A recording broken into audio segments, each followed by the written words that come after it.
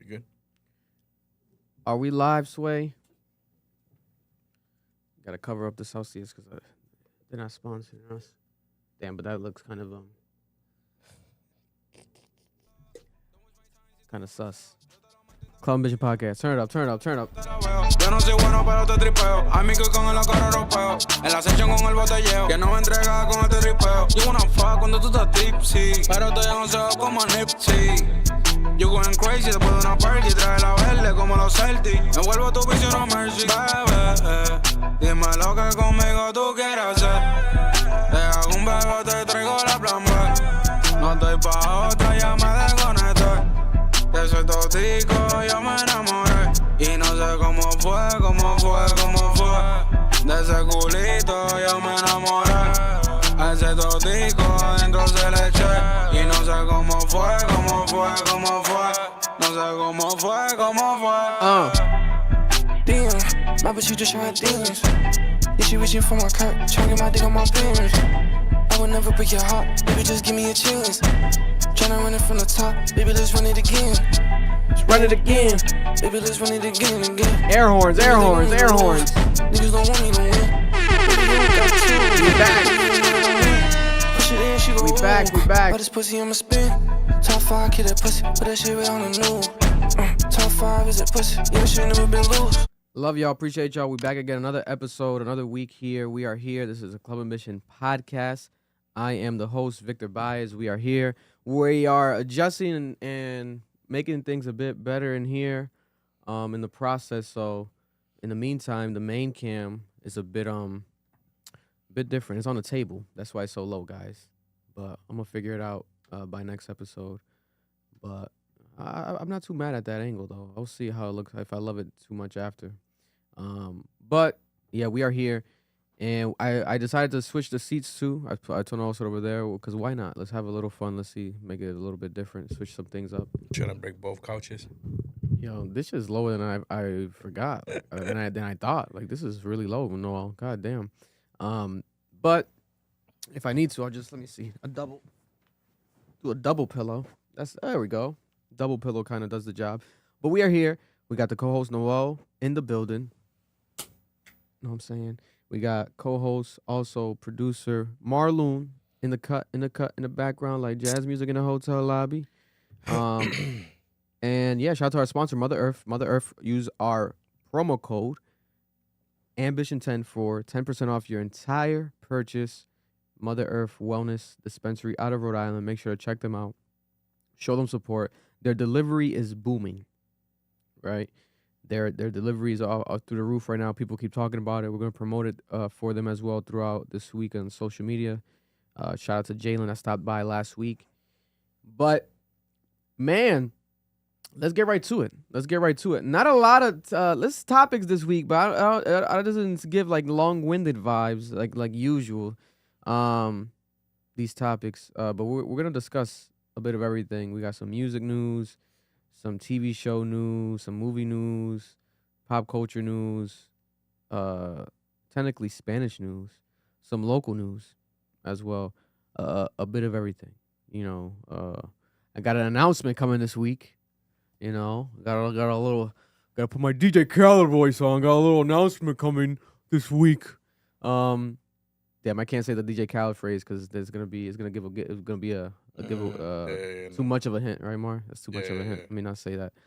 But yeah, stay tuned. But for those who are tuning in, this is the Club Mission Podcast, episode 209. This is the weekly live stream we do every single Monday night on YouTube, youtube.com/Club Ambition. The Monday night live streams of the podcast. We talk about the hottest topics, the main topics, controversial, whatever the case may be. We discuss it all over here, and we have random moments of interviews, etc. A lot. If you're new here, you're a part of the Cap crew right now in the live chat. Let us know how we sound, how we look. Some comments, say your opinion about the topics, whatever you guys want. Feel free to, and we'll get to it with you guys as well. You guys are part of the family, the Club Vision family, the Cap crew. Let's start off right away, right, with the big kahuna. Officially, we have been debating in here, I feel like, almost for 2 years, the idea of Bad Bunny being a Super Bowl halftime show performer, like the option and the idea of it. But it's officially now confirmed, right? It was bound to happen, in my opinion. It's very timely, but there's some layers to this. Super Bowl next year, LX. I thought it was LIX. I was calling it Lix, but I think LIX was last year, right? LIX was last year. This is LX. San Francisco. Yep, it's happening in California, The West 49ers Coast. Stadium. The 49ers Stadium. And it's gonna be, again, people were like, damn, LA, the whole East Coast or West Coast, and the concept of like the cities, there's gotta be an artist from the city. That conversation's out the window. I think that was something of the moment because of Kendrick, etc. That conversation is completely out the window.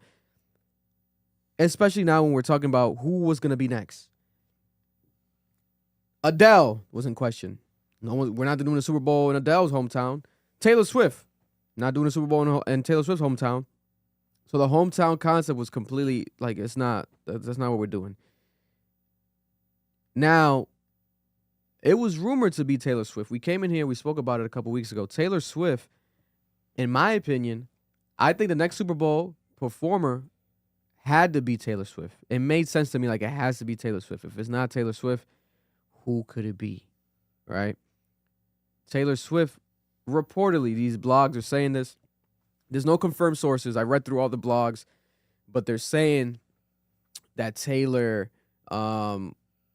allegedly turned down the offer after accepting it because she just couldn't reach a rights agreement. Like she wanted to promote music a certain way. She wanted to do something a certain way at the Super Bowl, and it just didn't work out in her favor, to her liking. So the negotiations supposedly didn't fall through with Taylor Swift because of this, right? Fast forward, it was rumored also that Adele turned down the Super Bowl halftime show performance. There was a blog saying that it was because of Charlie Kirk's assassination, that this scared her. But again, nothing confirmed, no statement officially from Adele. So it's like, how the hell do these blogs even make up such a concept, right? Maybe it is true, because that seems too specific of a situation. And then we have the Bad Bunny rumor surging online Sunday night, this weekend. And first of all, I do want to say, I think it was corny for a lot of news outlets to leak this news. They were leaking this news. I think when it's news this big, you have to let the actual machine do its job.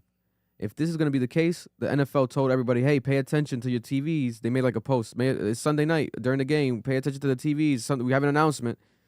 And they put like a football and an Apple emoji. So people are like, oh, shit, it's like Apple Music. It has to be halftime show announcement. Right? But there was already blogs leaking with sources, like a Rock Nation source leaking things. And it's like, all right.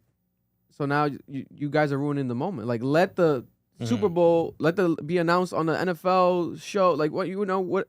I don't know if there should be like, or if there could be like a lawsuit with that, but that's insane. And whoever, like if it was someone from Rock Nation that comes out, like I'm pretty sure there could be like legal action, because that's insane to me. I'm like, okay, you guys are just fucking up the moment. Let that shit happen, like how it should be, like how they always do it every year, because they're very close-knit. People kind of guess some people, but the final decision always is pretty close-knit and tight, and we don't know it until it actually fully officially happens. This time around, the leaks were right. A couple hours after the leak, it got confirmed.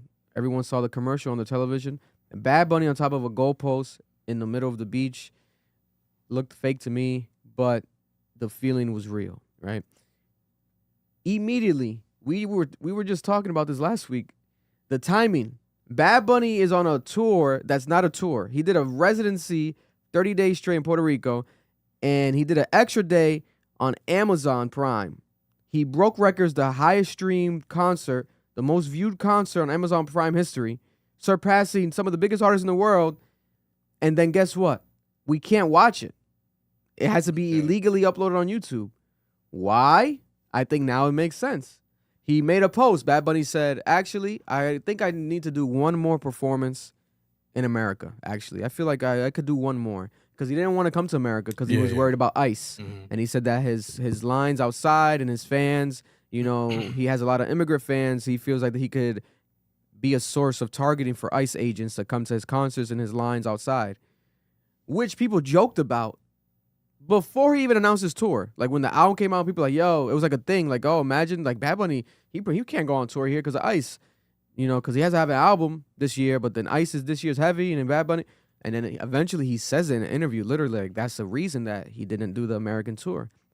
And at the same time, he gets to pay homage to Puerto Rico fully, which I think was beautiful. But then now, why not? I think it's a huge flex.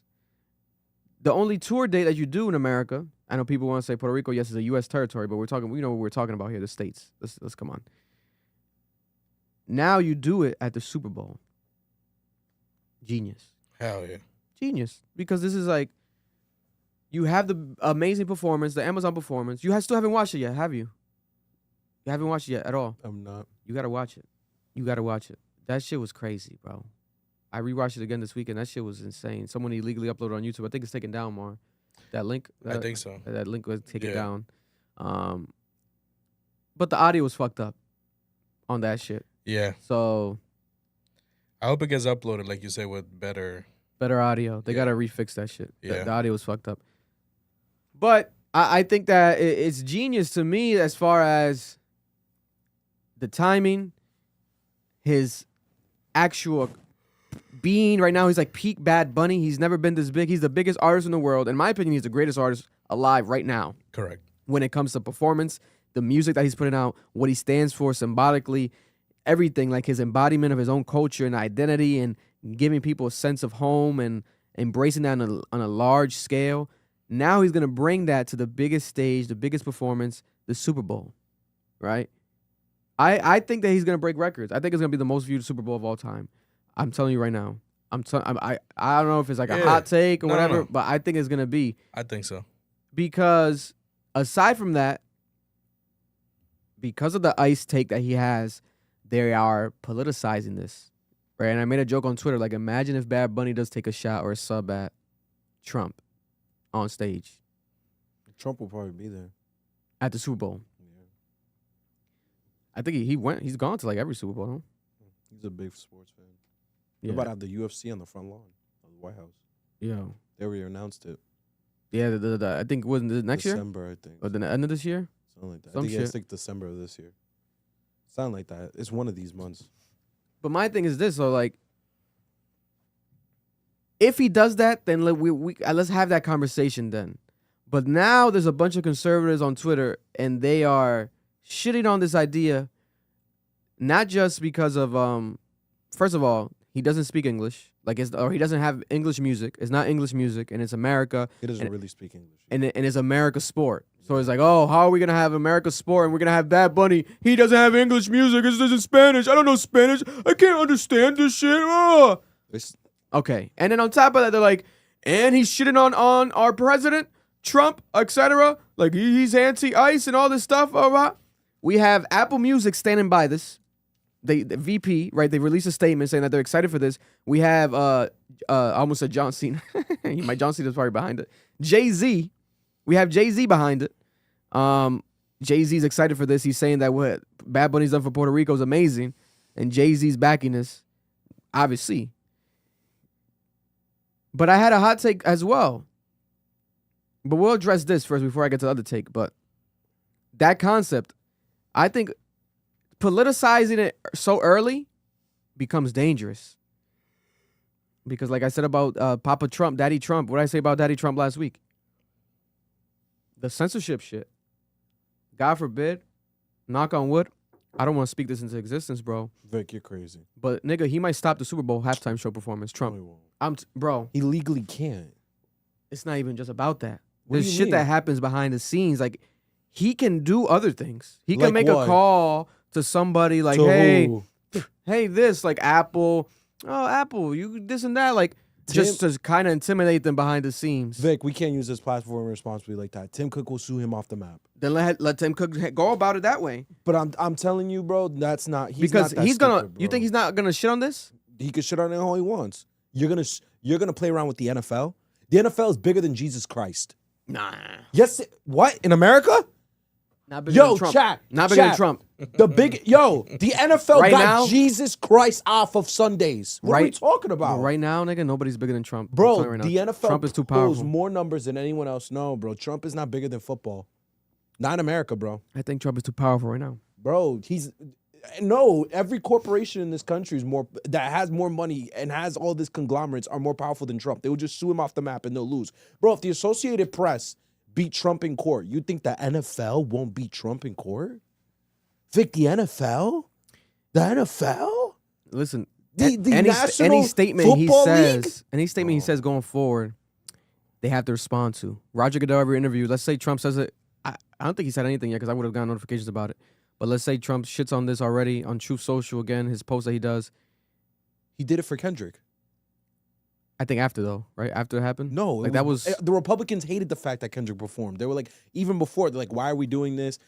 Rap music is violent. It's a reflection of all the wrong things in America. And what did Trump do? Nothing. But on this level, bro, like where we have especially conservative people that already have this thing against Hispanics and specifically Bad Bunny. They have a thing against blacks. No, 100%, brother. But I'm talking about what Bad Bunny has literally said.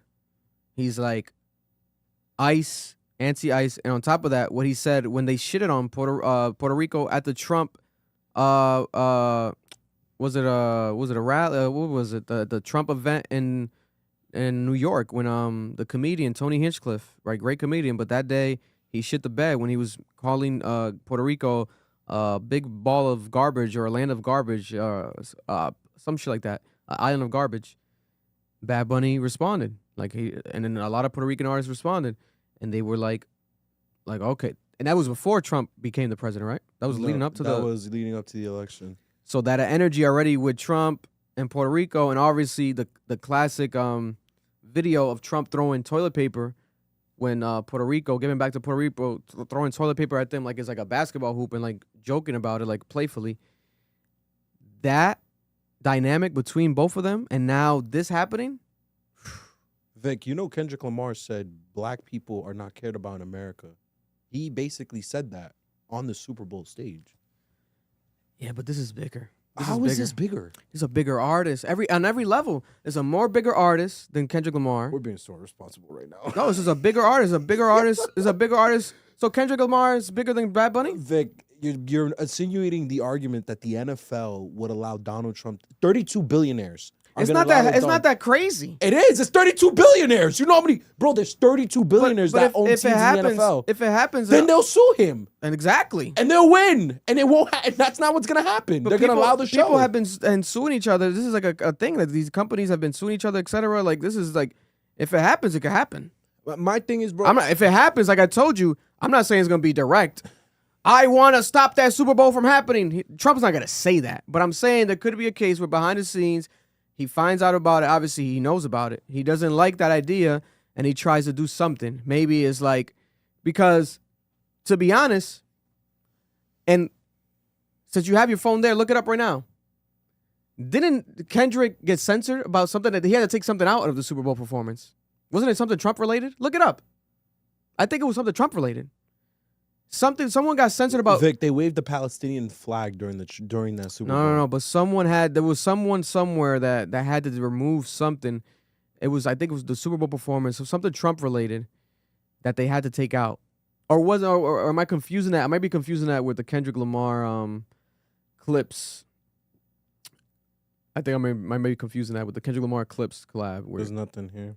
There's just muting of the microphone for the lyrics. I mean, they didn't show when they waved the flag.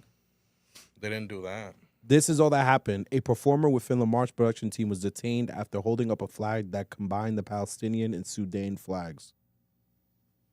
That's it. That wasn't shown on TV. That was shown on TV. We saw it.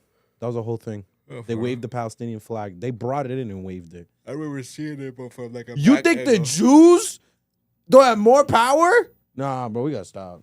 Yo, we gotta stop. We gotta stop being irresponsible right now, bro. Trump ain't doing shit. Bro. But it's not that far-fetched of an idea of like him. Even he can even say that he will do something and nothing. Let's say nothing happens. That's different. But he can say it. He can say a lot. But I feel like that's coming soon. That idea of him like, and then people rallying behind that idea because we already see it on the internet.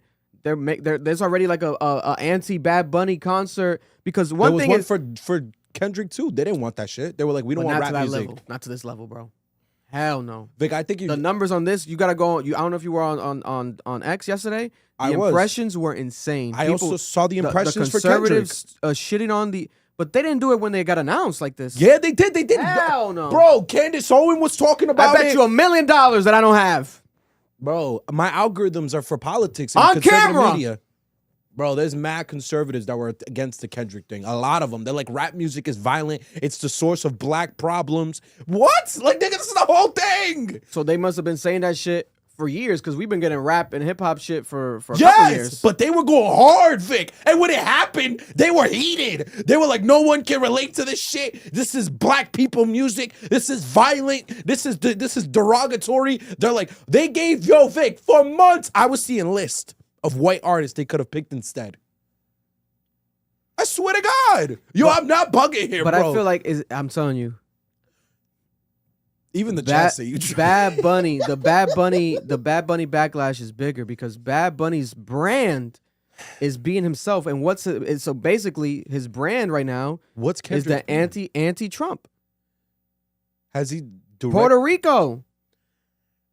They didn't call Compton a land of trash. They called Puerto Rico a land of trash. They called Compton the land of violence, and nigga. Let me not say that N-word. Let me not say the N-word. But when it comes to the politicizing of it, I'm telling you that what I've seen right now, and this is one day, one weekend is gonna pick up more steam.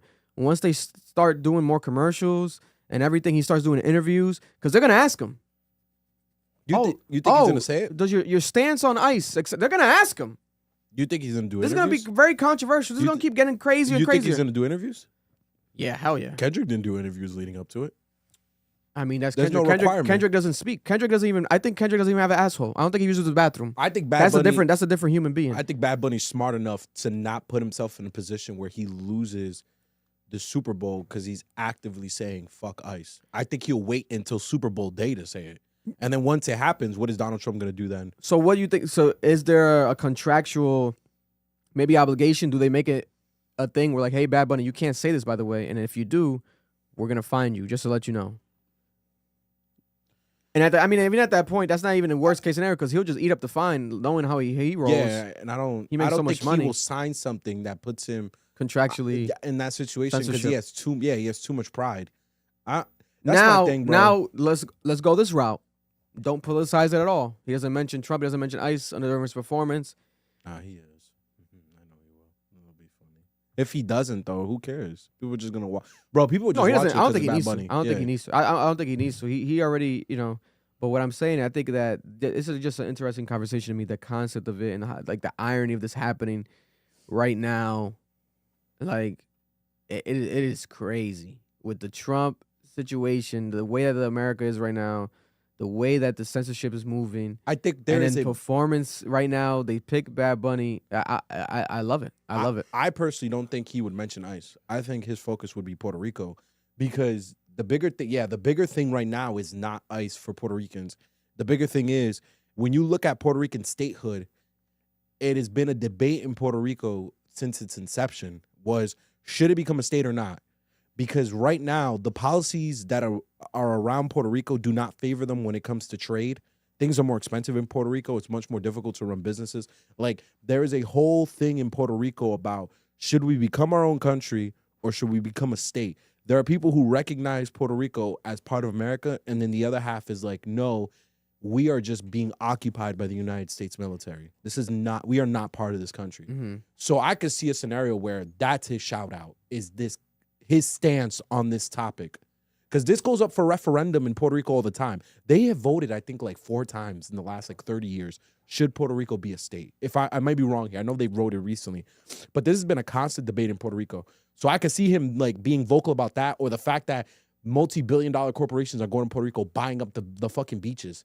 He's been vocal on that for mad long. And Donald Trump has been pushing for more developers into Puerto Rico. So I could see him calling Donald Trump out on that. But ICE, I don't see him dying on the ICE hill. I think, like I told Noel off camera, I do believe that what happened behind the scenes was the same way the rumors were rolling out. I think this was a 7-day, maybe 7 to 10 day situation where 10 days ago, I'm pretty sure, but I'll say this is allegedly. I think what was happening behind the scenes was a mess. I think they tried to get Taylor Swift because it made the most sense, right? But then she didn't feel like they met her needs, and then that fell through. Second best option, they thought, hey, Adele. Yeah, I agree with this. And then Adele fell through, let's say 4 days ago. And I think after Adele, literally, I want to say maybe the day after they saw Bad Bunny perform on the Amazon Prime show, they had him on the list. They reached out to him. They flew him out on a private jet. They reached an agreement, and they filmed the commercial. And then the next day or 2 days after, they dropped the commercial. I don't think this was planned months ago. I think those statements by Jay-Z, Apple, and everybody, Rock Nation, I think all those statements were rushed last minute because they weren't that extensive. The most extensive one was the Apple one, and that Apple statement could just be reworded easily. The Jay-Z one was short. So and he didn't even go too hard. He was just like, I love what he's doing for Puerto Rico. That's it, basically. I think this shit was last minute. Yeah. Months ago, there was some slight rumors of Miley Cyrus, which to me was, I didn't like the idea. I'm like, okay. But I think next year is like a Hannah Montana anniversary too. So people are like, oh, she does both, performs as Hannah Montana. I'm like, ah.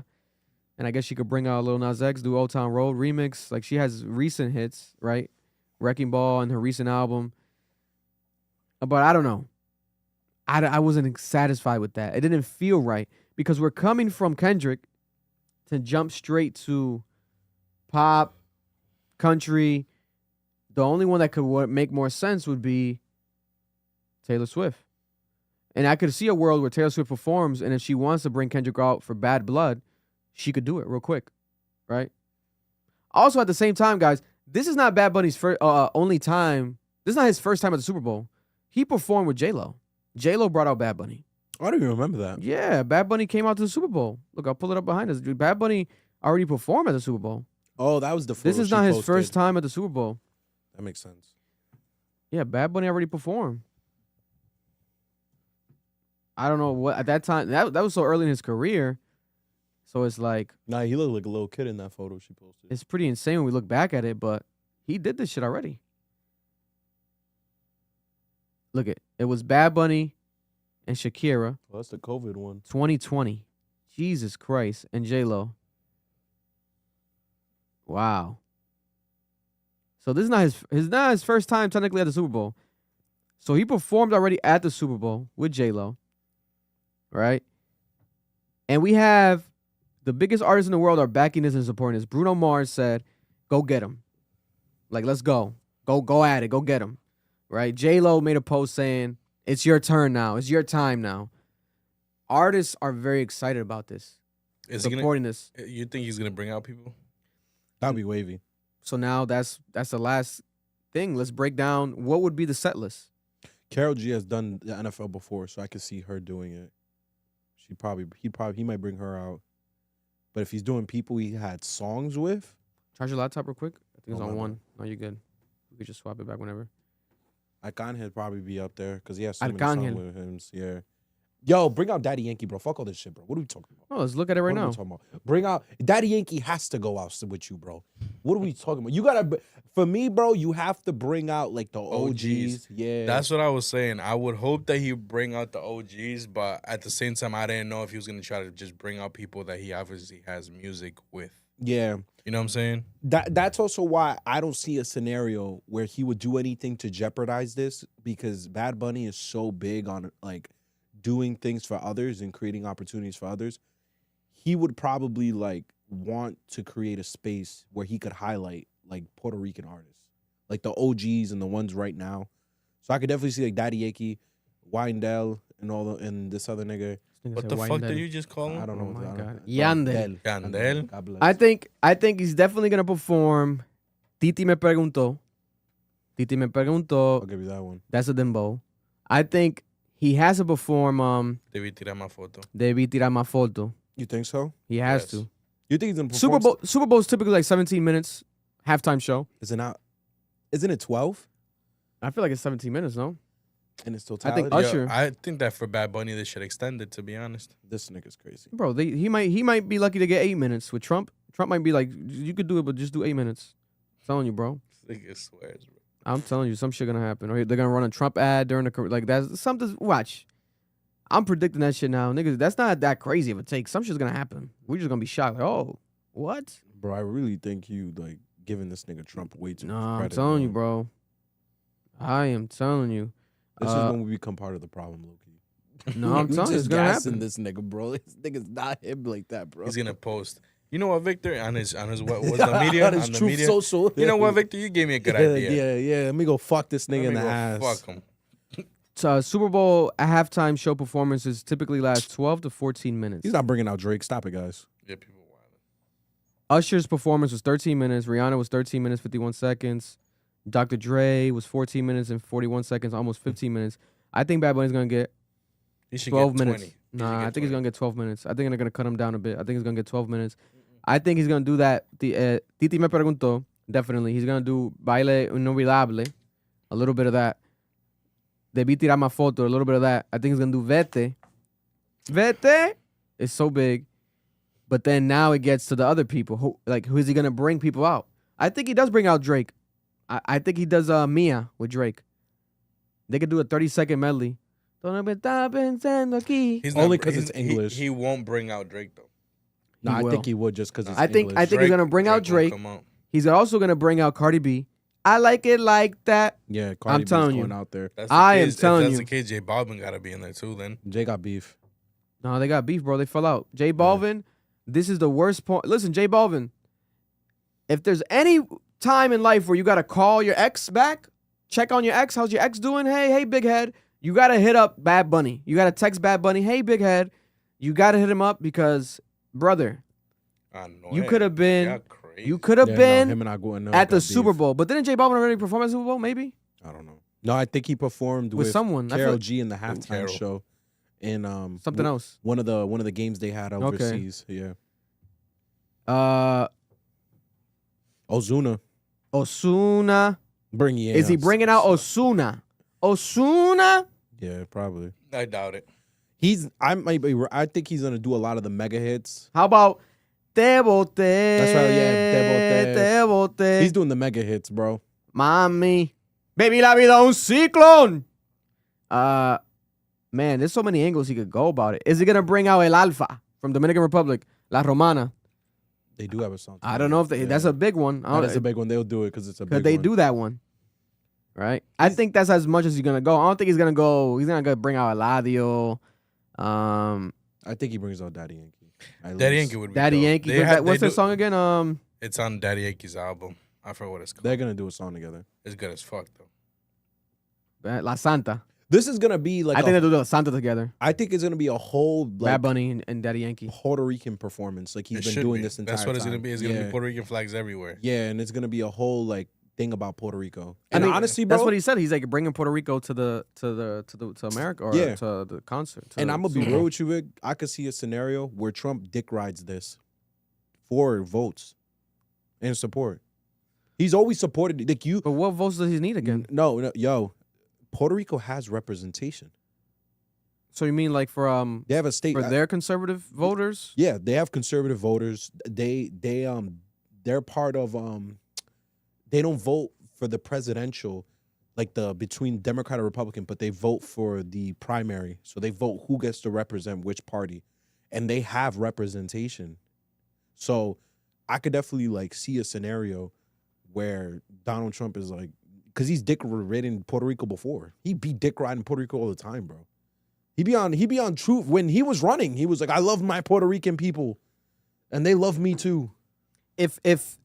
But let's say we can at least agree on this. If there was any artist that was the riskiest for the NFL and Rock Nation and these big corporations, Apple, to actually select right now to perform at the Super Bowl halftime show in the state of our political climate that we have in this country, it is Bad Bunny.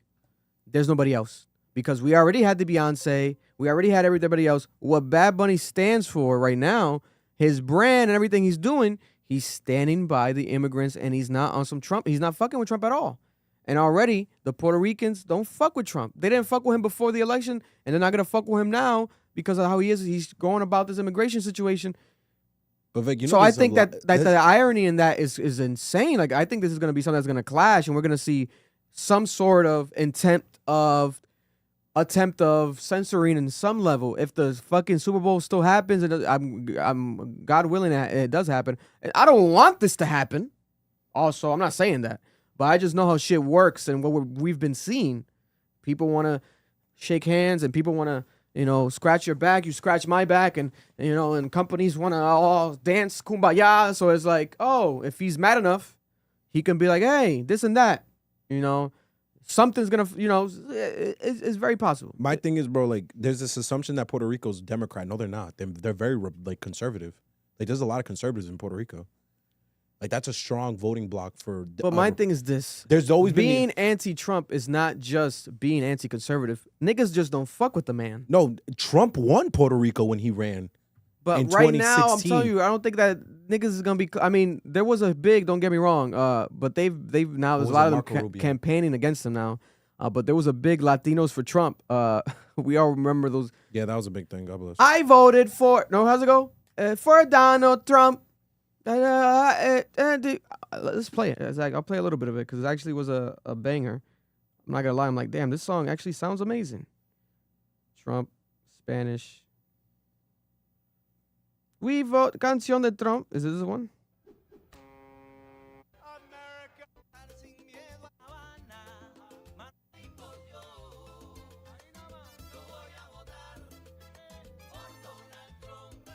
Yo voy a votar por Donald Trump. And I think these were, it was filmed in Miami, but I think these were either Cubans or Puerto Ricans. But listen, I just think this is going to be funny. I think we're going to see a moment of Trump at the Super Bowl. And they're probably not going to put it on camera, but someone's going to get on their phone. And he's going to be watching from the crowd like this. Like, Or... I mean, no, it's not wrong. The smart decision would be to be like, hey, I love you. Which he's done before. He don't got beef with Puerto Rico. He has no beef with them. But I don't think we're going to get that this time around. What's your predictions? What's your reactions to the Bad Bunny? And someone says, son, Puerto Ricans and Mexicans are two different things. You're absolutely right. That's so fucked up. No, it's true, though. I went to Florida, bro. Thing. I went to Florida and was it with Eric when I went? Yeah, when we went to go see Trippie Redd, and we were literally in an area that was years ago, but I'm pretty certain it still has. It's like that. But there was a huge, like in the Cuban neighborhoods, a bunch of Trump flags. Yeah, bro. At the Cuban restaurants, Vic, Trump supporters. Do you know what? Openly. You know Ted Cruz and Marco Rubio are Cuban, right? Yeah. Like, they're like, Cubans are Republican. That's why, this idea that he's just gonna attack them because they're Spanish is so crazy to me. Like, no, it's just the Mexicans and the Venezuelans. That's pretty much it for Trump. Everyone else he's cool with. It's so sick, bro. It's a sick philosophy they have. But God bless. I mean, we're Dominican. We know there's a lot of conservative Dominicans. Yeah, they love them too. A lot of racists rate the Dominicans too. Bro, the Dominican president be riding for the U.S. He be dick riding the U.S. and Israel. Yeah, he's very close to Netanyahu. Close as hell. But what's your guys' predictions? I'm happy with this. I'm happy. You niggas ain't celebrating. You not happy for this? Oh yeah, I'm excited. Yeah, I just don't talk politics, bro. Nah, but fuck the politics. Now I'm talking about we getting Bad Bunny at the Super Bowl. Like, this is fucking big. It's just fire, bro. Yeah. I just don't do politics, man. I don't like the fact that they're fucking trying to politicize this shit. Like, bro, it's just a money play. You got Bad Bunny. Yes. Majority of the people that's going to go fucking watch now because it's Bad Bunny is a bunch of Hispanics that never gave a fuck about football. A bunch of tortas. You know what I'm saying? Like, bro, you know how many people, how much viewership Bad Bunny's gonna bring? It's a fucking money play. Yeah. Let me look. My man, this political shit is always fucking political. No, shit, yeah, this bro. would be the most watched. I think this is gonna be the most watched. 100%, bro. 100%. Because we're bringing in the Spanish population that dog. doesn't really watch football, and that's such a large part of this country. Bro, huge. Yeah, huge. Yeah, that's a good point, Marlon. Like, they're gonna rack with the ratings. It's gonna be crazy. Kendrick Lamar currently has the most viewed Super Bowl halftime show ever with 133.5 million viewers. Michael Jackson's did 133.4 million viewers.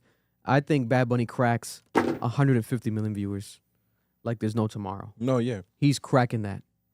cracking that shit like it's crack cocaine. Bro, every single Spanish person in this country is gonna have the Super Bowl on to watch Bad Bunny. And then my thing is this, right? Like, they want to do what they want to do because at the same time, you know, Bad Bunny sets himself up with this because he, you know, as he has his right to, he knows what he's signing up for. If he wants to avoid any type of politicizing, etc., he just wouldn't do the Super Bowl halftime show. They also don't get paid to do it, so it's like this decision. I think is just maybe like how he said, like I want to bring Puerto Rico to the world. Yeah. He wants to use it as a moment to cultural impact, like on a different level, like what we saw on the Amazon show, but times 100 billion. Yeah, and that's what we're gonna get with the halftime show. Because I don't think money was the incentive. Because there's no money. They don't, you know, it's not a money thing. If it was Coachella or some other shit, it's different. But this is the halftime show. He doesn't need his streams are already up today. That's what I was gonna say. He doesn't need the streams. His streams are already going up today because of the announcement, and his streams already been up. That nigga is the stream. That nigga's the guy right now. That nigga's definitely a billionaire at this point. No. Let's not go that far. I think so. Let's not go that far. He owns 90%, and he just did all these tours. How much you think he's getting from these tours? He did a 30-day residency, Vic. I think he's on his way there. He definitely has like a... You don't think he's a billionaire at this point? Hell no. Not Bad Bunny, not yet. Yo, Vic, think about it. How many albums? Your split is 90-10 or 80-20, whatever it is. And then your all the tours you've done? International tours, Vic?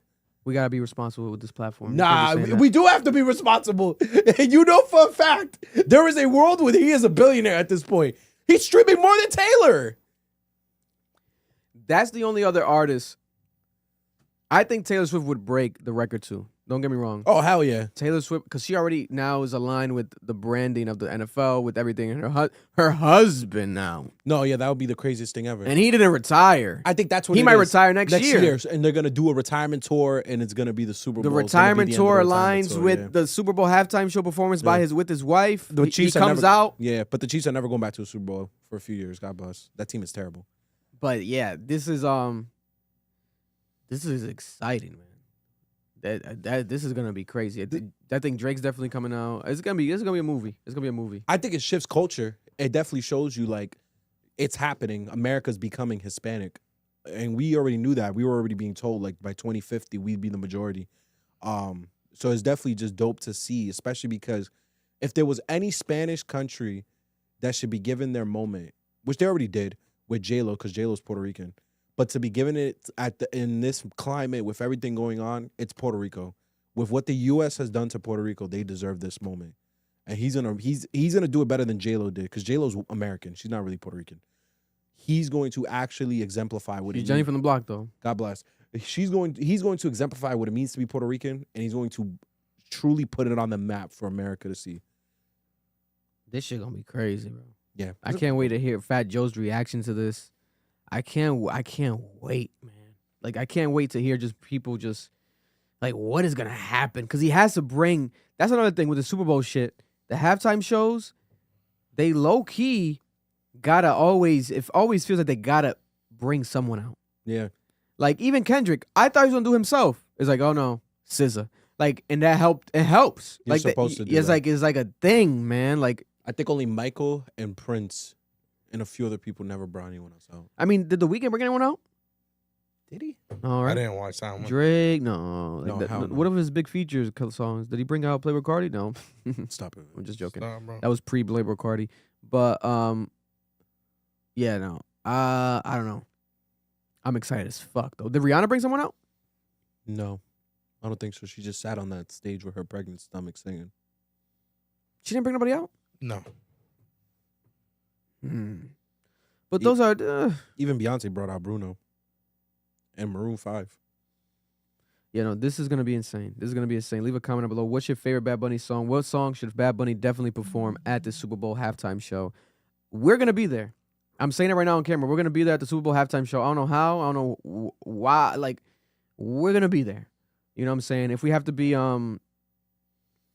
conservative Republicans for one day, like if we can make it there that way, like if there's like a protest that actually makes it inside, we'll be there. You know what I'm saying? I'll make sure we all get some mustaches and some makeup done. You know, we'll sneak in.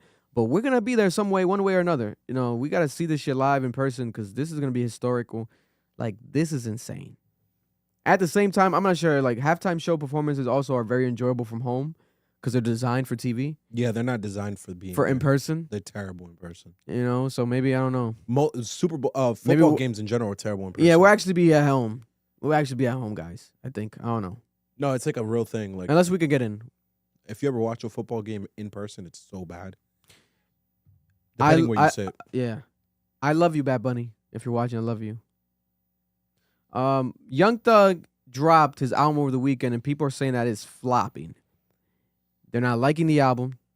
Majority seems to not like it from what I've seen. Also, the number predictions, it feels like it's gonna be low. Cardi B did 200,000, right? Which I think is low for Cardi after a 7-year hiatus, but it's still good. It's good. It's good numbers. But I feel like that album is really good. That Cardi B album, it keeps getting better with time. So a really good Cardi B album. What was the final After a week's 7-year sales on that? wait, doesn't do $250,000 in 2025. I'm shocked, but it could do good second week, third week. I think her second week and third week are going to be doing crazy. Same way Morgan Wallen, Taylor Swift, SZA, they've been having great weeks. Post Malone, like the weeks after, do insane. I think that's what we're going to see with Cardi B in this album. So let's bear with it. I'm pretty sure that's what's going to happen. Yeah, because they don't count the physicals until the second week anyway. Yeah, and I think pure sales though was 80,000 that she got. She had 200,000 equivalent album units, and it was Jesus Christ. What's with these ads, bro? It was 3,750 ad supported. What the hell? That doesn't give me pure sales. So if she did that, what are we gonna think that this Young Thug album is gonna do? After people are saying that it's bad, Yeah, it was 88,000 pure sales. you know. Oh no, he won't do close to this. And he's also, we'll talk about it later, but he's also tweeting suicidal thoughts and suicidal messages. Like he's like sad as fuck after the album came out. So it's like, He sounds sad on the album. yeah, I feel like it's also, 4 of the songs is "Please Don't Leave Me." I think there's conversations happening behind the scenes though with the label, etc., where like maybe like things are not going the best way. I think Joe Budden was right in his prediction that like the label's like, oh, we're just gonna see who succeeds and who doesn't without us helping. Let's see who got real pull in this building. Yeah. Because it's a recently acquired building.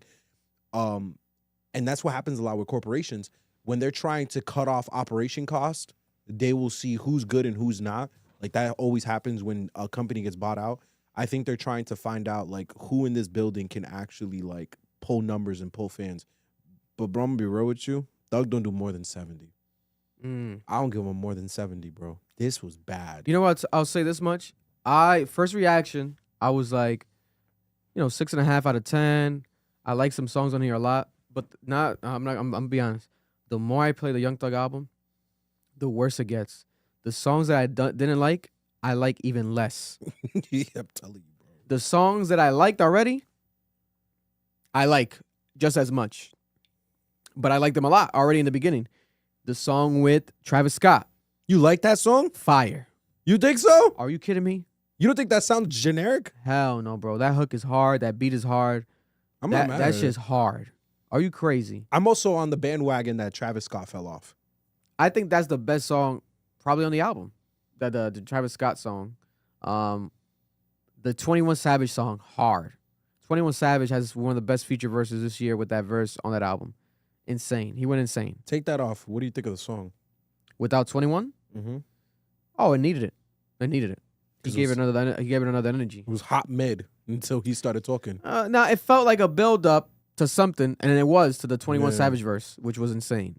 But the hook was hard. I fuck with the hook. The Cardi B song, Cardi B went off. That Yeah. Cardi B verse is insane. She said some clever bars. I can't lie. And she's shitting on Offset Yeah. during the verse. Shitted on I feel like she was taking some subs at Nicki. They're saying it's Nicki, but I think it's JT again? JT, because Lil Uzi was allegedly hitting her. Oh God. If you check up Rap Genius, they like bring up the story and the rumors. Listen.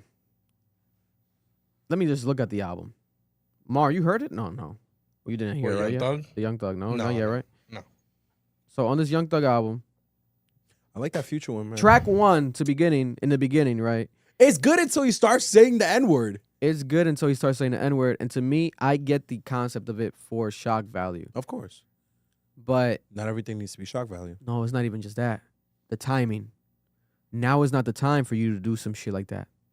The shock value element, Young Thug, I think gets more digested when it's not the Young Thug that's apologizing to everybody, Yeah. that's being questioned if he's a snitch or not, Yeah. that's delaying the album. That You sounds don't earn mentally the right. unstable. You don't earn the right now to be trolling people with the hard ER. That's why you're getting the backlash you're getting. You know, it's funny, it's whimsical if you take it as dark humor, but it's like the timing of you doing this is you got to read the room. Like, don't do that now. Already with the album cover as a white man, it's funny. It's like, okay. But then you add that, it's like, all right. Now it makes that song not replayable. Like, it makes it like, Honestly, bro, it makes the whole project feel like a joke. You started the project as a joke. I'm taking it as a joke now. That's a crazy song to start with. yeah. It already puts a nasty taste in your mouth. It's like, oh, okay, we're here to joke now. Like one line or two of that is like, oh, shit, fuck it. Okay. Yeah, like We're when going Future there. changed his voice and Yeah. 21 did too. Like, that's cool. But then like repeating it is like, and that was the name of the song. No, the name of the song was with an Ninja. AR. No, the name was Niggar. Did he change it? He changed it to Ninja. He's so stupid. Yeah. There's So no team and I think behind it him. was Lil Nar or someone made it confirm that that's what the name was gonna be. The Ken Carson song, A Letdown to Me. They previewed this at Rolling Loud. I don't like the Ken Carson song. It's not bad. No. It's not bad. Nah, it's because you Play it on some speakers. You be on some opium shit. That's why you on some opium. It's you not you bad. opium nigga. You want? It's not bad. No, it's I am a rager. Nah. I respect rage rock music. It's not bad. It's not bad. It's not bad, Vic. Yuck. Like, come on. Yuck. No, yuck. Bro, no. Vic, you're not Hell gonna do no. that. You're not gonna do that, Vic. Hell Yo, no. this. Some Jill like King. I told her mama I'm not Midas, I'm him. No. He ruins with the hook. He did ruin it with the hook. He ruined it with the hook. ruins He's ruined it with the hook. The hook ruins the whole But the beat song. is hard. The beat is hard. The beat is hard. The beat is hard. The way he's flowing on it is hard. The songs where he gets deep, I love the songs. Blaming Jesus, hard. Sad Spider, what is another apology record? Hard. All right. R.I.P. Big and Mac with T.I. I like and that Young song. Thug. That shit was hard. That don't shit was miss. hard. I forgot that song. They That was don't hard. fucking miss. That was hard as fuck. Like that Snoop Dogg meme. Yeah. He doesn't fucking miss. That was my favorite one. The Future one was my second favorite one. The second Mariah Scientist collab was better than the first one. The first one is just her vocals. Like, that just shows you she wasn't even involved in the creation of this project. Like, you're just using stuff you had in reserve. Yeah, it seems to be like an old collaboration. I do like I'm So Dope. The Little Baby song, it was good to see them just working together and like Wham picked up the phone. Let's give a round of applause for Wham. Wham picked up the phone. You know what I'm saying? But gave such a terrible ball. Oh, my God. So, you know, Wham picked up the phone. And gave some mid. I think it was decent. He gave some mid. Vic. No, I think it was decent. I think he has a lot of worse verses than that verse. I think it's a good verse. I think it's good. It's not impressive. It's not like, oh my God, but it was a good verse. I think it's a good verse. I'm telling you. Little Baby's fall off will be studied in textbooks. That's my issue. It's like, if my issue is like, we're happy. I'm happy because we got, okay, the you know, God bless, they're working it out. Even though I really don't care because I don't know these niggas. Like, I'm, you know, as a fan I am, but in real life, I don't know these people. But when it comes to the idea of them even working together, this shit should be a hit. It's should not a be. hit. It's not. It's Not not close. a hit. Not close. How do you have Little Baby and Young Thug on an album? It's not a hit record. Little Baby and Future, which was the single to this album, and it's not a hit record either. You like it? That's just mid. You think you don't like it? The Little Baby song is better than the one. No, with it is Future. not. No, it is Hell not. yeah. Vic, you're crazy. Hell yeah. Yo, what? Hell yeah. You're crazy. That's one of Thug's best performances on that song. Money on money and money, you dig? That shit out of here. Nah, beat is hard. You're crazy. The beat is hard. The And video what- is fire. And what homie is saying is hard. Nah. Bro. Could do without that shit. Pipe Down with Travis Scott, hard. This shit's hard, bro. Hard. This feels like every Travis Scott I've heard, bro. That beat's hard. Pussy pipe down. That hook is hard. I'll give you the hook. The Sexy Red song with Mommy, it's catchy, but it's like I can do No. without it. No, that Sexy Red song is terrible, I can do bro. without it. That beat is terrible, and their flow is horrible. What Up Jesus, Wife and Lucci. Eh. It's all right. I would have thought I like the hook. They would. I thought they're gonna give me a better song for the amount of controversy that feature created. Yeah, the beef. There were people and on then Twitter saying they squashed the beef. Nah, bro, Vic. There was niggas on Twitter saying y'all died for nothing. You should have came with something harder than that. I mean, they got to work their way back. Stop it, Vic. Because this is the shit that vexes me sometimes. It's been a while. Because if Gucci Mane and fucking Snowman decide to drop a song tomorrow and drop some mid like that, y'all will be like, damn, niggas' friends died for this. But I think like that's different. Gucci Mane and Jeezy are on a different stratosphere. No, bro, why if the murder rate went down in Atlanta when these niggas went to jail? But nobody's looking for Wife and Lucci music like that, bro. Bro, but Vic. He is nowhere. He's not even in the top Get some 50, writers. top 50 Atlanta rappers of all time. He's not. Maybe he might not be in the top 100. I'm not going to. Wife and Lucci? Yes. I fuck with him. Uh-huh. Your soul I just might fuck your died, hoe. Vic. I might fuck your hoe and pay her bills. But nigga, we are not gonna put that nigga in a conversation of Jeezy Then and, get and some Gucci writers. Mane. Get Hell some no. writers. Your Get some soul, writers. nigga. Dog, your soldiers died in the streets, so you could hop out some mid with this nigga. What are we talking about, bro? Because I think there's shit's deeper than music. So the But music, you can the squash music could the be beef mid. without making some music. This shit looks crazy, Vic. But all they know how to do is do music. So they're gonna do music, and that's like a way for them to like work their relationship together too. It's symbolic. I think symbolically it's fire. That's why it gets a pass. Vic, if a To me. nigga kills me tomorrow, Vic, and you hop on a pod with him and it's some ass, I'm fucking haunting you for the rest of your life. What the fuck are you talking about, bro? No, this shit is some trash, bro. And also, I can't recollect the cases, so let's say allegedly, because I forgot what was confirmed and what was denied. But God bless everyone, and may they all rest in peace. And if they're in jail, whoever's in jail involved, free them as well. Just get them free.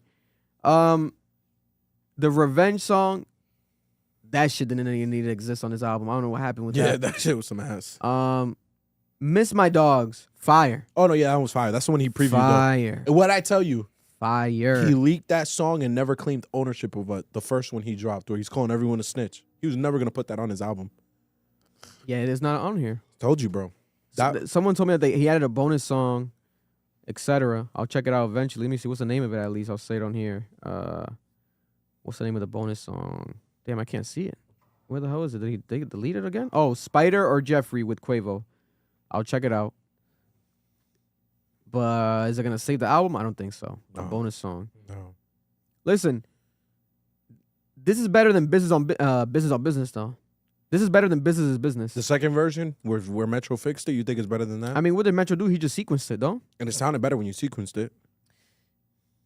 I don't know. Let the chat decide. We leave a comment down below, guys. What's the ranking for this? If this Young Thug album is such a flop and a disappointment, is it his worst album? Because if you don't count the album from jail, this is the first Young Thug solo album since 2021 with Punk. And if we count the album from jail, which was a letdown too, what was the biggest letdown? So let me ask you a question. Do you think Atlantic believes Thug keeps the lights on anymore? No. Where is he in the priority list?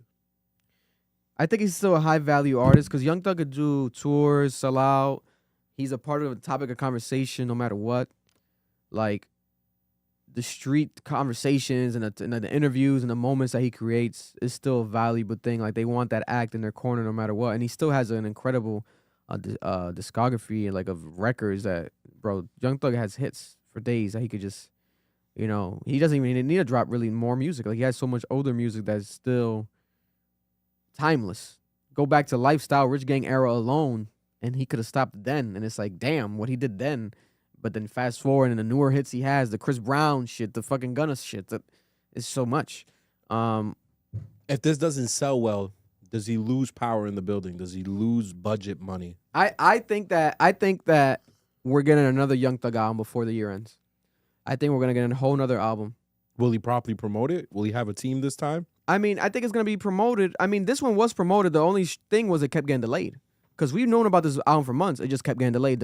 Same way A$AP Rocky, delay. The albums, the delay becomes a part of the rollout, unfortunately. But there is promotion. I think the next album's going to come soon. I think wintertime, before the year ends, December maybe. But I think we're gonna get another Young Thug album. Whether he wants to call it a deluxe, whatever the case may be, but I think we're gonna get another one because he has a lot on his mind. He has a lot of things to talk about, and I think he's gonna get it off of music. He has to. I personally think the building's about to go behind Cardi B fully, and they're gonna throw all their resources at her, and she's about to make a push all the way to the Super Bowl. So she's gonna be on the stage with Bad Bunny because she sold more. Speaking of Atlanta, Druski, right? Famous comedian from Atlanta, Druski. Druski right now is going viral. I don't know if you guys saw it because they're trying to clown Druski, the fans. They're trying to call him a scammer because they went to his concert and they weren't satisfied. Specifically, I think it seems to be like the Toronto concert because he didn't bring out Drake. He didn't bring out like popular Toronto artists, especially because he's like friends with Drake. So people are like, where's Drake? And there was fans on TikTok making posts saying that they want their money back, etc. Because it's a full arena and it's Druski doing jokes, skits, playing the piano, etc. I think Druski's funny as fuck. I still haven't seen him live, so I still can't judge the live element. I've seen it stand up. But there could be a chance where it's like, you can't be great at everything. Maybe he's just not great at the stand-up. No, he's not. But at the same time, He's just a good writer. my thing is this. You get better with more practice and more time. Maybe he's fucking up by doing arena shows. Maybe he should just do more intimate settings. But Vic, he's done it. The more intimate setting. He started with J. Cole. J. Cole brought him on tour. He's been doing this for years, Vic. No, 100%. But the way that the backlash seems is like as if it's not. And if you see some of the clips, that's why I'm saying I didn't watch him live, but some of the clips, it comes off as if like there's moments of fucking up. Like it didn't go as scheduled or like awkwardness. So I'm like, damn, he doesn't have it down packed. If he did a smaller thing, I feel like it'll be more down packed. Because I remember the last tour he did it, I think it was last year, 2 years ago, but he did the big arena tour, which was always going viral, clips from that. But then this one, I'm not sure if it's like just the moment of the Toronto one that people are hyper sensationalizing, or if it's like an overall thing. Because this does happen. Because we spoke about it with Charlie Sheen. Charlie Sheen went on tour. The fans were asking for refunds. Certain people go on tour. I'm scared of that shit. What you're good at one thing doesn't mean you're good at another thing, right? The live show, in-person concert, selling tickets, that's a different animal. That's a different animal than social media. I watched him when he was on J. Cole's tour. It was mid for me. Like, it wasn't as good as his skits. Oh, because you went to see J. Cole live? No, I watched it on YouTube. Okay. This was a grip ago. Because when I watched J. Cole live, that was years ago. I'm telling you, I think he's good at, like production comedy. Like, he can be in movies, TV shows. When you're doing stand-up like that, that's very, like, intentional. You have a story. You're with the crowd. Like, it wasn't great for me. I think also there could be a chance where people are placing their expectations too high, because like you're going to see Druski, like you should know what you're paying for. You know what I'm saying? Like if you look at, I think you should maybe like but Druski's being called our greatest comic of our generation. So, are they expectations too high, or is he just not performing to the level that they've put him at? But it's like, are we? So you think people are maybe expecting a fucking Chappelle level stand up? Are you not supposed to? I mean, I don't think he sells the stand up. He sells like it's like a overall show. Like he does skits. He brings out people that are on his shows, reality type of people. He has this is newer because I've only seen him do like he used to do so just, it's like a multi-moment type of performance where like it's a show where he brings guests out. He does different shit. Like it's not just stand up only. So I think people might have just been expecting stand up only. But I don't know. That's probably to cover up the fact he can't do stand up well, because I've seen him just do stand up and it wasn't that good. It reminds me of the most recent shit with Lil Wayne, where like people are seeing Lil Wayne perform rock songs and they're posting it like, "What the fuck is this? I didn't pay for this, etc." Like, what's going on? But I'm like, I mean, Lil Wayne has had rock hits and he does rock music, like. But he was performing it very badly. So you think it's just more about the quality of the performance, not just like what they're necessarily doing on the stage? Yeah. Yo, Vic, in my mind, okay, I'll give you a perfect example. Jerry Seinfeld, because Edwin said this in the chat, and he's absolutely right. Jerry Seinfeld is very bad at stand-up. He's not that good, bro. It's not what he's known for. Yeah. He's more production, TV, movie, comedy. I think the same might apply to Druski, and that's okay. Like, that's not a bad thing. So, like you said, this not makes me everything just want to go see it now. I got to find a way to see it. I think he already came to Boston, though. I had to see. You could probably get the. Oh no, he's probably doing. I want to see this shit live. If it's bad, he's probably not gonna release the special. Nah, you can chop it up and edit it, make the go to moments a short special. But I don't know. If you went to the Druski show, leave a comment down below. If you were actually in the crowd for the Druski show, leave a review in the comments of your experience at the Druski show, because something in me tells me that people are capping. People are capping. But at the same time, you can't be great at everything, and it's just a fact. Speaking of concerts, let's give a round of applause for the Black Taylor Swift. The Black Taylor Swift has a penis.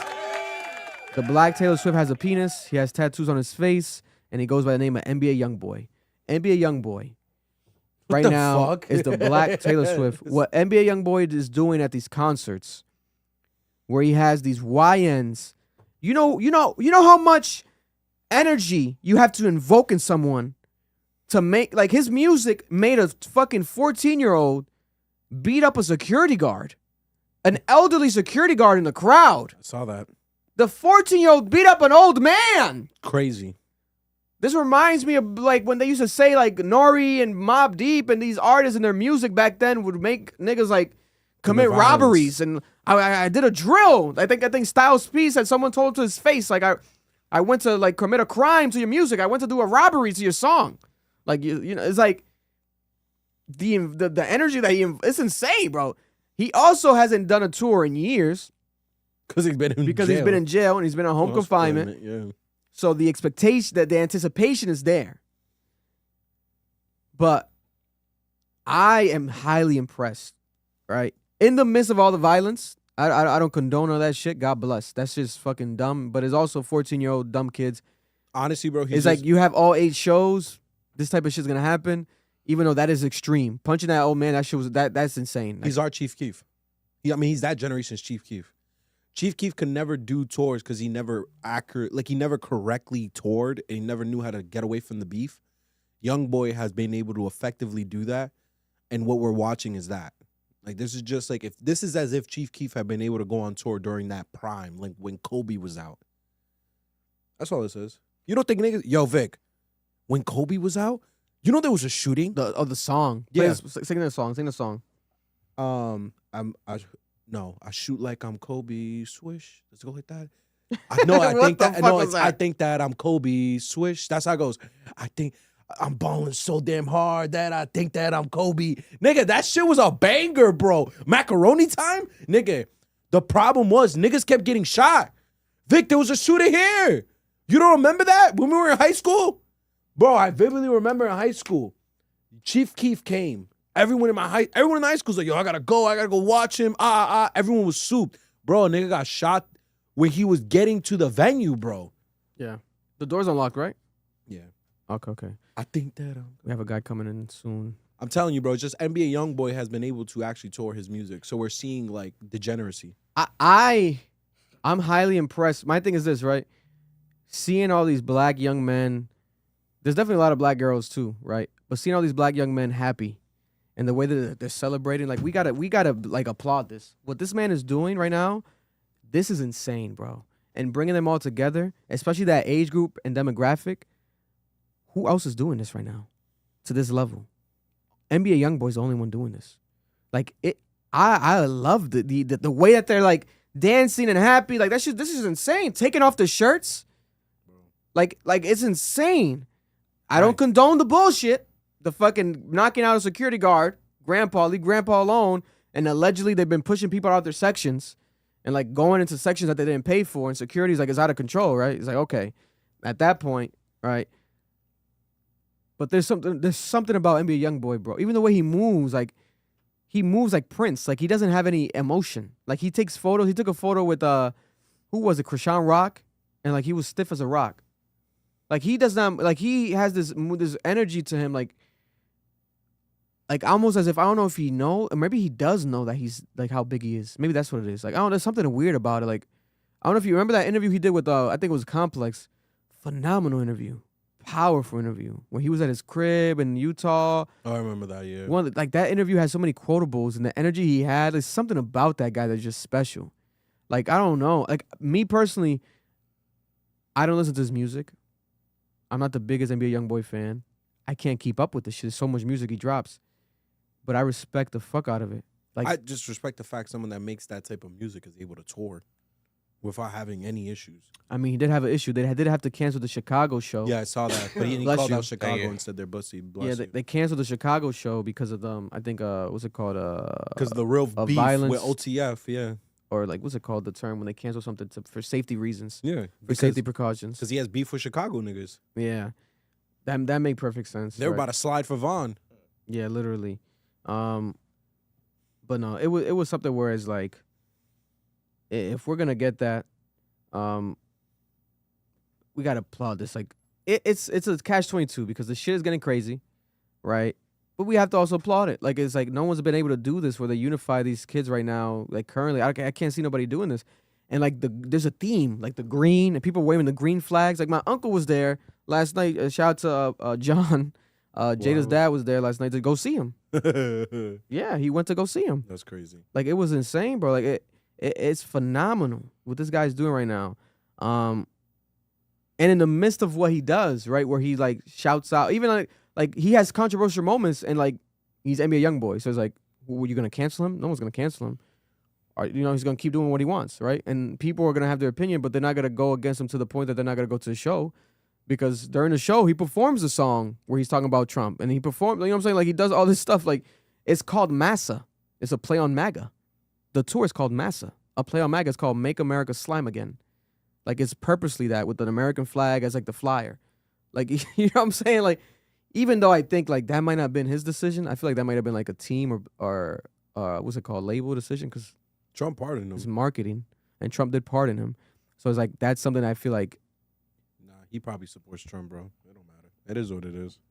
No, it is what it is because like that's his. Yeah, he has every right to. But it is ironic how that is happening, or maybe who knows? For all we know, that might be helping him. Like that idea of that. Then that's why it hasn't been shut down yet. Yeah, it's because he's supporting because the president supports him. Yeah, listen, NBA YoungBoy again. That makes sense. Actually, he's moving like the Black Taylor Swift. Like this shit is insane, bro. Like, my God. When's the last time we seen like a crowd like at these concerts of some artist go viral like this? It's been a minute, right? Like, it's been a minute. Like, I'm trying to remember, like, when was there like a fan at some concert that the way they behaved was like viral? XXXtentacion. Damn, it's been that long, you think? No, damn. X shows are crazy. X shows are crazy. Travis Scott concerts are crazy. Yeah, Travis Scott concert before Astroworld, it was known for violence and moshing. Because we went together after Astroworld, and we saw it was crazy, but it still was. It wasn't to the level how it used to be. It was crazy for fucking rodeo. Yeah. No, that shit was nuts. That was before he was that big. Absol, embarrassing moment with Absol, where he choked on the Kai Cenat live stream when he was doing a freestyle. He performed. I'll play some of it because I don't want to play the full thing. Yo, so who rap better, me or Absol? Absol. Nah, but put it up a bit too on your end, Mark, please. Comparing freestyles, who had a better freestyle, me or Absol? I didn't even know he was on the thing. Nah, he was. Listen to this. I respect that man. That man is dirty. I have it. Look, is it up? Yeah. Damn, why is this? Oh, I think it's there we go. This is Absol over the Offset bodies, Offset and Jid bodies. I'm just the best, so I told you that. Talk and body pat. Sign your will with a quill. Dip it in your bloodline. Deal away your whole DNA. Through familiar, big man. The irony is I'm composing this in oxygen. I don't need no page. Yeah. Legal was he on something, bro? Big stacks. Damn, like nah. Put it up more. Put it up more. Like that.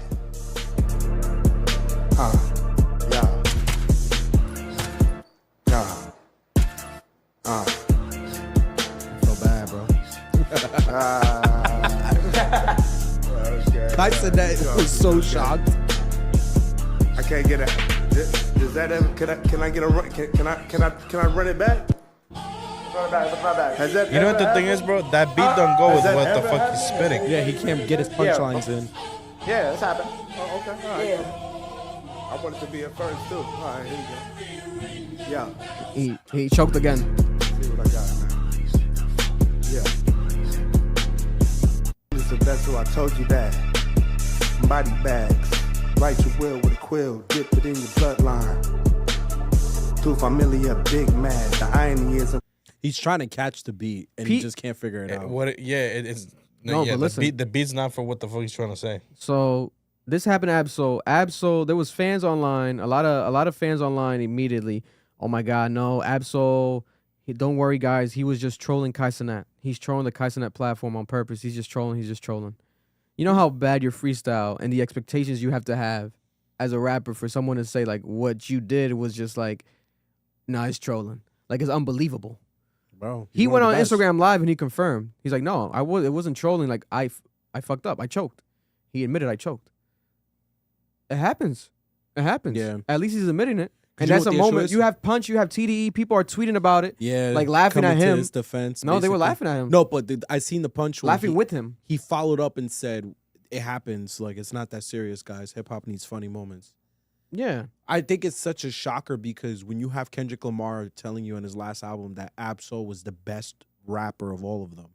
He is, bro. No, he's one of the best rappers to ever live. He's like a magician. Like what he does with words and his shit is insane. He's Houdini. So that's why like the expectation is just so high. Going back to Vic's point, like for you to be that high of an expectation, for people to think you had to have been trolling because it's just so impossible that it could be that bad. Here's what he said a little bit. you know what I'm saying? I choked, man. Put up a bit. I feel like B Rabbit. He feels like B Rabbit in 8 Mile. You know what I'm saying? I choked, man. I don't know. I can't call it. He can't call it, he says. First and foremost, the most important thing is I want to definitely congratulate. So he congratulates Kai, etc. People were blaming drugs. There was people jokingly saying that there's drugs, that he was on drugs, etc. You could hear him trying to keep up with the beat. He just couldn't figure it out. Yeah, Reason tweeted something in former TDE, and people were like that Reason was talking about maybe Absol. I didn't see any confirmation of that, but I saw how it can be interpreted that way. Let me see. Yeah, well, he says, did he delete it? Yeah, he deleted it. He deleted it. Damn, you can't even look at the Reason. You know, but Reason follows me. Reason, if you're watching this, let me know clarification, or I'll probably DM you, get some clarification, talk about it next week. But that shit was, yeah, it was embarrassing. But as long as he owns up to it and doesn't get like an ego thing, I think he's good. At the same time, he can go back again and get redemption at any point. And but what he has to do is do one of the best verses of his life. Like, it has to be insane. And he's capable of doing that. Yeah. But he must have just had a bad day. Yeah, the beat also probably wasn't in his favor. I feel like it just wasn't his day. I really believe he couldn't get his punchlines off in that beat. You can hear him tripping up on the beat. That's not an Absol beat, bro. Not at all. I've never heard him rap on a beat like that. But a real rapper like Absol can rap on any beat. You can put on fucking Teletubbies, and he's gonna go crazy. But he just wasn't prepared. I don't think he was prepared to rap on that beat, bro. I mean, what beat did he have in mind on the Cenat show? What do you think Cenat was gonna play? He's gonna play some Mobb Deep? Like, what are you expecting on Cenat? Come on, guys. I agree with you. Come on. But that is a difficult beat. The beat break on that, the beat pattern makes it difficult to get your punchlines off the way he does. It was just, he should have done a different freestyle. Yeah, he should just ask for a different song. Cardi B's numbers are out. Cardi B's Am I the Drama officially sells 200,000 first week, 145.72 million on-demand streams with 88,000 pure sales. This album, to me, gets better and better the more I play it. It gets better with time. I think it's one of the best albums this year. I actually get more and more impressed every time I listen to it because I'm like, damn, I didn't expect this shit to be this good. When you actually listen to it more, like you listen to the delivery, the punches, the punching in, and the hooks, and everything about it, I'm like, yo, she killed this shit. A feature now, she added Lotto. She added Lotto on the remix. So every day. Because she says, bitch thick as Lotto in this motherfucker on the song. And then she adds a Lotto on the song. Now Lotto's on the song, rapping. And Lotto kills the shit. Incredible. One of Lotto's maybe best verses, probably. Like, it's really good verse. And she could keep doing this. She could keep rolling this album out. I think there's so much potential in this to remix stuff. Summer Walker was doing on it. Insane. And the promo and the marketing for the album does not stop. She was on every fucking podcast except the Joe Budden podcast, and we know why.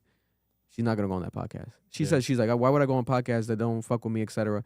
That's how she views the Joe Budden I podcast. know, yeah. I'm pretty sure. We know who she's talking about. Because if not, what other podcast would she go on that she felt that type of way? Because she didn't go on anybody else. She did not go on anybody else's, basically, because she went on Call Her Daddy, right? The Joe and Jada one. The only one that was basically left was like the Joe Budden that made sense. She's not going to do it. This is not helping her, though. I think she should do it. That'd be dope. But the marketing aside from that keeps going. She keeps twerking at the meet and greets. It keeps going viral. The moments, the fucking moments online, social media, the captures, the clips. This album's really good. Marloon's finally listened to it. What's your thoughts on the album now, Marloon? I think it's a good album. I really love the songs where she's fucking rapping. It brought me back to like her mixtape days. You know, she was fucking going hard. And then that track, the Bia track, yo. Man, that song gets better and better. When she's dissing Bia. Oh my God. Still bro. can't think of 5 Bia songs before she kills me. Bro. My thing with that song, the pretty and petty, the Bia diss song by Cardi B. Should we have a conversation about that, like as far as like diss record rankings? Like this year is like alone. Let's say just this year alone. Is that the diss record of the year? Is that better than the Ray Vaughn and the Joey Badass disses that we got? Or are people not even talking? I feel like people are not even having that conversation because it's Cardi B. Well, she didn't write it fully. Nah, we don't know that. There's writing credits on it. That's understandable. When you get some writing credits, you can say, ooh, and you get a credit. Vic. That's Cardi B. She's to that level that anything that she says and does, you're going to get a credit. Atlanta doesn't play with that. It doesn't mean that they wrote every single thing for her on that. Nah, bro. She said the song was done a year ago when the beef was happening. You think that people helped her with this verse? Yeah. Nah. That's not let's not do that to her. but she's honest about it. Who cares? In the past, yes. But we're talking about that was 7 years ago, 8 years ago with that other album. I think this time around, there's a bunch of credits on these albums of known writers. I know that, bro. We spoke about it on here. What was it? Outside, the single? We were like, this shit has 20 credits. But again, I hope someone asks her in an interview. Someone's got to interview her again. All these interviews, they're asking good questions, but they need some better questions still. Who is she? Does she write in these? Like, does she still feel the same way? Remember, she used to say she only does this shit for money, which didn't satisfy. It fucked me up. I'm like, damn, you only doing this shit for money? Like, admittedly, I'm like, okay. I thought you were trying to be one of the best. Like, you don't want to be one of the best? All right. Oh, okay. So you look at her differently. But now the energy sounds like she wants to be one of the best. Because right now she sounds like the best. But there's no issue if people are helping her write these songs, because at the end of the day, you just can't get up and flow the way she does. That takes skill and talent. That's understandable. But on the diss record towards Bia, she probably gave the tea to the writers and they helped her create it. I hope not. I don't think that's the case, but I would love to talk to her about that to understand that. But that song gets better and better.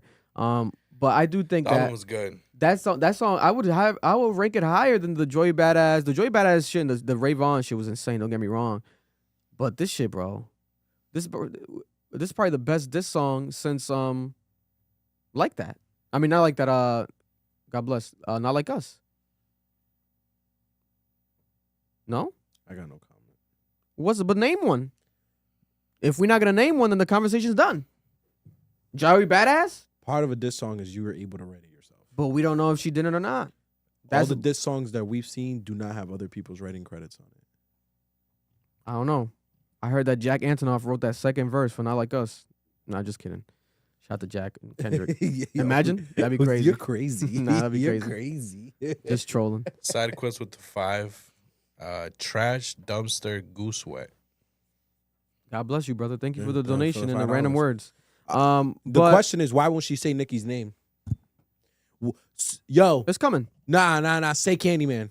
Oh, she's not scared of that. You don't think so? I think the way she is right now, she's not. Say it then. She's scared to fight because she's pregnant. She No, can't. no, you she gave better a- not fight nobody. Bro, this be my thing about life. You give a whole song to Bia. Who's Bia? Who's Bia? I guess she came at your daughter, but Nicki's been coming at your life. Say Candyman. You're Listen. coming at JT.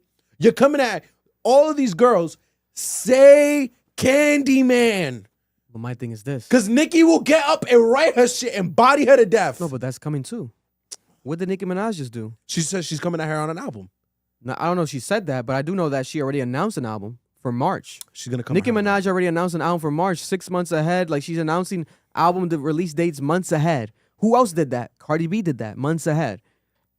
What's Nicki doing? She's doing that. Why? Because Cardi B just dropped this album, and she's getting dissed by Nicki. She's dissing Nicki on it, etc. Subliminally, yeah. So Nicki's like, okay, my turn. I think that they would go at it. I don't think that Cardi's scared to, like, bro. She got into like a fight at the airport with Nicki's friend. What's her name again? No, it's not about Akbar. But it's not Akbar. The other one. That's not what I'm talking about, though. It's not fear of a fight. It's the fear of getting washed on a track. On a verse for verse, diss for diss. No, Nicki's the best to me, in my opinion. I think if peak Nicki is... I think Nicki right now would, like, dumpster trash her, bro. Oh, yeah. Oh, yeah. And I think that's why she won't say Candyman. That's all I'm saying.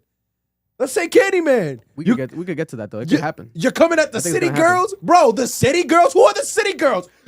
Yo, Miami's out here writing these freaky letters to the freaking judge to get Diddy out of prison. But you can't. You writing songs for B and no one knows who she is, but you don't want to say Candyman? Come on, bro. Say Nicki Minaj. That's all I want. That's all I want. That's all I ask for. That would be a real diss. Give me Nicki Minaj's name. That's it. Listen, your inner barb is showing. You almost sweated pink liquid. I almost saw some pink liquid come out of his sweat glands real quick. God damn. Listen, man. God bless. Going back to Young Thug real quick. Young Thug tweeted some concerning posts. He said, I feel like I'm not winning with the people I'm supposed to be winning with. And then he tweeted and deleted, if I didn't have kids, I wouldn't even care to live. He tweets, I'm sad again. This is after his album comes out. This is concerning because I feel like it's the backlash of the album. People not liking the album, maybe more, not as much as he expected. 2, maybe the sales being low, the flop conversation. And then behind the scenes, bro, did Wham not pick up the phone? Or did Wham pick up the phone and close the phone? You know what I'm saying? Like this entire like street rhetoric that's around him and like being questioned still has to be, something might be happening more than we realize, because I thought, you know, he's on the better side of things. We got Wife and Lucci. They squashed that beef, which was some real beef. Okay. He probably doesn't have Mariah Scientist back. She's still on her tour, right? She was just here in Providence. That situation is probably close to home, obviously. The Gunna situation, we don't have an update on that. But I don't know. I mean, everything he's just gone through is he has trauma right now. He did a new interview with I think Ryan Clark, the Pivot, and he said that if his girl ever goes to therapy, he would feel like less of a man. Oh, I saw that. He sounds crazy. Because he feels like, why couldn't his girl talk to him? But I think that's inaccurate. We shouldn't feel that way because it's okay to speak to someone else. It doesn't have to just be, you have to just put the responsibilities on each other as a partner in a relationship. That's crazy. If you want to seek help by professionals that are there to hear you and, you know, that's their profession. These therapists, psychologists, we should not look down upon that. It doesn't make you less of a man, less of a woman. It doesn't make you less of anything. That is natural for that purpose. That's what it's set up for. And I think we need more of that, to be honest. I think it should be mandatory to receive upon leaving jail, prison, especially what Young Thug went through, for them to go through some sort of therapy program, like mandatory. Because he has so much trauma, bro, that he's doing shit like this now. We got the interview, we got the album, he expressing himself through his art, but now he's still tweeting and deleting, talking about like he doesn't want to live. Like, that's crazy, right? Like, who are does he not have real friends? It seems like he doesn't have real friends around him.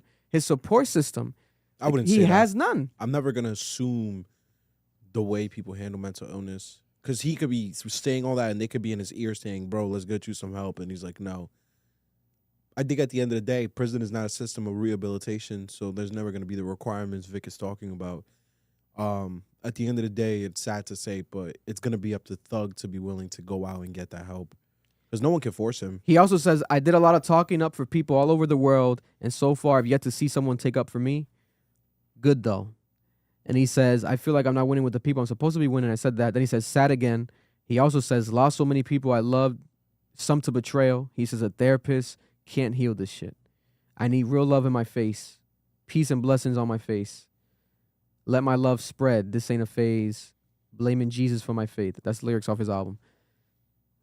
Young Thug's going through right now. I think this needs to be paid attention to more.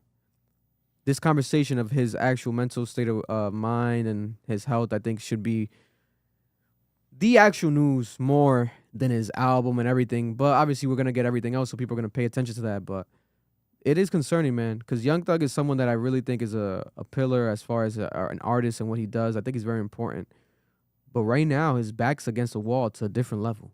Like, Young Thug used to be the artist that wasn't even on social media like that. Like, he'll see like a random Instagram live, but he wasn't like tweeting shit like this. Like, this is crazy. Like, when it was the last time we seen an artist of his level be this vulnerable in random tweets like this? Like, to the point that you're talking about suicidal thoughts out in the public. Kanye.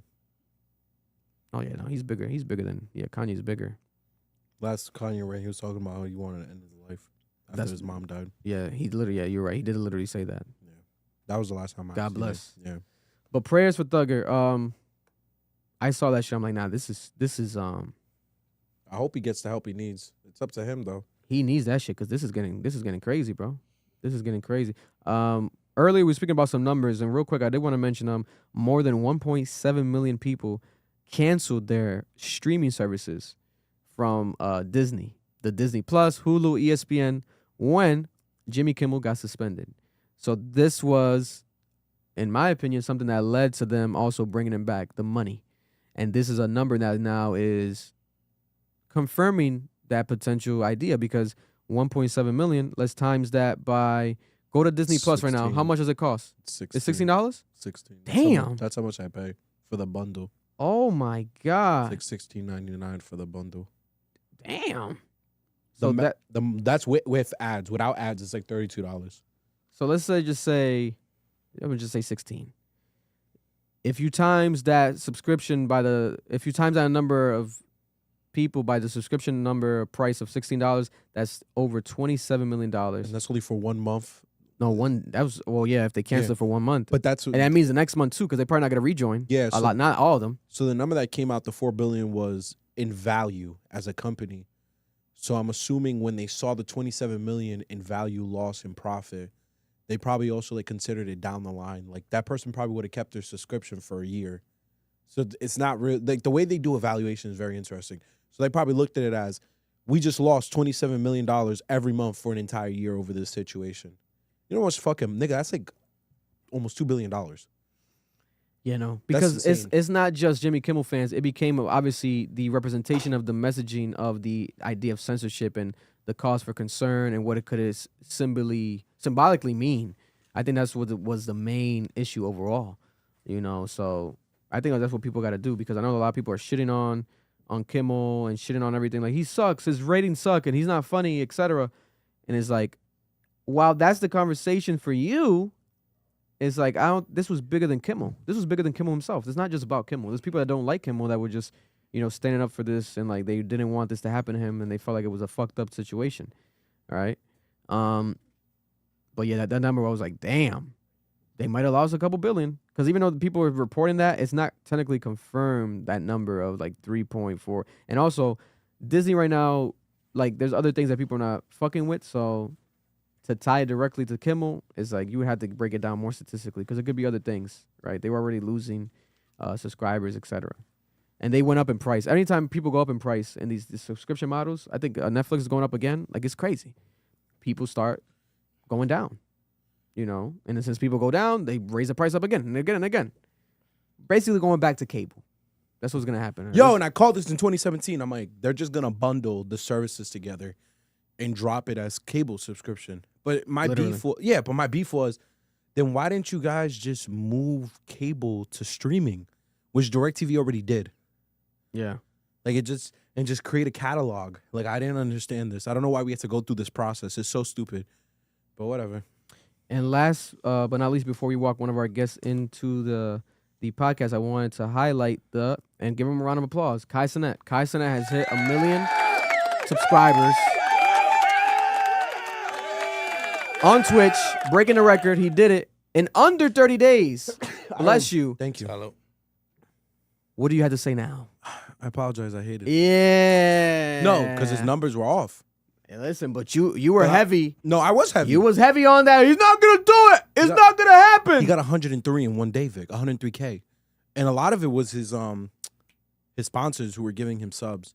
So I mean, it's not illegal. They could do what they no, want. yeah, of course. Snoop No, Dogg, no, no. Snoop Dogg called. You guys saw Snoop Dogg. Snoop Dogg called him, was like, "Yo, I want to give you 50,000 subscribers right now." Yeah, no, yeah. Like it's however you get, Which it is like doesn't what, matter. $250,000 or some shit? Yeah, It's like $250,000. and we don't know if that was like a sponsor. I don't even know if he did it. He through him. might not. Snoop Dogg might have not done it. Nah, I would have showed up on the thing on the ticker, but that's the thing. I just was shocked that he hit 103, and then when I did research, I'm like, okay, it was the sponsors, because bro, he was at 800K, Vic, like the 25th of September. I'm like, you're gonna get 200,000 subs in 5 days, And we also another round of applause for my fellow Dominican brother, Phantom. Oh yeah. Phantom, this is a W for Phantom too. Shout out to Phantom right now. Phantom right now is winning. He has a collaboration with Billionaires Boys Club, Complex. He's doing the covers. He's doing his thing right now. Phantom keeps winning. He's collaborating with Cardi B soon. Phantom, Congrats. like he said in his deleted tweets or Snapchat posts, I'm not sure if it was him or not, but I think it was him. Remember when he was like on a hiatus, etc., and he was he's like, like, I "I'm built getting this to shit. work." I built this shit brick by brick. AMP is Phantom. Like he saw the vision of these people and bringing them together, and he's very humble. And through the humility, there's gonna be some moments of, bragging that comes out, and when people question it. And he had his moments, but I think, what he stands on is very humble overall. And that moment when Kai Cenat thanked Phantom, and like this is for Phantom, and they started crying, bro. Woof, that shit fucked me up. I was crying like crazy. I'm like, damn. That is fucking amazing. I love that shit, Yeah, bro. because people be forgetting, man. People be forgetting that Phantom's the reason why that shit started. Yeah. My It God. was Phantom and Kai in New York at first. That'd be the No, crazy no, part. it wasn't that. I think it was Phantom and It wasn't? Phantom And put other Kai people. on. Yeah, bro. I'm pretty sure that like when before AMP came together, Kai and Phantom were making like videos together, if I remember correctly. Oh, maybe. But if AMP existed, like it was like a collective before AMP they added started- Kai Cenat. Yeah, they added. No, Kai. yeah, they added Kai. I remember that. Yeah, But they added obviously, the animal that Kai Cenat is an animal. It's like you add Yeah. Kai Cenat, it's like, Kai. I remember when they added Kai. I remember the video. I just love seeing that. That moment was powerful. I'm like, this is fire. But in the midst of this, there was some slight beef, right, with MrBeast, because MrBeast, when MrBeast did the Team Water donation project, and he donated all this money to Water and give him back, and then Kai Cenat didn't donate, right? There's like a whole thing with Kai Cenat not donating, and Kai Cenat was getting a lot of backlash, etc. And then Kai Cenat recently, today, I think, this morning was like, yo, when that was happening with MrBeast, it was fishy. Like fishy, and people like, damn, is he calling a Team Water project fishy? Like, is he trying to say MrBeast is scamming? But it's like, no, he's talking about it was fishy how he felt like he was treated, right? I was about to say, because niggas been saying his Nigeria project is fishy. Like, what? But he is donating money Yeah. from this Twitch I've seen that. subathon to Nigeria. But MrBeast called him apologizing right here today. Oh, let me play it on this. MrBeast called into the stream to apologize. And you can hear the animosity. This is like real, like, Kai was not fucking with him. Listen to this. Hold up. So much, bro. First up, I wanted to just say congrats on cracking 1 million. Thank you so much, bro. I appreciate you, bro. Yeah, and keep talking about what you were saying on stream. I could tell that there was the whole Team Water thing. Nah, yeah, you people were running with that, and I actually I'm not even joking. I don't know if you got I don't know why I have 2 Kai Cenat saved, but I called you and texted you quite a bit, but I didn't realize until a week ago that it was your old number. Yeah. And I reached out to your manager. I was like, dang, does Kai hate me? And he's like, no. And then I asked for your number. I was like, oh shit, I've been texting the wrong number this whole time. Yeah, so. Jimmy, I love you, and we've been cool for a long time. I think, but if I'm being real, like, from me to you, what happened last month, I don't think you see it from my perspective, but from what happened last month, if you looked at everything that was going on, it was a little too much. I kind of I had to it was my old number, correct, but I also had to lock in for this month, but also I felt away from that, if I'm just being honest. Yeah, no, I could tell it wasn't the people were running with you not donating and stuff. That's why I tried calling. And Yeah. I replied to a tweet telling people to chill the fuck out. Yeah, I seen that, and I appreciate that, bro. Yeah. So first up. Now, I understand Kai Cenat, to be honest with you, because he's not obligated to donate, right? You're not obligated to donate, and he also donates. Like, he does his own way, his own form of philanthropy work. Like, you're not obligated. But the tweet that went viral was when MrBeast said, I remember XQC and Kai Cenat, you guys were talking about who's richer on stream, going band for band. Let's settle it. Whoever donates the most to Team Water is officially the richest. This fueled the internet to come at Kai Cenat because Kai Cenat hadn't donated yet to the Team Water situation, right? And he felt like people felt like he didn't accept the XQC battle challenge by MrBeast. He wasn't obligated to, right? But then the fact that he didn't do it, the backlash that he was getting online, I saw some of the tweets. It was viral. It was crazy, bro. Like, they were like trying to like make it seem like Kai Cenat's a piece of shit for it. I'm like, bro, what? But the internet's gonna be the internet. But he felt like, you know, I can't fake it. I can't. I fuck with you. But that motherfucking stuff you pulled last month was fishy. Hey, listen, man, no hard feelings, though. I'm just being real, right? MrBeast tried to reach out to him, different number, etc. Got the wrong number. But Kai Cenat admitted, hey, another reason I just never really reached back was because I felt some type of way. I'm not going to lie. I felt some type of way. But MrBeast called in, and now they squashed this. He congratulated him on this. It's weird, right? Because it's like, I see the MrBeast play because it's like, oh, if I do this, it can help us. But it's like, if you know these people personally, like I know XQC is like, I think he sat with XQC, MrBeast. Didn't he do like streams with XQC sitting next to him sometimes and shit? I don't know. I could have sworn I think he was a part of some of the I can't fucking the Team Water streams. Fucker, bro. I don't watch XQC personally. So I think he was in the room with MrBeast. Correct me if I'm wrong in the comments, but I'm pretty sure they were together in the room at some point. To me, it sounds like the kid from the Wild Thornberry. I think it was XQC, Aiden Ross, and MrBeast doing the Team Water last big drive stream. Kai Cenat wasn't with him, etc. Also, to be honest with you, you know what it was, in my opinion? Kick. Who is MrBeast signed to now? Who does he work with? Kick. What was the Team Water stream on? Kick. Who does Kai Cenat not work with? Kick. Who does Kai Cenat currently have a beef with? Underline. And he was supposed to do a stream with, but it didn't work out. And that Aiden person's Ross. also on Kick. Drake. I think Drake left Kick at this point, though. We don't know. We'll see. If Aiden Ross left, I see Drake leaving. Drake definitely has a Twitch account, but we don't know if he's fully left or if he's just on both, like Aiden's on both. But I digress. My point is that I think there's a bigger conflict here. I think aside from Kai Cenat feeling some type of way because of that, I think he didn't want to do that to like fuck up the Kick, the Twitch relationship, because it's a Kick thing that they were doing. And at the same time, what did he just have right now? The Mafia-thon. So it's like, the Mafia-thon was happening and it was coming up or whatever the case may be. It's like you want to have that relationship with Twitch solid. You don't want to fuck that up, you know? But then at the same time, is it him being too selfish? I don't know. It is crazy, though, how people beef. This is rich people problems, right? Where they're beefing and arguing.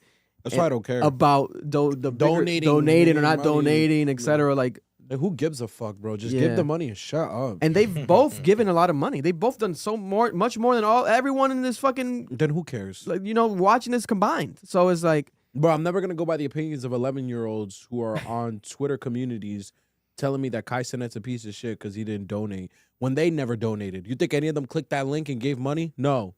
So why should I care what you think? Give him an air horn real quick, Facts. No, yeah. Niggas. No, you was spitting right there. Yeah, listen, it's facts. And on top of that, I mean, like, Kai Cenat is donating a percentage of his money right now that he made. How much do you guys think he made, though, right? 1 million subscribers, and it's still counting. It's still going up. I think it's going to hit probably 1.2 million. With the stream he's doing with Kevin, yeah. I thought Kevin Hart tonight, the sleepover tonight. Yeah, it's going to be crazy. Low-key, I think he did that as a precautionary measure in case he didn't hit 1 million by now. Oh, man, yeah. It's called the fourth quarter. Last inning, you got to go hard. Yeah. Last drive. How much money is that, Mar, you think? How much does a stream cost? Or like a subscription kind of cost? A sub isn't a sub like $6. $6? So you take a percentage of that. Usually it's half. Let's calculate that right now while we're here. So let's say he gets half, which is generous. So $3. It's $5. $5. So say he gets $250 times 1.2. It's $3 million. So it's $3 million. No way. It depends. It's like different. It's gotta be more than $3 million. It's $5. I mean, he's made more in the Then bro. a tier one No, there's subscription tier 1 is subscription, $6. tier 2 Okay, okay, subscription. okay, Global okay. app subscription is $8. Okay. This higher Yeah, I tiers think at he's made more. $10 and $25. But a lot of the tiers he does is tier 1. Like people give tier a 1 is bulks of 5. tier 1. or 6 or 8. Tier 2 is 10. Yeah. Tier 3 is 25. Yeah, and if you ever are like watching the stream, it says it tier 1. Thank you, But let's thanks for tier 1 subscription. Yeah, you can average it too though. Like let's say they all were tier 1s. Yeah. $5 times what was it? $1 million? So it's $5 times a million. 1.2 would be 7.5. Goddamn. But then you gotta take Twitch's Percentage out. percentage. Yeah, I did Yeah. half. So Nah, he definitely gets more. you think it's more than half? Yeah. He's I mean, bro, he's the face I of don't Twitch. know. I don't know people's deals. I'm never gonna. He's the assume. face of Twitch. oh, if we don't know nothing, I don't know what I'm doing right now. But He's the face of Twitch. I'll tell you this much: if if you are not donating, because you know what I'm saying, because he can say what the fuck he wants. I'm pretty sure the kick shit played a factor in the donation shit with Mr. Beast. If you're not donating and you're also shitting on Drake on a level that he's never shitted on Drake, like certain things are happening. Why does he have that much loyalty? Well, there's also another. He's way. getting more than 50%. I'll tell you this. You also There's don't. Prime subs too, Yeah, so which Prime. people don't pay for. Yeah, people don't pay for it. There's also another thing people do. They give you money. Like I've given money to streamers. Like you can give them like $5, $10, $500, Yeah, it's called $1,000. bits. It's not just bits. They can give you straight donations. Oh yeah, you can do straight donations. Yeah, but There's people who do that. The The donation bits too. Yeah. The donation's like a third party thing. Yeah. I saw you last night. No, it was on Ray don't- J's stream. no. He gifted 50 subs to Ray J's stream Oh, on shit. Twitch. Good Deal. shit, bro. The only person that's ever got a sub for me is local niggas and one dude who You does got rush stocks in streams. them glasses, huh? Nope. Listen, shout out to Kai. That stream was phenomenal. The Chris Patrick freestyle was phenomenal. Probably the best freestyle of the freestyles series. The worst freestyle was Absol, but I love Absol still. Aside from that, favorite moments, I mean, from what I've seen, like the Rakai moments, he says Rakai's gonna be the biggest streamer in the world one day. He really wants to pass the torch to Rakai to be like that next person. It's possible. I mean, he has the cosign, and Rakai's very young. We could maybe see that one day. I did like him calling out his friends for certain moments when they were saying the F slur and certain things, and like there was certain moments of like having to check the energy of the friend group. I wish it wasn't on live, but I mean it's like raw. It's 24/7, no? Or is it just daily? I don't watch it. Is it 24/7 or just daily? I don't watch it. No, it's 24/7. 24/7, right? The Mafia Thon's 24/7. Yeah, and then he has the Spider-Man NPC in the back. Yeah, Miles and the while drummer. he's They're still doing it sleeping. like he did last year. Yeah. Yeah. But I did like those moments. Like I liked it, and then like I was like, fuck. I got mad. His friends sometimes. I'm like, yo, you guys gonna fuck up the bag. But I did like the rawness of it because it reminds me of, like, you know, raw, live, you know, raw content, unscripted. I didn't like a lot of the scripted stuff, but it's like it happens. Like he had so many people booked that it was gonna be some awkwardness. Yeah. Mariah Carey, etc. There's gonna be awkwardness with these people. That's bound to happen. Yeah, the Tyler who calling out comes to Yeah. Mariah Carey was so funny. Yeah, Tyler's crazy. Mariah Carey, bro. No, he had a point though. He had a point, but it's like I also do. You can have that point, but I think he doesn't understand how big Mariah Carey is. No, I genuinely don't think he does. So I'm gonna tell you honestly, Vic, he does not. I think first off, that was Kai's feelings about the situation. So you think he Tyler- was expressing Kai's views? Yes. Okay. I think that was Kai's view. I think Kai has noticed that people go on that shit just to promote stuff because he said something very specific. He said she could have sung and danced or done something. He was absolutely right. She did sing though. She could have performed like the other That's artists were Mariah doing. Carey. Yo, that's cool.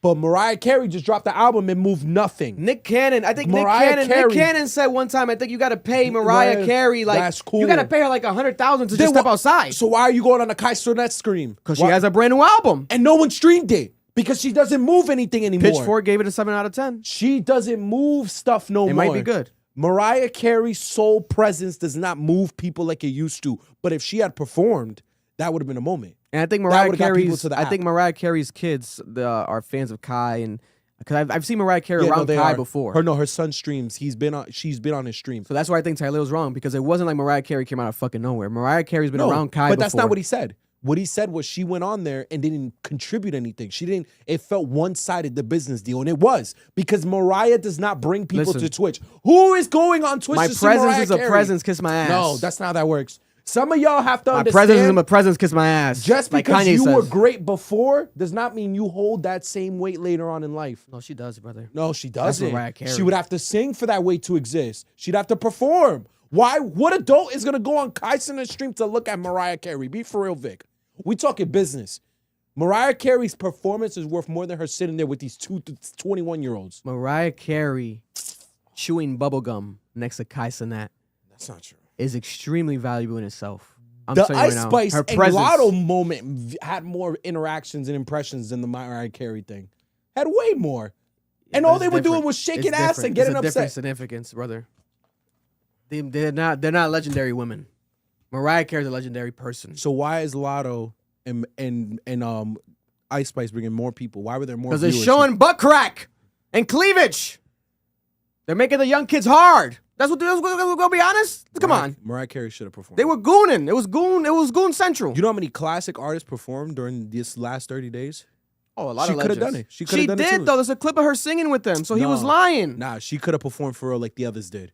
The others did a whole performance for them. And it's also Mariah Carey's like at an age where it's like she don't got the voice, low Yeah. key. That's what it was. well, it could be that, but it was like she did sing. So Okay. Not for real. I want to though. hear Kai's version of this because I was Probably like, that. You think Tyler would I was speak out of shocked. I'm place like, that?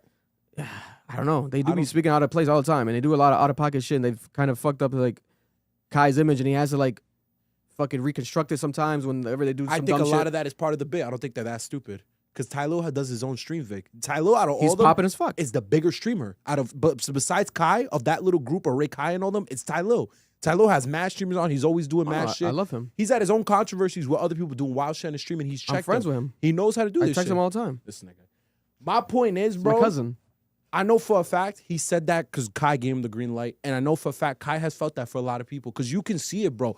This Mafia-thon out of all of them has been industry shit. It did not, a lot of them didn't feel genuine. A lot of it felt like niggas was just up there promoting shit. And they weren't actually trying to have genuine moments with niggas. Now that I can agree to, but you know what I think what it was? I think there was a lot of promises he made the last one. Oh, I couldn't get you on. You're gonna come on next one. And I think these people promised to do something for him and they didn't do none of it. In They just return. hopped on there, said, yo, do this for me. They're like, yo, buy my album. Do this and that. And niggas was like, and that's just where they ended it. What can Kai do in that moment? Where Mariah Carey comes on and she's just promoting shit. But you the can't next- call her out. It's Mariah Carey. Listen, You can't do that with anyone that comes on. but I think at the same time, I think a lot I of would have niggas- to get confirmation, but there could have been some financial transactions where, like, let's say Mariah Carey's record label gives Kai Cenat $200,000 for her to come on. You think he's gonna say no? Now I don't think that's what happened, but it could have maybe happened. We don't know that either. It could have maybe happened. Aside from that, fuck the money. Let's look at the future. Now this is a lesson. Don't do this then. Next year, just bring fans. Do something more genuine. Do different things. Like I get it. make it more just like in-house shit. And if you bring niggas on, they have to agree to do something for you. Yeah. That was such a one-sided business deal. Bro, I didn't like watching this Mafia-thon. Because a lot of it, even when Lotto and Ice Spice, I felt like they were just up there promoting. I did They're like just sitting there looking at each other. I like half the Ray time. J. Shout out to Ray J. The Ray J. Ray J bits, tried to be funny. The Ray J bits. The Ray J bits. The Kim Kardashian cosign. I did like a lot of those moments. It showed you the level that he's reached. I think the best moment is gonna be what's happening now, as we're recording. I watch it tomorrow. The Druski and Kevin, because whenever they get together, all three, it's insane. It's insane. But leave a comment down below. What's your favorite and least favorite moment of the Kai Cenat legendary Mafia-thon where he surpasses the record? I think he is the record, right? He establishes every time he does it. He sets his own I record. think Like, it's just for the U.S. though. oh, okay. I don't know. The Internationally is more? It's crazier. Damn. I think it's like, isn't it like 1.5 Marlon? Shit, for all we know, internationally? XQC might have hit Isn't it 2 million some- one day. Some Central American girl that has the record. It's some crazy shit, bro. Yeah. Some crazy We also have a super chat, Isaiah Yeah. with the 199. Thank you so much. Fucking with the new camera setup. Much love. I appreciate you, bro. Oh, they fucking with it. Thank God. Thank you. I mean, thank you. Yeah, and fuck the Yankees, bro. You're absolutely right. Tomorrow night, fuck the Yankees. God bless. Let me walk in real quick. We have my guy real quick. He's gonna talk about the ACI and inmates and situations happening. Real quick. Don't move that dial. Don't press that dial. We shall be back. What's that viral? What's that famous line? Don't press that dial. We shall be back. That radio Don't press shit. that dial. Do you wanna sit back there? Yeah, No, sure. put him right there. All right, let's do this. Stay locked in. Y'all don't get to hear my freestyles today. I promise you they're better than Absol's. Yeah, if you can, me trae un agua. When you come back, can you bring me a water? Appreciate you. What?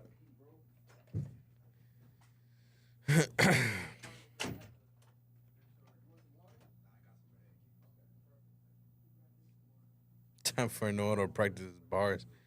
Yo, Noel went straight to the bathroom. He's depressed. He's depressed.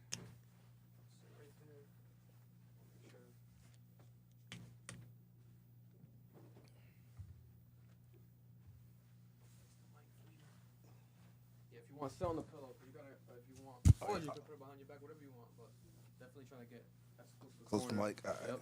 Yes, sir.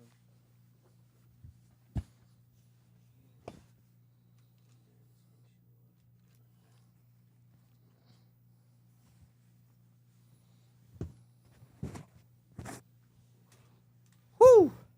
Other people are trying to figure out, like, he says live, so what platform? Oh yeah, we're on Club Ambition. The Club Ambition. We are live right now. It's live on YouTube right now. Like I Yeah. told him, check YouTube. Yep. So they could tune in right now, watch live if they want, or they could press play and play this back. It's gonna be up forever now. But we are here, and as we do, we always have important segments here, especially things regionally. Things that are happening within our community and things that I think just should be highlighted in the midst of the entertainment and the fun stuff we cover here. There's real shit that happens, but we have the gentleman. He reached out a while ago, and we had this plan for him to stop on by and cover an important topic and shed some light on it. Introduce yourself to the people. First of all, thank you for having me. My name is TJ. I'm from the neighborhood, Providence, Rhode Island. Born and raised South Side. If you're from Providence, man, it's a lot. It's a lot to talk about. I have dedicated my life, or my older life, Yeah. to like organizations, Yeah. numerous organizations. Yeah. You know, that deal with social justice, criminal justice reform. Yeah. One of them is called DARE. There. Yep. Yeah, so the acronym DARE. Yes, sir. So Direct Action for Rights and Equality. Mm-hmm.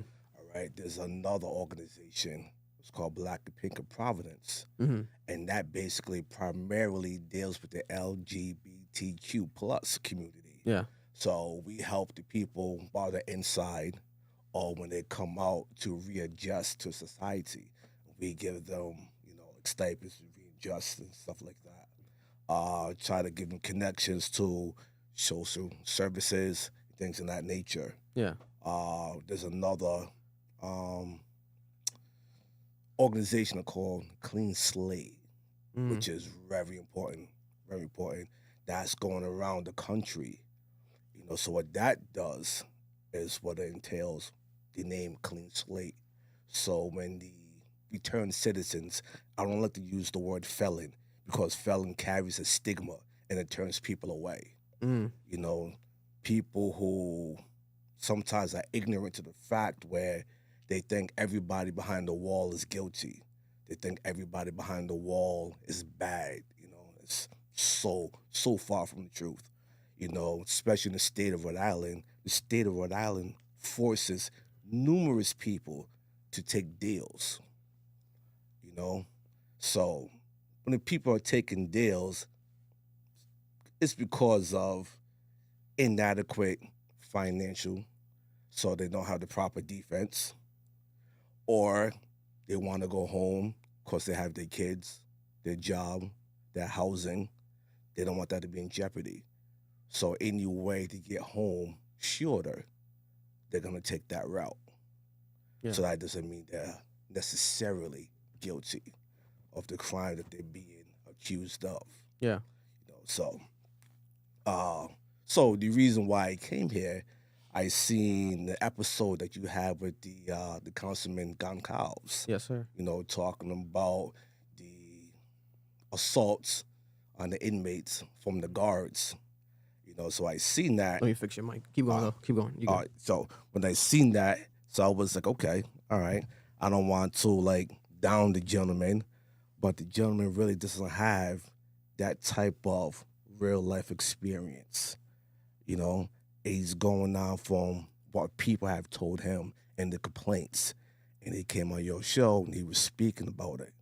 You know, so when I seen that, I was like, okay, let me hit your show up, because I deal with many organizations that directly is saying fire with that. You know, we deal with that. We're on the grounds dealing with that.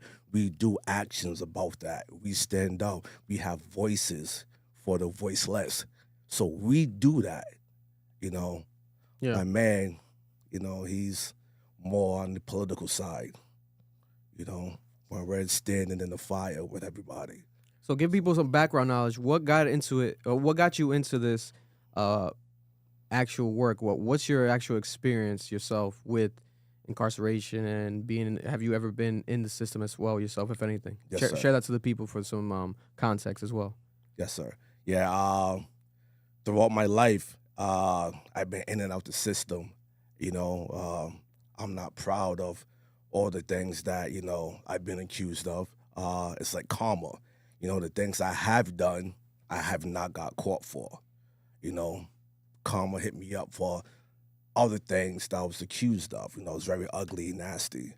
You know, I can't really say anything about it. Just how it is. It's just how life happened to me. Yeah. You know, so when I came out from my last bid, I was like, okay. How long was that bid? 2019, my last bid. Okay. You know, my last long bid. How long was that? How long was that bid? What was the duration of that? 7 years I did. 7, Wow. 7, 8 years, yes. Wow. You know, so I was like, I'm done. You know, I'm too old, you know, to be doing this, you know. So I was And that was all locally here in Rhode Island? Yes, sir. Yeah. Yeah. So I was like, okay, I got to find a way where I don't go back anymore. And I got to teach others to follow the same way so they don't go back anymore. And so it became a passion, you know, a dedication, my sacrifice to make sure no one follows this whole street life. You know, the street life it's a lie, you know. It's a lie. It's not true at all, you know. So I went to school. I went back to college. I went to Virgil, and I graduated from there. You know, graduated in human psych, case management.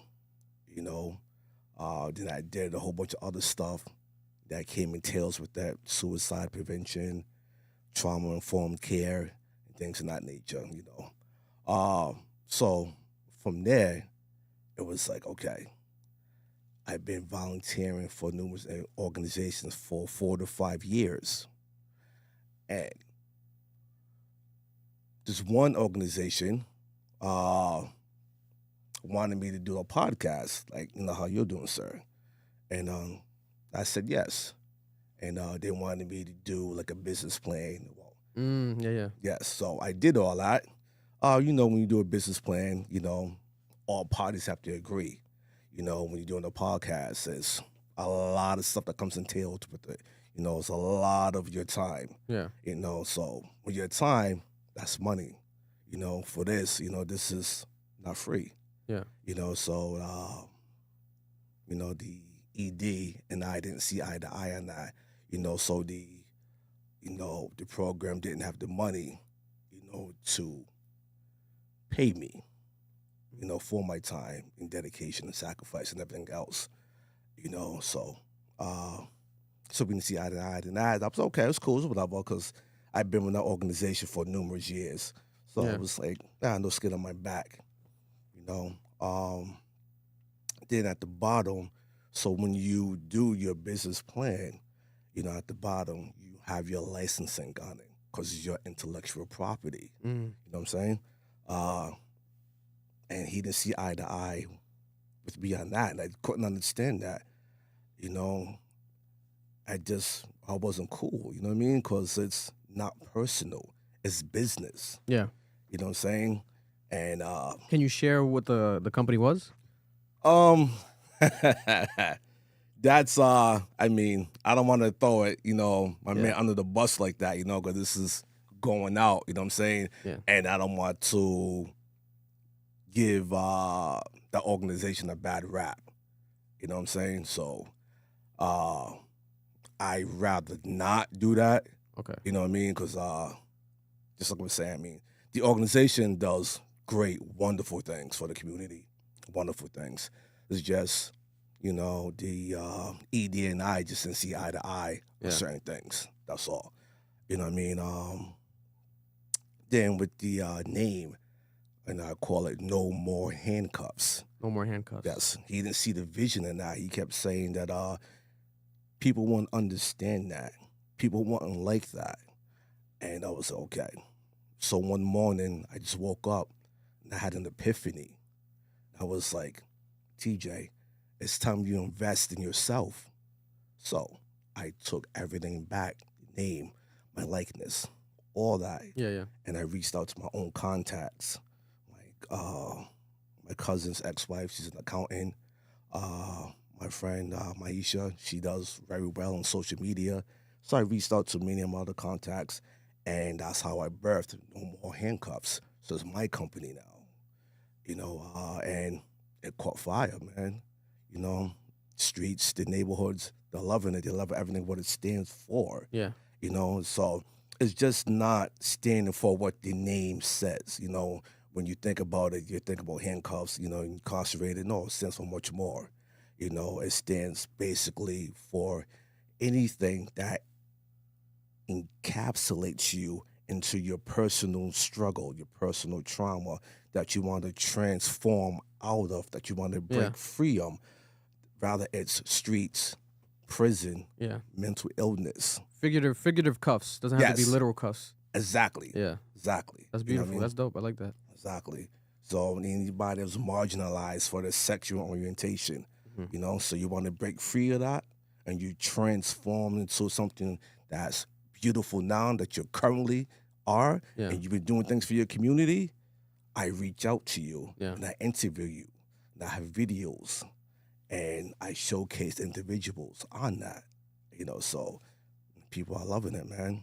Yeah. Do you have any take specifically on, is there any, because I know the topic that was that we discussed here a lot and people keep bringing up a lot is the ACI in Rhode Island and the misconduct and the accusations of corruption happening within the ACI system here locally in Rhode Island, in Cranston, right? The Cranston ACI. Yes, sir. What is, if anything, maybe an example that you can maybe share of the reality of what's actually happening? Yes, I'll give you the most latest one. You know, it was an incident that happened on June 6th, okay? The inmates that was in segregation had did a peaceful protest. You know, they wasn't getting their 1 hour of rec. You know, so the guards up there was just being, you know what I mean? I don't know if I can curse on here. Yeah, you can say whatever you want. Yeah, all right. So they're just being assholes, you know what I mean? And shit like that. Yeah. So they decided they were going to do a peaceful protest by holding their breakfast trays. So when lunch came around, they wasn't giving their trays. Damn. So the guards withheld their lunch. Whew. You know, so. You know how pissed I would be? Yeah. So they was really, really heated. You know what I mean? So they was making a ruckus, but then they stopped. You know, they was apologizing, you know, because their protest was over. You know, so hours and hours later on, you know, the guards went in, all dressed up in their suits, you know, their tactical gear. Yeah. And they started throwing pepper spray bombs in the cells. My God. And they closed the gates. You know, there was like 2 inmates who was asthmatic. You know, so you can't breathe. Yeah. You know, so for 5 to 10 minutes, they let that happen. Then when that 5 or 10 minute mark was up, then they went inside the cells and started assaulting the inmates. Oh my God. I mean, so 2 of them had to be hospitalized. You know, that's how bad it was. Then, obviously, you know, every incident has to be reported and written up. Obviously, that wasn't. So they were trying to cover it up, you know. So when the families got wind of it, you know, because it was like, you You know, they all got together. You know what I mean? Ops and all that. Yeah, yeah. So they contacted, you know, each other's family members.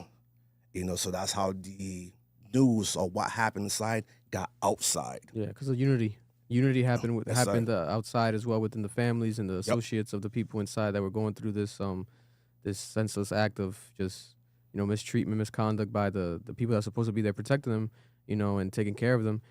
So why, in your opinion, why does this type of shit happen? Like, what is the benefit of this? Like, why this type of mistreatment? Like, what is the end goal here? Like, why does it, you know?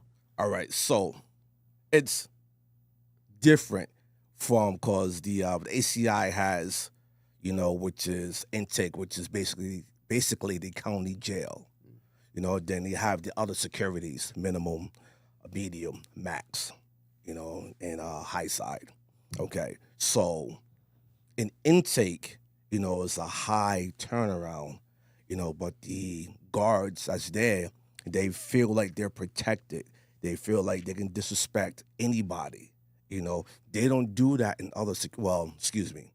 they don't do that in max because they know they get their face punched in quick. You know, so they don't fuck around, you know, because we don't take that shit.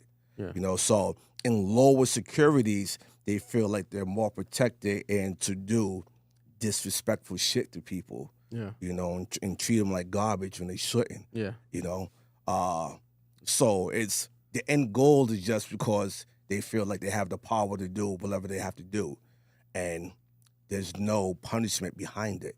Yeah. So that's why they get away with it. Wow.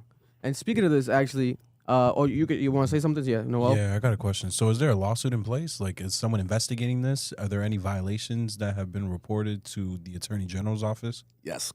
Good question, sir. Good question. Yes. From the June 6th incident, yes. We went to the Attorney General. We have complaints that's already up there, and they are investigating. You know, so hopefully, go ahead. Oh, I'm sorry. I just want to make sure. Could you tell us what was Attorney General Peter Naroma's reaction to this incident? All right, so we didn't get the chance to talk to him personally, even though I requested to have a meeting with him. And we didn't get the chance to talk to him personally. We was talking to the there's a squad that's called like that deals with civil suits. Man, getting old sucks. I don't know the name either, so yeah, totally fine, bro. I got it. Yeah, I can't think of the name of the squad that's that deals with these type of things. You know what I mean? That's under the AG. You know, which I don't know why it's like a type of civil thing right now, because this should be criminal. Yeah, I agree. It's an assault. It has nothing civil about this. You know, because your main thing is to maintain safety inside the prison, no matter what the person's there for.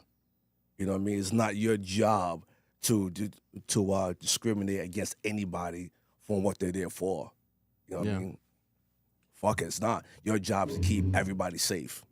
Yeah, no, and I totally agree. How can we support? Like, if somebody was to hear this and wanted to support in any way, how would you recommend them going about doing that?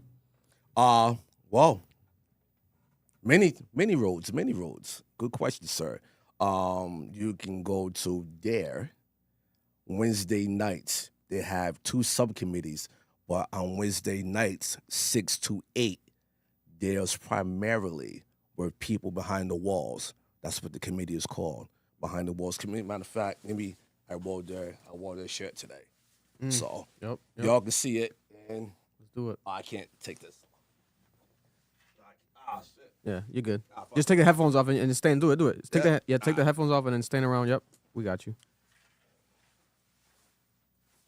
Or if you want, hold that camera more, kind of like, you know what I'm saying? There you go. Yeah. So turn around to the right there. That's their. This is the. Can they hear me? Yeah, yeah. This is their T-shirt right here. That's called Behind the Walls Committee. 6 to 8 on Wednesdays. 6 to 8 on Wednesdays. Behind the Walls Committee, 6 to 8 on Wednesdays.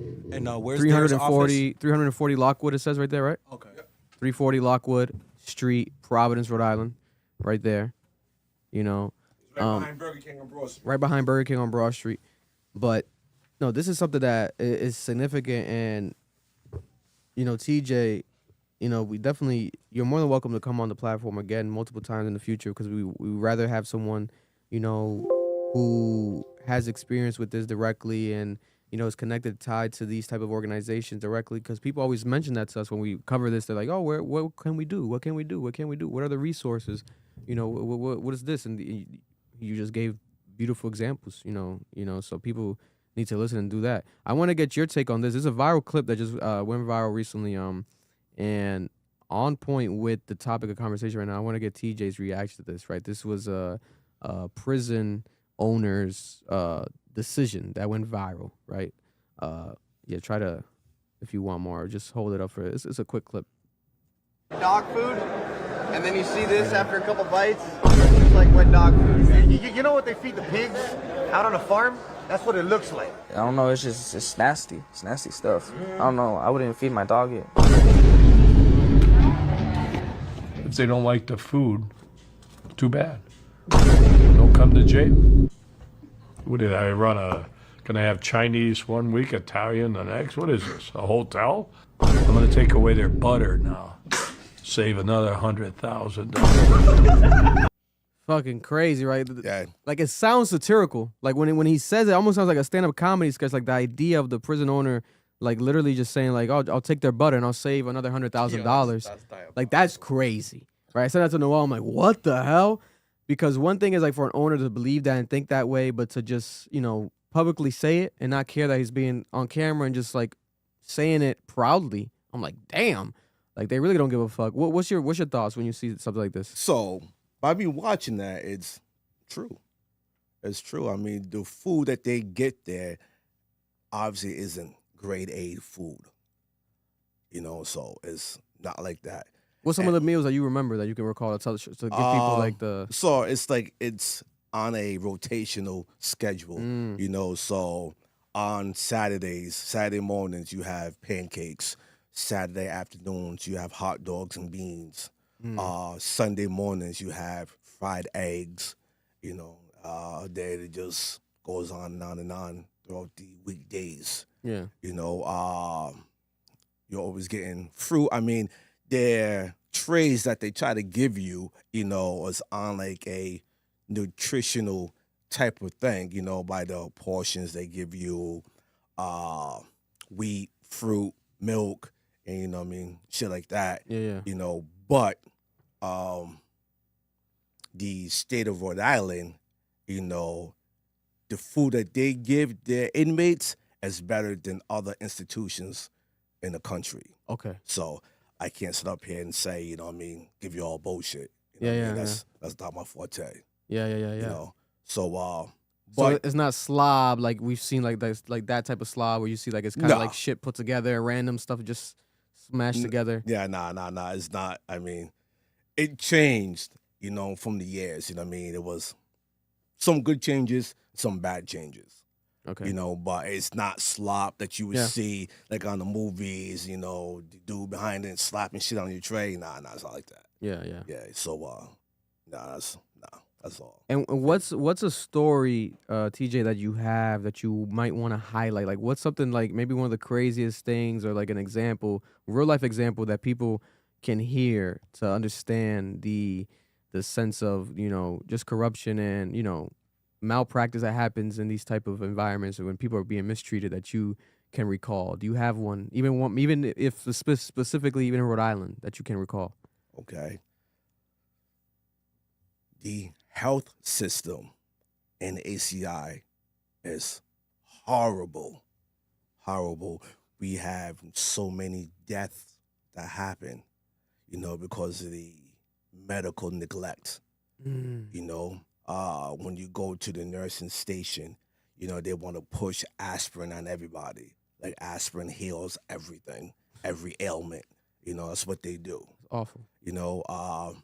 Any medical emergencies that you have, they don't come right away. All right, so they have these codes that happens in state of emergency. You know, when there's violence, you know, they call it a code blue. So when there's like something that deals with your health, like a hurt, something like that, they call it a code white. So with the code blue, there's a gang of guards that's running to the code to wherever the location is. But when they call it code white, they walk patiently. You know what I mean? Which is wrong. You know, and that's how you know, there's a gentleman that passed away inside the gym because they walked nonchalant. So, you know, he just dropped on the floor when he's running basketball. So nonchalantly walk into an emergency like that caused the gentleman to pass away. Damn. You know, they don't give a shit, man. They really don't. And the nursing staff that do go there, you know, some people are good, but then they battle with the guards and staff. So it's like a internal struggle. You know what I mean? So you can't be a savior being inside the ACI because now you go against the grain. If you go against the grain, they push you out. That's all. That's how it is, man. What is good? Go ahead, sir. Go ahead. Oh, I'm sorry. I want to ask you this because there are a lot of people who will hear this and they will have this belief that because you committed a crime, you're not entitled to human rights, that you're not entitled to certain living conditions, certain medical treatment. Like this is part of paying your dues because of the crimes you committed and the sins you've committed. What is your message to people who would hear this immorality and disregard it because of the fact that, you know, these people are quote unquote felons? And I'm not just talking about the ones that were, you know, took plea deals because they didn't have the lawyer fees to afford to take this to court. I also mean the people who did commit crimes. Yeah. Like, what is your argument to those people hearing this right now? Okay. My personal opinion, you know, even though I deal with organizations that this is not get me in trouble. I'm not against prison myself. Yeah. You know, other people in my organizations, they are. I'm not, you know. Some people deserve to go to prison, you know what I mean, for what they done. You know, so I can't sit up here and say, you know, they shouldn't. But that doesn't mean that their rights should be stripped away no matter what they done. Because from being on the inside, you know, people don't know what goes on behind the walls, you know. So it's not fair to be like, because he did such and such, you know, he shouldn't have, you know, medical surgery, you know, because of the cancer that's going around rampant behind there. He shouldn't have to go to the hospital trips because of whatever crime he committed. No, that's wrong. That's wrong. You know, there's many people, you know, my loved ones, your loved ones, your neighbors, in their family who had committed crimes, you know what I mean? So you're going to say, my cousin doesn't deserve this, you know, because this person did that? Nah, it doesn't work like that. You know what I mean? Yeah. You won't want that. So why would you stand on a pedestal and be like, you deserve what you get, so you shouldn't be having this? Nah. Yeah. You know, everybody deserves their human rights, no matter what was done. And bring people to that state of mind. Like, what was your state of mind? Like, let's say, for example, while you were serving, let's say the last bid, the 7-year bid, while you're in there, what is that mental state of mind, not having access to just the regular world and what you were going through? Like, what were some of the darkest times, if any? Okay. Good question. Good question. My darkest times was my rock bottom. You know, people have different rock bottoms. Not everybody has the same. Yeah. But that last bit was my rock bottom. Really? Okay, but I was fortunate to have support on the outside as well on the inside. So I can't sit up here and say that I had a hard time, like how others who don't have any support outside or inside, they have a rough bid, because you need support, no matter if it's on the phone, visits, money on your books, because the food they give you is not always good. There's times where there's been like rodents inside the food, maggots inside the food, just mice droppings, because obviously if you have a industrial kitchen, there's gonna be rodents, there's gonna be insects. It's just how it is, Any industrial kitchen is not, spick and span clean. That's like almost impossible. Yeah. You know what I'm saying? It's not like your house.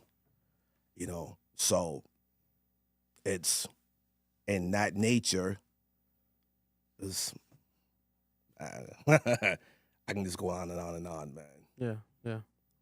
So.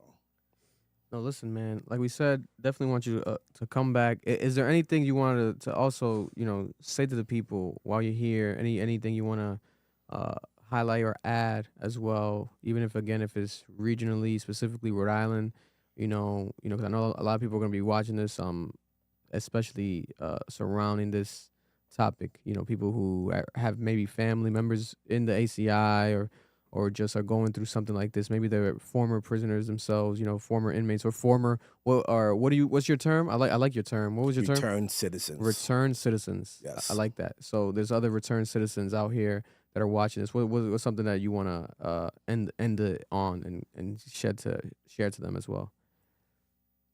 It's never too late. Never too late.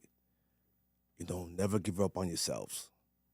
No matter what your paper says, that doesn't mean you are your paper.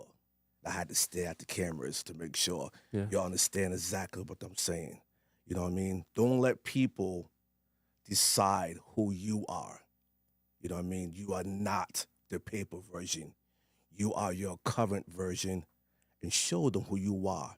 Show them that we can change. I have my own company, No More Handcuffs. If you mind, so we're about to go off the air, I have a slogan. Yes, sir. Mind me doing this. Whatever you want. After every individual story that I interview, that I do, I have a slogan. This is what I say. Here we go. For the community. This is what we do. We love what we do. Therefore, it is not a job for what we do. Remember, no more handcuffs. Peace. Love. Yes, sir. And we have a round of applause. My guy, TJ.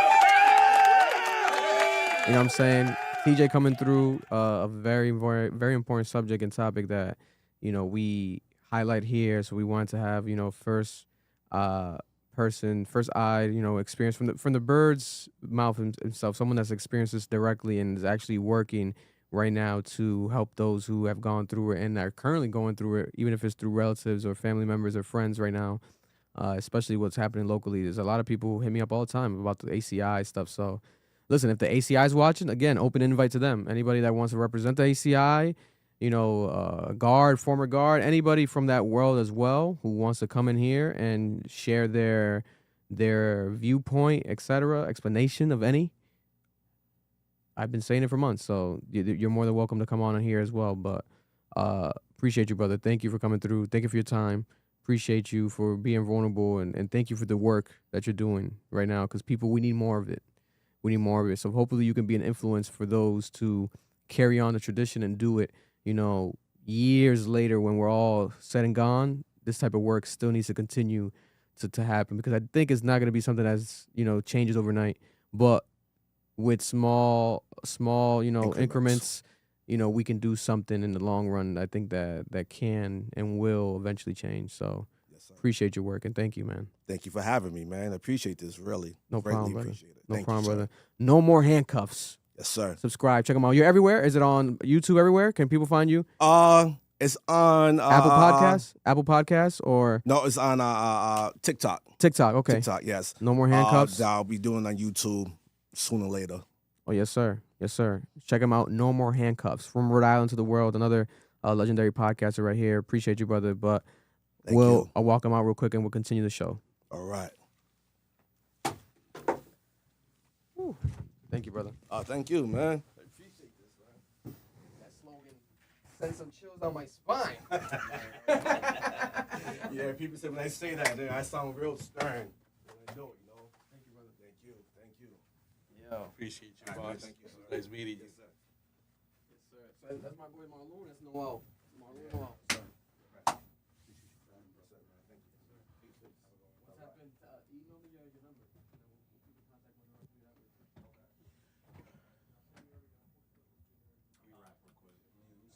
Hold on. Yeah.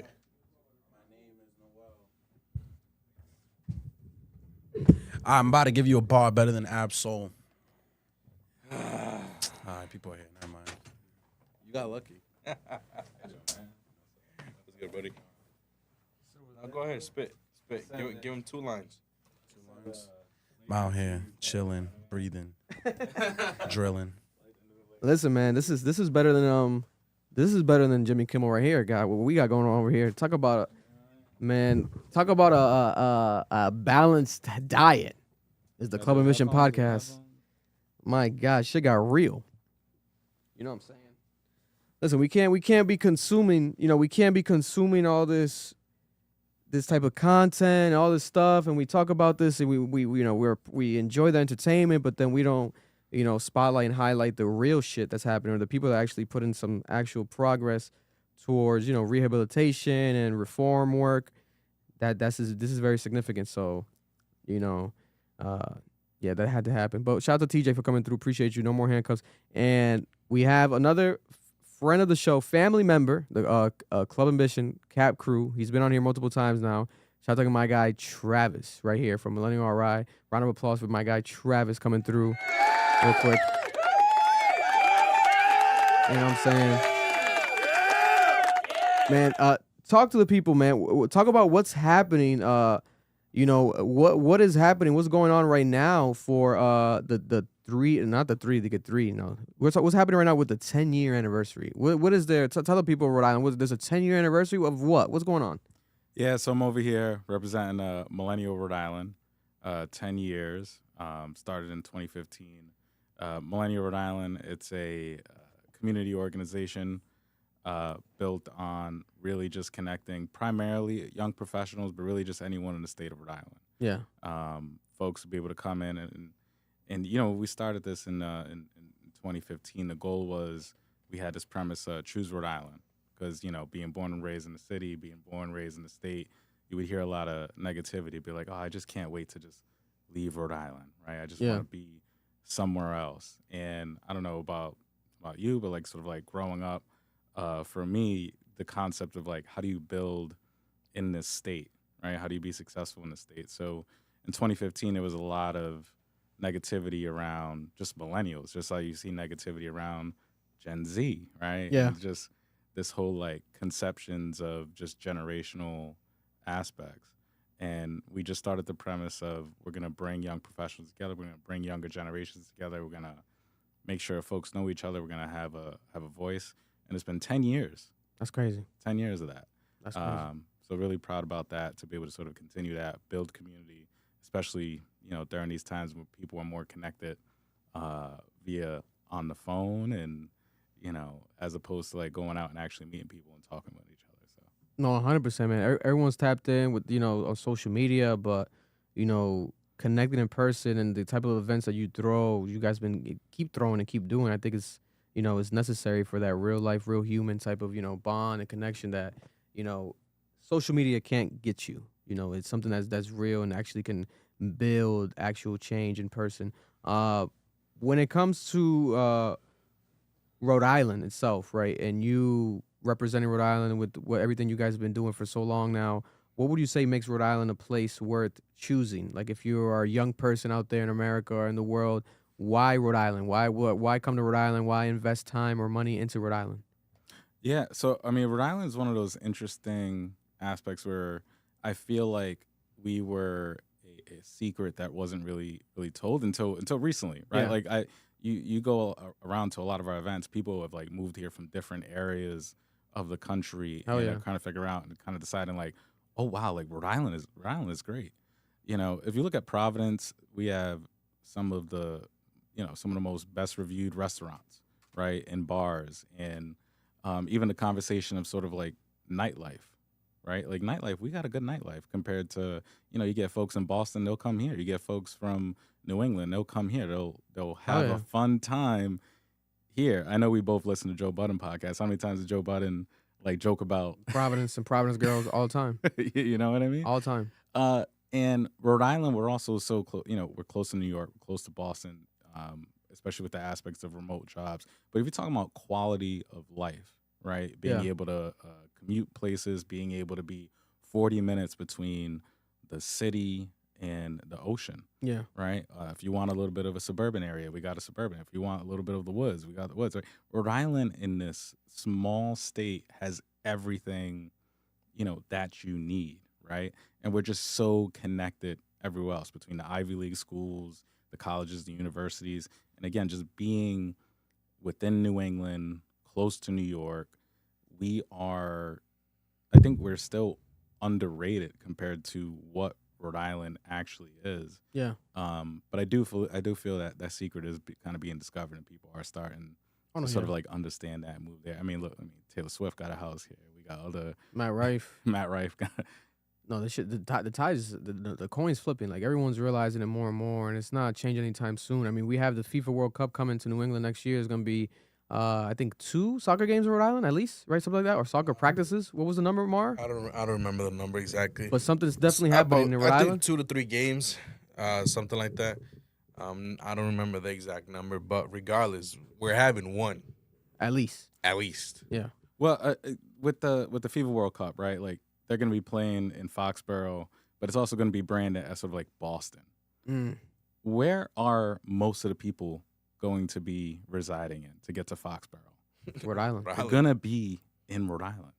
Airbnbs are gonna be going through the roof. I mean, if you're looking for a way to sort of make some money right now, I mean, I'd be thinking about that. But Michael was saying that this weekend. So it's gonna say Boston 2026, and the games are gonna be over at Gillette.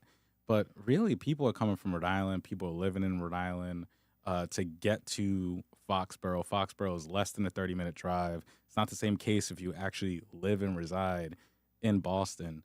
And honestly, as a Rhode Islander, I claim Foxborough more than if I was like living in Boston, right? You know. So I think that's also a good aspect, right? So people from all over the world next year in June of 2026 is going to be in Rhode Island. They experience Rhode Island, and I don't know if they're going to get confused like, oh, I'm in Boston or whatnot. But I think it's a great way to spotlight us, and I think that what they're doing with the state starting OSHA State 2026 and coordinating a lot of events, and I think eventually everyone is going to be involved in that in one way or the other. But it's a showcase to show Rhode Island to the rest of the world.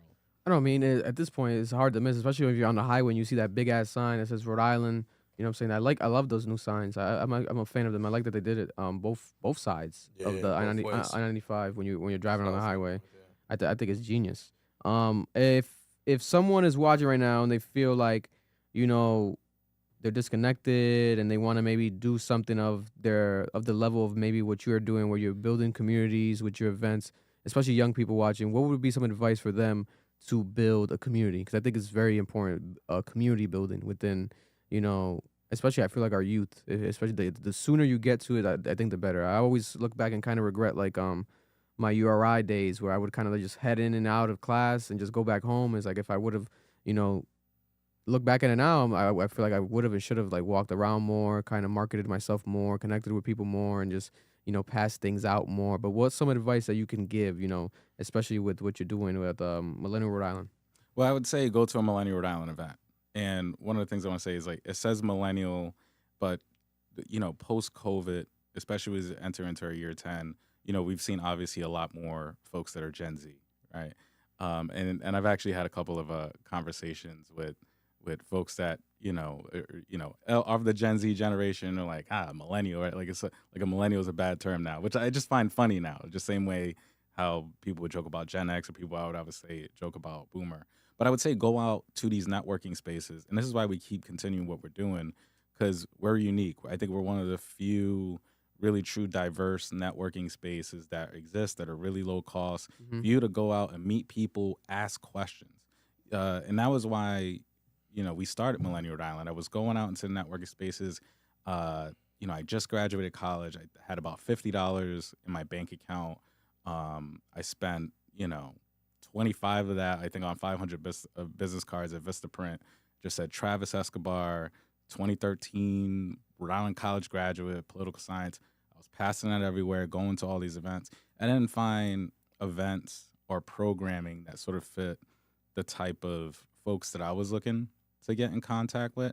And I do hear that question, how do I start something? How do I build a community? Where I think you got to go out to community and you just got to ask questions. The way that I've been able to build anything or any type of success I've had in my career legitimately has been asking people questions, grabbing a coffee and seeing where that goes, right? You can't, and I do get concerned because I think we are losing that art form of how do you go out in the community, be able to connect with someone like, hey, I want to be in business. I want to be an entrepreneur. Meet a fellow entrepreneur that maybe has already has sort of mastered those steps, right? And be able to teach you or maybe sort of bring you on in some way. I want to be a great teacher. I want to be a great accountant. I want to, lawyer, whatever sort of, job or profession that you could think about, you'll be able to find that within the Millennial RI network. Yeah. And I think the cool thing that we're looking to do is sort of just serve, our generation to hopefully be mentors and bridge and really connectors for the folks coming up. Because that's how you're going to be able to keep more successful people in Rhode Island to be able to want to actually choose Rhode Island as their place to live, work, and grow. But I think it goes out. You want to build community. You want to be able to build a brand. You want to be able to build a business. You got to go out, meet people, ask questions, and just be in those spaces where people at, because there's only so much you can do online. Yeah. Right. At the end of the day, that social connection, that social interaction, is going to be able to get you into more physical doors, more rooms than if you're just, on a computer staring at a screen, on your phone staring at a screen, looking at TikTok. Right.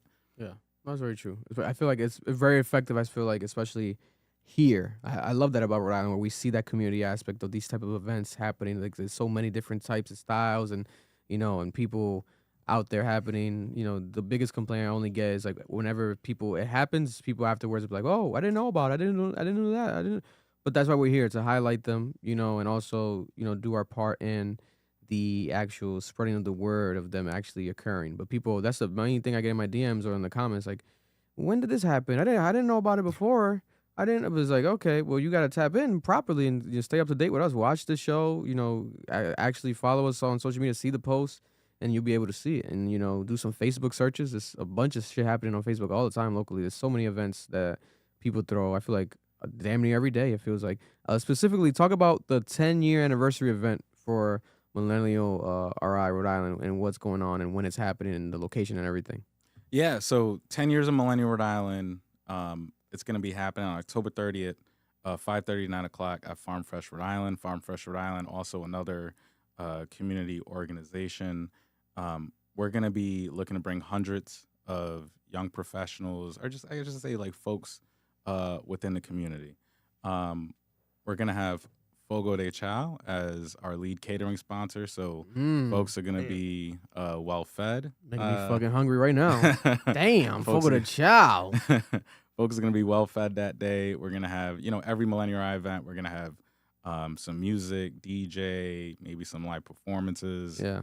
We're going to get leaders, and we're going to be awarding people. Yeah. And one of the awards this year is Voice of a Generation. And as we were talking about planning for this event, and we were talking about, how can we really, educate our audiences, but also give flowers and share spotlights to leaders, to stakeholders, to folks doing their thing. So one of the awards that we were thinking about was Voice of a Generation, and excited to announce that we're going to be giving Voice of a Generation to the sir right here, Sound. Oh man, Victor Baez, appreciate it. Club Man. Ambition. Thank you. God damn. That's a big title. God damn. But listen, I'm very appreciative and very grateful, and thank you, man, for that. Even doing that, I love the idea of just even honoring people, yourselves, because I think it's something that we should be doing more. Again, like that concept of like within our own community, people that we appreciate, showing that appreciation, giving them the flowers while they're here still and still alive. You know what I'm saying? So I'll be there. I'll gladly be receiving my flowers that day. I appreciate that. That's beautiful, man. Thank you, man. And I'm really happy to, I'm really happy for you in terms of everything that you've done to spotlight the city, spotlight the state. You truly are the voice of the generation. And I think, I'm grouping in, millennial, Gen Z, in terms of the amount of people, the times that we've been able to either grab coffee, hang out, and someone just comes in. This is a true story. We had this happened not too long ago. And let me know if this is good to share. It's good to share. You can say whatever, yeah. So I'm an open book. So we have lunch. We come out, and we're talking about music. Yeah. Right. We're just talking about what's going on, and then this woman just comes, and she's like hanging around, and she looks at me, and she's like, "Can I have a minute? Can I have a minute?" And I'm like, okay, like kind of like shooing me away. And then I was a little bit worried. I was like, what's about to happen right now? Yeah. And then I trust him. Like, I had to head off. We both had to head off. So we dap each other. We leave. I'm in the car. He texts. He's like, oh, it's just a teacher from Providence wanted me to go speak to the students. Yeah. And the amount of times that someone has stopped you while just hanging out with you, like. And folks don't even know. I feel like a lot of folks. I feel like folks do know, but I feel like folks also. There's a portion of people that just really don't know, like how much you have built, how much you mean to people, how much information you've been able to share and spotlight to folks. So this is like a legitimate, recognition that I felt really strongly about, and just really proud and. Just on everything that you're gonna build in the future. So happy to give you your flowers that night. But yeah, I thought that was. Thank you. I thought that was really funny. No, yeah, that lady, bro. I thought I was getting served papers. Yeah. I thought it was like we served or something like that. Am I getting like a lawsuit? God forbid, knock on wood or something. Like what's going? Like what the hell? Like that was the energy. I'm like, damn. But I'm like, fuck it. Like whatever she wants. But it was like aggressive. Was she white? No. She was Spanish. She was a Spanish woman. It was a Spanish woman, but she didn't speak in English. To me, I think she was a Spanish teacher. Okay. That's what it was. Yeah. But she was very just nervous when I speak to her. She was very nervous because I guess her son watches me all the time, and she was very nervous. And I guess she reached out and I didn't respond. And she was like saw me in person. She was driving and she said that she had to pull over. She was like God was speaking to her in that moment. I was like okay, But it's like we just walk in life like, well, at least me. I walk in my life just being me, being myself, just being regular. But people see you. As a vessel, they see you as something very significant. So you gotta you got to appreciate that because that's I'll never take that for granted. I can go anywhere in the state and get love. Like it's crazy. Anywhere in the state, I can be anywhere. I can walk the streets. I can be literally in any hood. I could be anywhere in the state, and the love that people show me, like it's insane. Like I will never ever take it for granted. Like it's never. Never take it for granted. The type of stuff that people tell me in person, it was happening yesterday when we were at the Mariah the Scientist at the Playa. She pulled through the Playa restaurant and people just pulling me aside and thanking me for the community work and then looking me in my eyes and like this type of energy. This like it's something that you don't see much. For me to do that to someone, I know how much it means to me. Mm-hmm. So for someone to do it for me, to me. Especially just randomly seeing me without knowing me in real life, just seeing me and see what I do, and they see me out in public and doing it in my city where I'm from, I know the value that is. That's very significant. To me, I always say that's my currency. Like that's my, that's my value. That's that monetary. My gain is that. That's my actual gain. So I'll never take that for granted. This city really, really loves me, man. The state loves me. So I always will love them back. You know, I'm here forever, so they got no other choice to either love me or hate me. You know what I'm saying? I'm not going fucking nowhere. You know, it was like I'm not leaving. Was that Leonardo DiCaprio, Wolf of Wall Street? I'm not fucking leaving. You know what I'm saying? I'm not leaving. So they got no other choice. But listen, brother, appreciate you, man. Thank you very much. Anything else you want to add to the people out there while we're here? You know what I'm saying? While you're here on your 10th visit to the studio, you know what I'm saying? The Cap crew member Travis himself. Yeah, I do wanna stress that, you know, Millenial Rhode Island within its name for folks that might be hearing about the organization for the first time. No matter what generation you're part of, consider coming to one of our events. Like I wanna really stress about the aspect of building community, especially with a time where folks are getting AI companions. You know, I think I saw today like it's just scary out here. Yeah, an AI actress is getting pitched to different producers, right? Oh my and God. you know, this whole like AI aspect of, you know, that community is gonna keep growing, right? So I think it's more important more now than ever, especially when you look on social media and a lot of people are fighting each other online, but you've never had a conversation with that person. Never. And you see that sometimes with local people, maybe even sometimes local leaders, where they're just like, they're fighting each other. It's like, wait, don't you got each other's number? Haven't you seen each other? Like you're gonna run into each other someday. 7 stars or some spot, right? Facts. You gonna see each other at PBD Fest grabbing a drink. You're running into. So why can't you break bread and have a conversation? And the reason why we're gonna keep doing this organization is to make sure we provide a diverse space for people to connect, because you know, millennials, Gen Z are facing really, you know, unprecedented times in a lot of ways. When you talk about political division, when you talk about we're seeing the decay of middle class. If you ever want to think about what is a middle class, right, or in America, you talk about the rise of student loan debt, the rise of housing that we have, the lack of jobs being created, in part because of AI and automation and what's going on. It's going to be more important than ever for folks to connect, for folks to build community. And I think we are seeing a backlash of, multiple generations being brought up on apps. You're seeing more on the dating aspect. Younger people are saying, I don't want Tinder. I don't want Bumble. I don't want whatever those apps are. I want to meet someone organically. At the grocery store. Our first event ever in 2015, actually, those folks got engaged, got married. Wow. They met there. There's so many stories of folks meeting, becoming friends, meeting, getting into a relationship, getting married, having kids after, right? Folks getting job opportunities. Folks maybe spurring up an opportunity to, maybe I should serve on a board with the city or the state because I met someone that was doing that. Maybe an opportunity opened up. There's a lot more opportunities that are going to open up if you actually leave your phone to the side, go out and meet real people. Yeah. Be able to have handshakes, be able to have coffee, be able to have lunch. Those are what's going to get you ahead even more so during these times where we're talking about AI, automation, like everything, social media, everything's on a screen. Go out and meet people. That's where it's going to be. And that's really the heart of Millenial Rhode Island, why we're going to keep going, why we're celebrating our community for 10 years. No, listen, bro. I came up.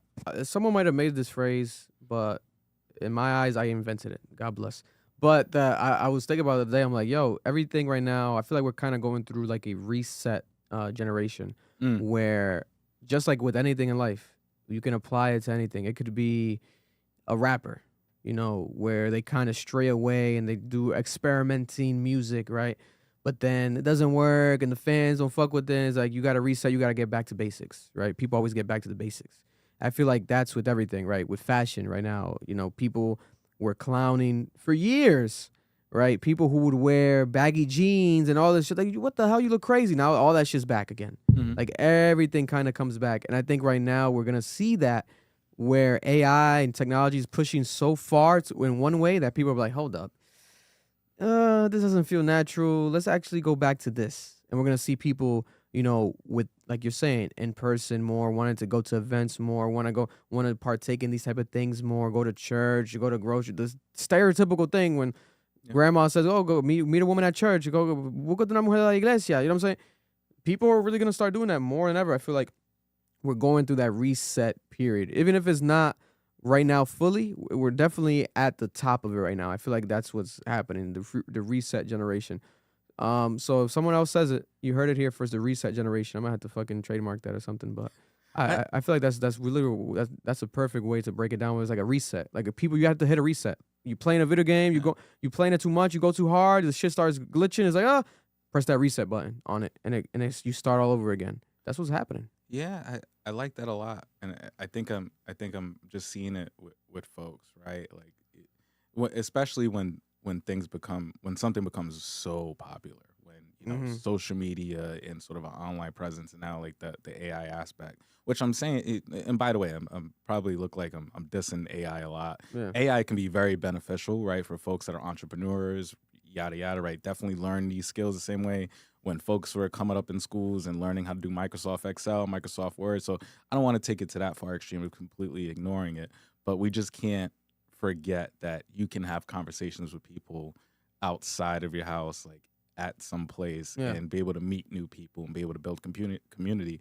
Because we see right now we have a loneliness problem in the country, especially with younger generations. Depression is on the rise. You have all of these metrics around lack of financial security, loneliness, depression. Folks can't buy a house, right? You know, this whole aspect of what does it mean to be a family in America today, or folks that are maybe not interested in, you know, marriage, kids. Not that there's any judgment there, but like we're in a certain aspect of this country and of our generation where if we do not continuously talk about building community in person, having folks be able to meet each other and get offline and break bread with each other and just go out, I don't know, ride a bike, join a book club, whatever it is. If it's going to a Millennial event, if it's doing something else with people, if we keep talking about how important that is, hopefully we're tackling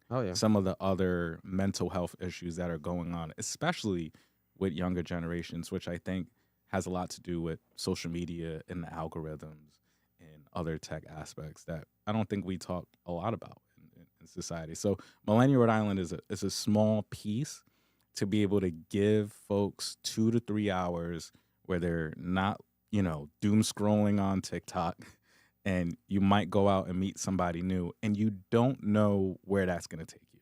Yeah. All of the opportunities that I've gotten is because I met someone random, and then one conversation after another conversation happened, and then all of a sudden I'm doing something I didn't know I would be doing, right? I got a job I didn't know I'd be qualified for. And it's because I went out, met someone, took a chance, took an opportunity. And that's really, at the end of the day, that's what's going to separate folks from who are going to be able to chase whatever they deem as successful, whatever they deem as like a good job, a good career, or having a good friendship circle or a good partner, right? That's what's going to separate folks to folks that are just at home and like, I'm just complaining. Rhode Island's not for me.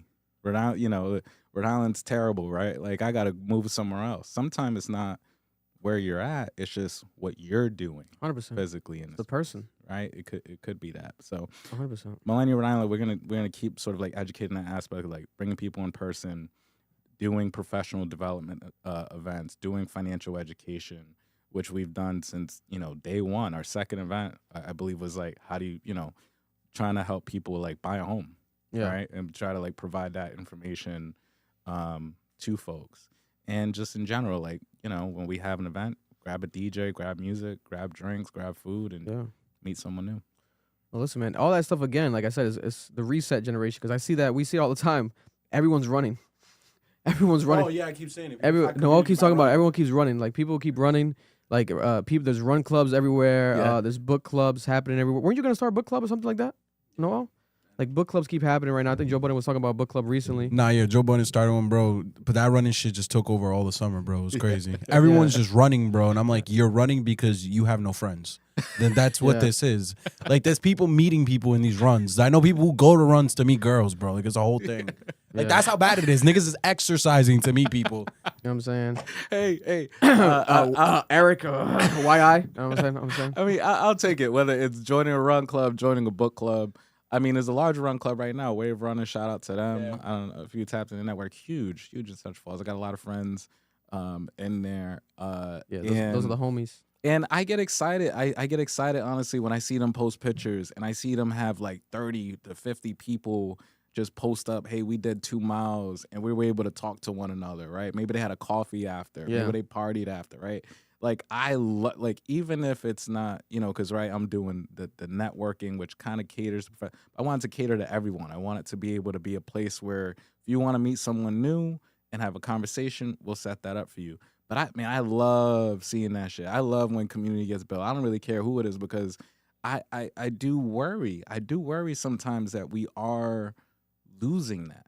Yeah. Between, again, like it's so easy for folks to just be stuck on like 8 hours on your phone and you're just doing that, and then you get angry and you comment and you go off and then you go to bed, right? As opposed to just having real conversations. If it's going out and running, which I've had my seasons of going out going and running, God bless. Or if it's a book club, church, whatever it is, I'm pro go out there, meet someone new, have a hobby, get off your phones, just meet someone in real life. Yeah. Like, try to build community in real life because that's going to be important. No, man, it's crazy. It's like telling people, like, you know, doing something that's supposed to happen. Like, it's almost like it's almost like celebrating just breathing or celebrating just drinking water. Like, it's that basic and just fundamental things that should be happening. But it shows you how much we were so used to it, like, not happening, right? Where we see, like, people running together and it's like, what the fuck? Like, what is going on? But it's like, that should be the normal thing. Like, you know, unity and community building and just, like, helping one another out. Like, any favors or anything that you can help each other out, like it's insane. Like you see people in these run clubs that they were breaking it down to me locally, especially like there were like all types of races, all types of like financial stabilities. Like it's like everyone, because it's something that's just free and it's like everyone just coming together, etc. It's a dope thing. At first, definitely, I was one of the people like, what the fuck is people going crazy? But it's like, nah, actually, okay, I see what's happening here. But it does feel like that sometimes, where it's like, are people going crazy? What's going on? Why is everyone? But it's like maybe that's why, because we're not, you know, we're breaking that sense of normalcy. Yeah, you know what we need though. I think we need like and I've thought about different variations of this. We need sort of like when an album drops. Yeah. We need like, I don't know, like a group listening party. Yeah.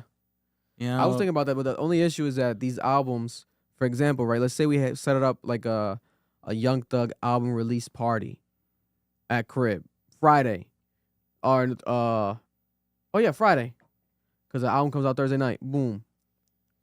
He pushes the album back. Yeah. We gotta refund everybody. Yeah.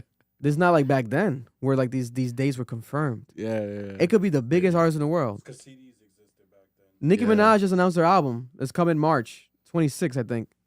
We could plan a party right now, technically. That's just coming out in December. But it's not. She might push it forward.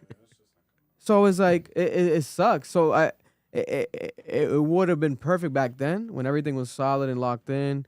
But nowadays with these release dates, bro, it would have to be like in like we make it up, like not make it up, but like in the spur of the moment type of like impromptu type of events. That's the only thing with that, because I've been thinking about that, because I've been thinking about that for years. I think Jay or Eric, someone mentioned it to that years ago about that idea of doing that. But it's like, with the way shit is right now, it just wouldn't work. I think we should do concert events though. Like if somebody had done a watch party for that Bad Buddy concert, you would have made bang. Oh my! Oh, no, even yeah, if you didn't even charge, you would have had the craziest packed out place because people were watching it at bars, like just randomly on the TV, bro. Like, it was crazy. No, yeah, Same they had with a watch Kendrick party. VL, not VL. What's my guy? Sam Spot was the name again? Varsity. Varsity had a watch party, I believe, for the Bad Bunny, and they did for like Love Island and stuff.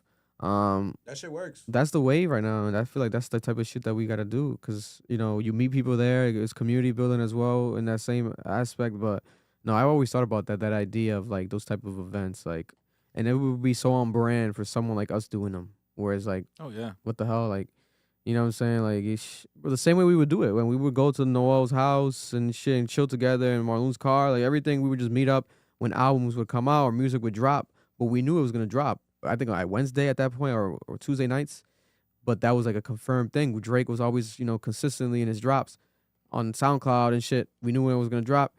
Now it's not like that. Whereas like it sucks. I wish it was more because we could do things like that. But who knows? We might be able to still do experiment and try to do some shit. I do love the idea.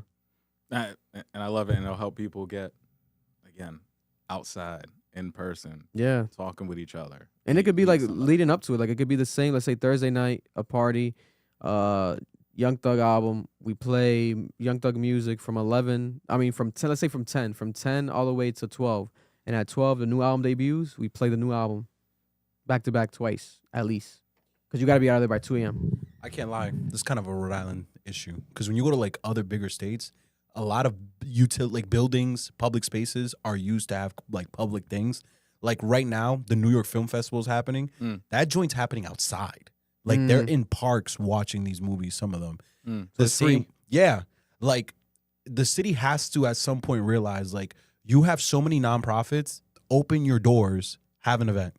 Have a public screening of a movie for the community, or like do like an open event where people are like listening to music. Like it can't just be we have all these buildings and the doors are closed after hours. Like you have to utilize them in other ways as well. Brown University, cough, cough. Yeah. No, I fully endorse. And I think the thing is too. I think the difference is between, you know, Providence and Rhode Island, you know, and other areas is like we could hit up counselors. Yeah, we could. You know, they live right next to you. You know, but they're right next to you. They're gonna be. We could hit up the rep, right? Yeah. You've had how many elected officials now? You know, jump on it. Election season. I know they're gonna be on this show. Oh no, yeah. I know. The mayor already reached out. They're dying to come on. We're gonna make it happen. November. I'm looking forward to that. Red Smiley coming on the Club Mission podcast. November availability. November they said, so we're gonna make that happen. And we'll update the people. Like I will see if we can get them on a live stream. It'll be dope. People can just tune in and watch. But they might want to do pre-recorded. We'll see. Nah, everybody, and this is why Club Ambition Sound, Victor, is voice of a generation. Because everybody should want to be here. Yeah. If you're an elected official running for statewide, you running for mayor, you should be on this couch having a conversation. Yeah. Right? I can see it. This is, you know, if you're talking about all of the platforms that exist, in my opinion, this is the largest right now in terms of getting an audience that folks are not talking to. Right? Like we know about traditional media, you know, you have your Boston Globe and really Boston Globe at this point, you know, PBN for like business community, but right now, in terms of video, podcasting, going out, getting a message up on social media, there's no other outlet that is stronger than Club Ambition right now. So all the folks, they know they got to come here. They got to be on this. You are Rhode Island's, I don't even want to say this, but you Rhode Island's like Joe Rogan in a way, right? Where elected officials are thinking about, I got to jump in the studio with Joe Rogan. Yeah. Right now in Rhode Island, you're that guy right now. You're that person. I appreciate it, man. Listen. If Dan McKee wasn't coming here, we could have the Dan McKee You should. Debate. What's her name? Helen Folks. Helen Folks. Yeah, and Peter. Peter's not announced yet, but if he does announce officially to run for governor, we can have a governor election debate in the studio. I don't see why not. That'd be a fun time, you know. But I think that's the level that we've gotten to where people would love to see that, and their reception would just be insane. You know what I'm saying? Like, we talk about some shit on here, like, that's important to us, which I always go back to because it's all about the intention and if you really genuinely love some shit. But for example, like last week, like shout out to Lon, right? He came and spoke about that community that he's building in Onlyville and that went super viral, right? Mm-hmm. You know, we don't have to just talk about Nicki Minaj twerking. We do, you know, it's fun and funny, but it's like we talk about some shit that really actually matters in our community, affects someone's day and life. And it still goes viral, and it's still. I don't really see people doing that. You know, I don't see people really doing that. So it's like, I always got to give us credit for that because it's amazing what's happening. You know. And can I add one more? Independent media. Yeah. Independent media. I think that is so important. It's so difficult, so hard what you've been able to accomplish, over the years in the independent media space, because all of the other folks, and I know a lot of them, and they're all super talented. You know, at the end of the day, I mean, we see what's going on. You know, I don't want to get into details of politics, but we see what's going on in terms of who's getting censored, whatever, who owns what media companies, right? I think like ABC6 is about to get bought out. So we see at the end of the day who owns independent media is so important to be able to have a platform like that, to not be owned and to be able to do your own thing. So again, just another aspect of just everything that you've got going on. Folks should be on this couch wanting to talk to folks about what they're looking to do to improve the state of Rhode Island. No, 100%. Appreciate you, brother. Thank you for that. You know, yeah, man. These young news anchors at WPRI, Turn to 10, they'll approach me like, I wanna be you. I wanna be you. Yeah. And I'm like, you wanna be me? You're driving a nicer car than me. You have a salary. You own a home. What the fuck are you talking about? I want to be you. But they're like, oh no, but it's like, you are you. Like you're yourself, and you're like, I'm like, oh, and I start appreciating that idea of what that means, like the independence and the ownership, and just like not being someone that's like a puppet per se, for lack of a better term, but just that idea of that, you know, that freedom.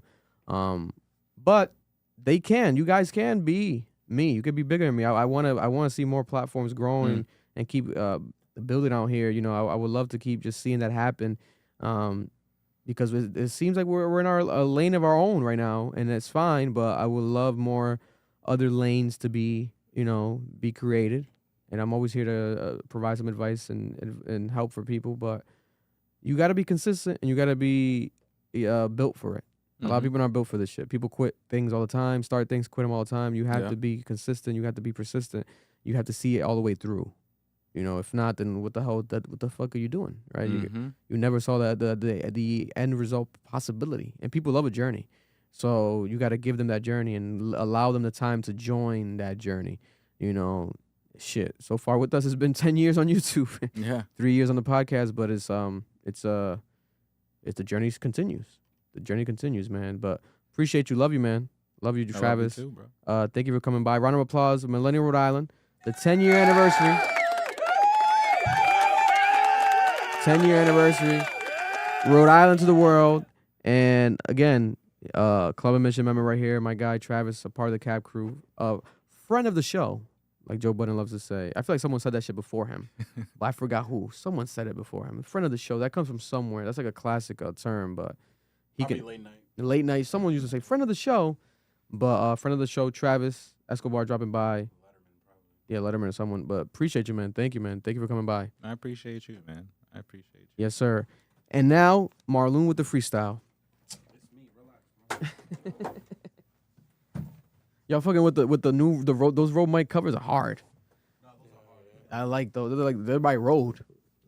So yeah, they were pricey, but it was worth it.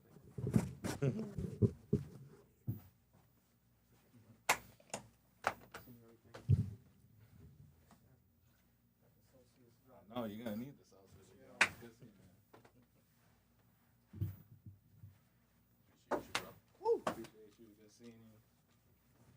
Love, brother. I'll hit you. Or if you want to hang around, you can sleep in the couch if you want. You can stay all night if you want. Up to you. This is my bedtime now. All right, bro. Hi, yo.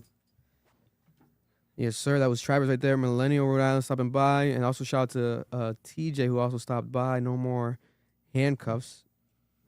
Love Island Games. Marloon, have you watched Love Island Games? Have you caught up with Love Island Games or no? No, I haven't watched this since your house. Really?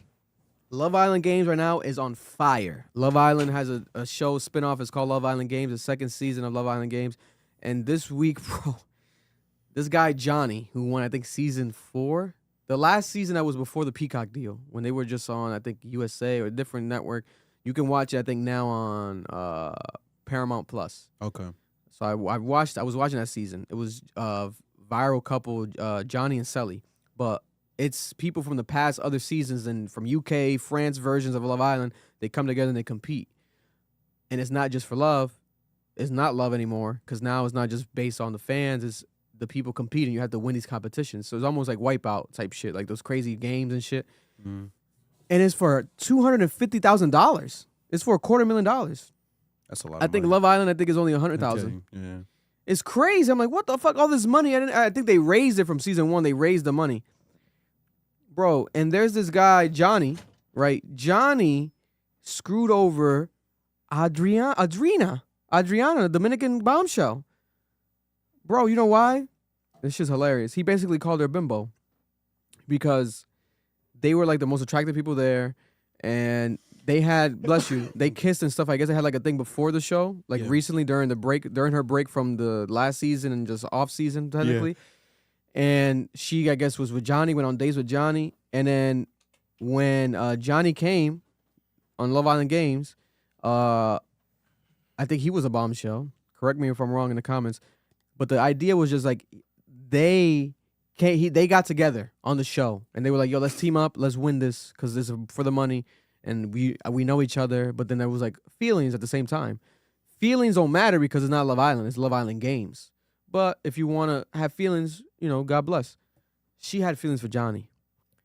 And Johnny had feelings for her. But Johnny, bro, pulled people aside. I think he pulled Tyreek. He just pulled people aside. He was like telling them, like, yo, Andreina, like, she's beautiful. Like, that's my type of girl. Like, sexy. But, like, bro, there's nothing there. Like, there's nothing. Like, she doesn't talk. And I was like, yo, this is going to turn out bad. So what happened was, bro, this nigga fucking decided to, the next bombshell that walked in, like they presented him the option if he wanted to go and see her or not. He left his relationship with Andreina. He left her.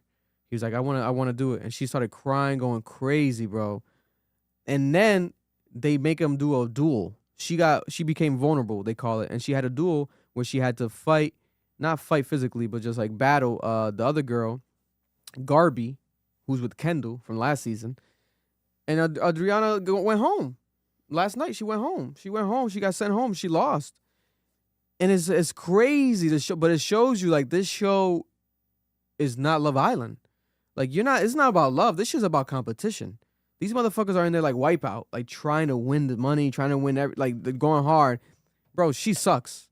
I love her, Dominican guy. She sucks, nigga. Like, she's really bad at the games. Like, it was terrible. And her talking, man, I don't want to say it, but she just comes off like a bimbo. Like, she might not be like that in person, because I don't know her as a person, but she comes off like a bimbo. Like, it's as if, like, no tiene, like, there's nothing to her. Like, and she was like apologizing to him, like, oh, I'm opening up more. Just, it's like, I do that. I don't open up like that. But it's like, girl,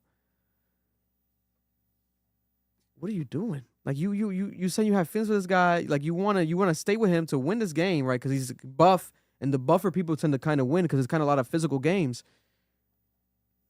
She blew the shit, bro. That nigga. But I think it was fucked up though what he did. I'm not gonna lie, especially when you watch it, it was fucked up. The way he just flipped on her. She got screwed over twice. Bro, she got screwed over twice, bro. That shit was great. Everyone keeps talking about, like, it's so viral right now. She gotta let that shit go. She gotta stop trying to be on reality TV. My God, no, yeah, she's cooked after this. Yeah, she needs someone like me. She needs to just go be a model. And the thing is, bro, she is so beautiful though. Like, you watch the show, especially now, I feel like this season, like, she looks even better. Like, my God. Like, I'm like, God damn, like, it's like a perfect body. But that shit doesn't matter. That shit don't matter. This ain't Love Island. This is Love Island Games. Like, this is a different animal. You're funny. Bro, at first, I was like, fuck this shit. Like, what the hell is this show? Like, I'm like, oh, like, this shit's bad. Now I'm locked in now. I'm not gonna lie. And people kept telling me, like, you're watching Love Island Games, Love Island Games. I'm like, nah, this shit is crazy. And it's a new episode every day, just like Love Island. So, but I'm not that glued. I'll take 2 days off and I catch up. You know, I'm not every day, so I can't vote. I don't do the live voting because I never watch it on time. But no, this shit's crazy. I would do Love Island Games, Mike. I would do Love Island Games, but I think you can't do it. Like, if you're in a couple in real life, you probably still can't do it, right? They probably won't allow you. I think everyone's single that goes on the show. Your girl ain't gonna allow you, nigga. Nah, we could pull it off. You know what I'm saying? It's for content. Vic. No, could pull it off. Never in your life, bro. Could pull it off. You're crazy. You know what I'm saying? Just walk in there like Chance the Rapper. Stop. Ooh, I love my wife. I love my wife. Every other game, motherfuckers making out and shit like that, nigga. Nah. Asia will kill you. She'll kill you, bro. Nah. But you know, yeah, that Love Island Games is very tense right now. Like, it keeps picking up the way that they're going at it. And then Kendall's battle with Marvin, where they had to snatch the flag with the duel. That shit was crazy, bro. That shit was crazy. Kendall went hard for this girl Garby. This is girl Garby on the show with Kendall. And Garby's a virgin, bro. And it's like his whole thing, like he's like they're both catching feelings for each other. I think he's gonna be the one that takes her virginity. I'm not gonna lie. It seems to be heading that way. Him and Garby. I'm fucking with the vibes from them. But no, Love Island Games. I'm sold now. It took me a couple weeks, guys, but I'm sold now. I'm locked in Love Island Games. I'm in it. You know, if Mar watches it consistently a bit, I'm pretty sure he'll be locked into. Oh, I'm telling you, it's crazy, bro. I just haven't had time. It's too much shit happening. Every time I get home, I'm too tired. I just go to bed. Yeah, no, it's too much happening. But that Love Island Game shit is picking up steam. What's another like? Let me try to think before I leave the topic. What's like another major thing in it? I mean, Tyreek is like kissing everyone. He kisses every girl. The girl that won season 1 of Love Island Games is back again. This is a black girl named Justine, and she won season 1, and she's back in season 2. And so far, she's been going hard. But because the thing is, like, the idea of like Love Island is like you pair up with a couple, but then if a bombshell walks in, you can leave your couple. Strategically, if you feel like your couple doesn't work in the games, like they suck at the challenges, you're like fuck the couple. But the thing is, people have feelings for each other because they're sleeping in bed with each other, they're kissing each other. So it's a mind fuck.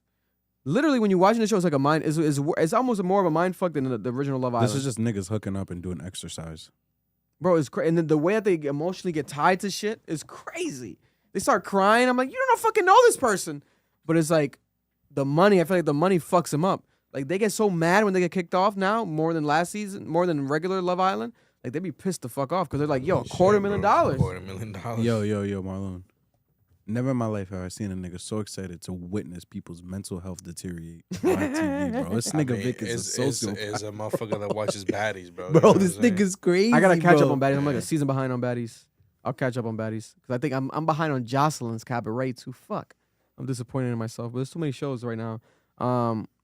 Yeah, this shit's crazy. Justine won season 1. I think she won. I want to say $100,000. I could be wrong, but I think she won $100,000 season 1 of Love Island Games, and she won it with this white guy. And this white guy, they were in a couple, but then after, he like broke up with her and like cheated with some shit. They fell off, and now she says she regrets splitting the money because she split the money. She made a decision to split the money with him. She could have kept all the money. She should have fucking kept all the fucking money. They were probably in love at that moment. Nah, fuck that shit, bro. It's Love Island Games. This is not Love Island. Like, that's the thing. This is not Love Island. Keep the money. Everyone and that's the thing. I think they're going to do that. Whoever wins the season, they're going to do it again. Bro, because everyone keeps flipping on each other. Like, everyone's like reacting to like, what the fuck? This is crazy. Like, they keep having emotional reactions. Like, what the fuck? I couldn't believe it. I can't believe it. Yeah, but it's like, Love Island Games. This is not Love Island. But it's the same. It's still human it's nature, the same bro. core, bro. You're spending what? It's the same core. You're spending time with the people. You're sleeping with them. Breakfast. You're doing these challenges. It's nature. the same shit. Just you're doing more challenges now, bro. So people are gonna get feelings. The more time you spend with somebody, the more you're gonna be rocking with them. Yeah, bro. And they don't have no phones or nothing. It's 24/7. 24/7. Nah, bro. Showering, sleeping with them. Niggas is exploiting human nature. It's just human nature, bro. Yeah, niggas the exploiting you human see nature bitches for like content. that, you ain't gonna be hard, bro. You ain't gonna wanna be talk to one of them, get together. You know what I'm saying? Come on, bro. There's options. Why the fuck not? Listen, I mean, you said it. This is true. It's true. But Love Island Games, man. Tap in more. You'll fuck with it. I was liking it from the first day I was watching it over there. There's the new Leonardo DiCaprio movie with Tiana Taylor. I gotta watch it. I haven't watched it yet. There's a new Jordan Peele movie with Marlon Wayans. Him. I still haven't watched it yet. Peacemaker. John Cena's back with Peacemaker, new season on HBO Max. I just started it today with Shawty. We gotta catch up. There's a new show on HBO called Task. I think y'all would fuck with it with Mark Ruffalo. I'm watching it already. Oh, you watching it already? Oh. You watched last night's episode?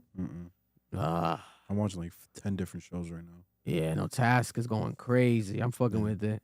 At first, I'm like a whole show for this like plot, but like I see where it's going. I'm like, okay, it's like worth it. It's worth it because I'm like the FBI would investigate something like this, but then once you see like it's like gang involvement, it's like okay, that would be like a probable, possible FBI type of investigation. You know, especially once you start seeing other gangs and getting involved in territorial shit that's going on with like the Spanish or like black guy. I'm like, damn, okay, this is going. This HBO is doing a thing. Apple TV is always cooking. No, yeah, they've been. They got the morning show back. I think it came back. Yeah, it's a new season of the morning show. The morning show to me is one of those shows that I still feel is like one of the most underrated shows on television, on streaming, is the morning show, because that shit is fire to me. Right now they're tackling like the idea of like when someone defers, like if like this Olympian athlete came to America from another country, and Jennifer Aniston's character helps her like become a refugee, right? That's what technically the term is in America. And it's this whole controversy and shit. It's like, yo, and it's like, oof. And you look up stories of like similar things happening in the past. I'm like, yo, I forgot that was even like a thing, because you're in the Olympics, you represent another country, but if you want to seek asylum, right? You can. There's like the idea of doing that. I never thought about that. I'm like, damn, because obviously there's countries who have corruption and crazy shit happening, and it's like you want to represent them right in the Olympics, but in reality, you can use that as an opportunity to find safety and seek a better life in a different country. Yeah. Or the hosting country of the said Olympics. And I'm like, damn, that shit fucked me up. But the show, like what they're doing right now with that, and Aaron Pierre, that's Mufasa. Aaron Pierre, that's Mufasa. He's on the show this season. I don't know if he was on any other season, but he's on the show. I'm like, Aaron Pierre? He's acting on the show this season. He's getting more roles. Yeah, so they're cooking up. Shout out to the morning show. Like, that shit, man, I think it's underrated, bro. It wins awards and it gets nominated and shit, but I feel like people don't talk about it enough. Like, I don't know. That shit is really fucking good. The Seth Rogen comedy show on there. I gotta watch season 2. I gotta finish season 1. I still haven't finished season 1. Black Rabbit is a show on Netflix. I heard good things about it. I haven't seen it yet. I gotta watch it. Yeah, man. Leave a comment. Any show recommendations, you all let us know. Y'all always love when we talk about these shows and shit, man. I'm trying to catch up right now. I am trying to catch up right now. And I will. You know, but the fucking what's it called? Love Island Games probably gonna back me up a bit now. But like I said, I'll take a couple days off and shit with that damn show. I can't be caught up in it too much. Some local news, 2 quick stories before Noel has some politics to cover. Marloon sent me this, right? And this is a conversation that other people keep sending me, right? Locally in Rhode Island, the Providence Place Mall, right? The Providence Place Mall being for sale is a conversation already. But on top of that now, there's a problem with the actual movie theater, Showcase Cinema. Because the Showcase Cinema, it says here, their actual lease is slated to end January 31st. The end of January of next year, in a couple months, the Providence Place Cinema's actual lease, right? It says here, though, that a court-appointed receiver for the mall wants to end the show early. They're trying to actually expedite this process of the actual movie theater leaving. Why? Because they want to try to find a different type of movie theater. Showcase doesn't want to be there no more. Let's find someone else. We have Regal, comes to mind off the top of my head. Avon. What are some of the other ones, Mark? Because we know we tried to collect those movie cups before. Regal, Avon, Apple Cinema. There's a controversy with Apple Cinema right now, but Apple Cinema, they're already in Warwick. Hey, if you want to put another Apple Cinema in Providence? AMC, good one. That's AMC's another one that could fuck around and try to come to. They're already in Boston, the AMC movie, and they always have special events. I'm just shocked that they're leaving. Everyone goes to the movies now. Bro, that fucking movie theater sucks. I think but the thing is, bro, everyone That's goes to the movies. just so outdated, Bro, bro. when I go to the movies, everyone goes, bro. Especially IMAX. Niggas love going to IMAX. But when I go to Showtime, I don't like IMAX. Bro, what? Every time I buy IMAX tickets for a new movie, it's just packed. When I go to Showtime, packed, bro. Because the only IMAX. No, but Showtime That's too, right. bro. Showtime too. There'll be people there, bro. The Showcase in Showcase. Warwick is better and Apple Cinema's better. Bro, I think it's probably what Marloon is saying. They probably didn't feel it was worth it being there. Yeah. Because it's so outdated, and they just didn't want to pay for renovations. But, nigga, that shit sells. This is crazy, though. The other theory I have is the mall's going to be turned into something else. There's going to be apartments, bro, watch. Yeah, I think they read the tea leaves, and I think probably the niggas who are selling are like, hey, we're selling to developers who are gonna build apartments here. Just get out of here now. That's my only like assumption. Cause like, nigga, I'm telling you, people go to the movies, nigga. I go to the movies. Oh no, I love going to the movies. I go to the movies like once a month at this point, and I'm always seeing niggas in that movie theater. So there's no way it's not the business, bro. It's a 16 screen movie theater. Nigga, someone gotta move in there. And if we're being honest, that movie theater, Providence Place Mall, we've gone to it so often. Sometimes I feel like we don't step back and think about it. That's just huge, bro. No, it's big. You can walk around that shit and kind of almost get lost. Like that big loop around, that kind of maze vibe shit. Yeah. Like it's so big. Like you go to Warwick, all these other movie theaters, it's just two straight alleys, two straight halls. Yeah, they have 7. That shit is like a fucking maze. Yeah. In the Providence Place. You know what I'm saying? Outdated seats, outdated carpet, outdated audio. Maybe they can afford to upgrade. So they rather downscale and just eliminate it, but I don't know. That's what, or again, the niggas told them that shit's gonna be out of there. And it's one of the only IMAXs, specifically the style of IMAX theater that it is one of the only ones in the country. Wait, the IMAX is leaving too? I mean, I would assume IMAX is leaving because IMAX is Showcase, no? Or is it separate from Showcase? I thought it was separate. I think it's separate. If IMAX leaves, that's crazy. Because Actually, no, I think it's the same shit. Showcase, IMAX. Let me look at this. IMAX. I don't know. Does IMAX? No, bro. That IMAX there's only one IMAX in fucking New England, bro.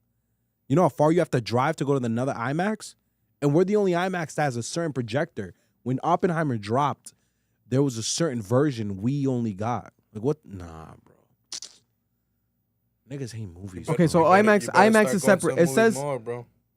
it says IMAX is separate. Yeah, I'm about to say, bro. There's no way. It says IMAX is separate. I'm not sure if IMAX is leaving. I'm gonna look it up right now if it's Bro, I'll be sad as fuck, bro. No, bro. The closest IMAX is like Patriots Theater, nigga. Is that even IMAX? No, Wait, I think it says right here. Let me see. IMAX is leaving too. I can't do it. The 3D shit, I can't do it. It fucks up my eyes. It hurts. No, bro, but it's beyond 3D. It's just high quality, bro. It don't matter when when it feels like you're sitting on fucking wood, bro. No, bro, it's not just 3D in IMAX though. Like it's a certain way that they film it. Yeah, but that's what I'm saying. It doesn't matter if you're fucking uncomfortable sitting on wood, bro. Oh no, but the IMAX theater has better seats. Nigga, them shits suck, bro. Nah, you're crazy, bro. Like, are they reclinables? Are they couches?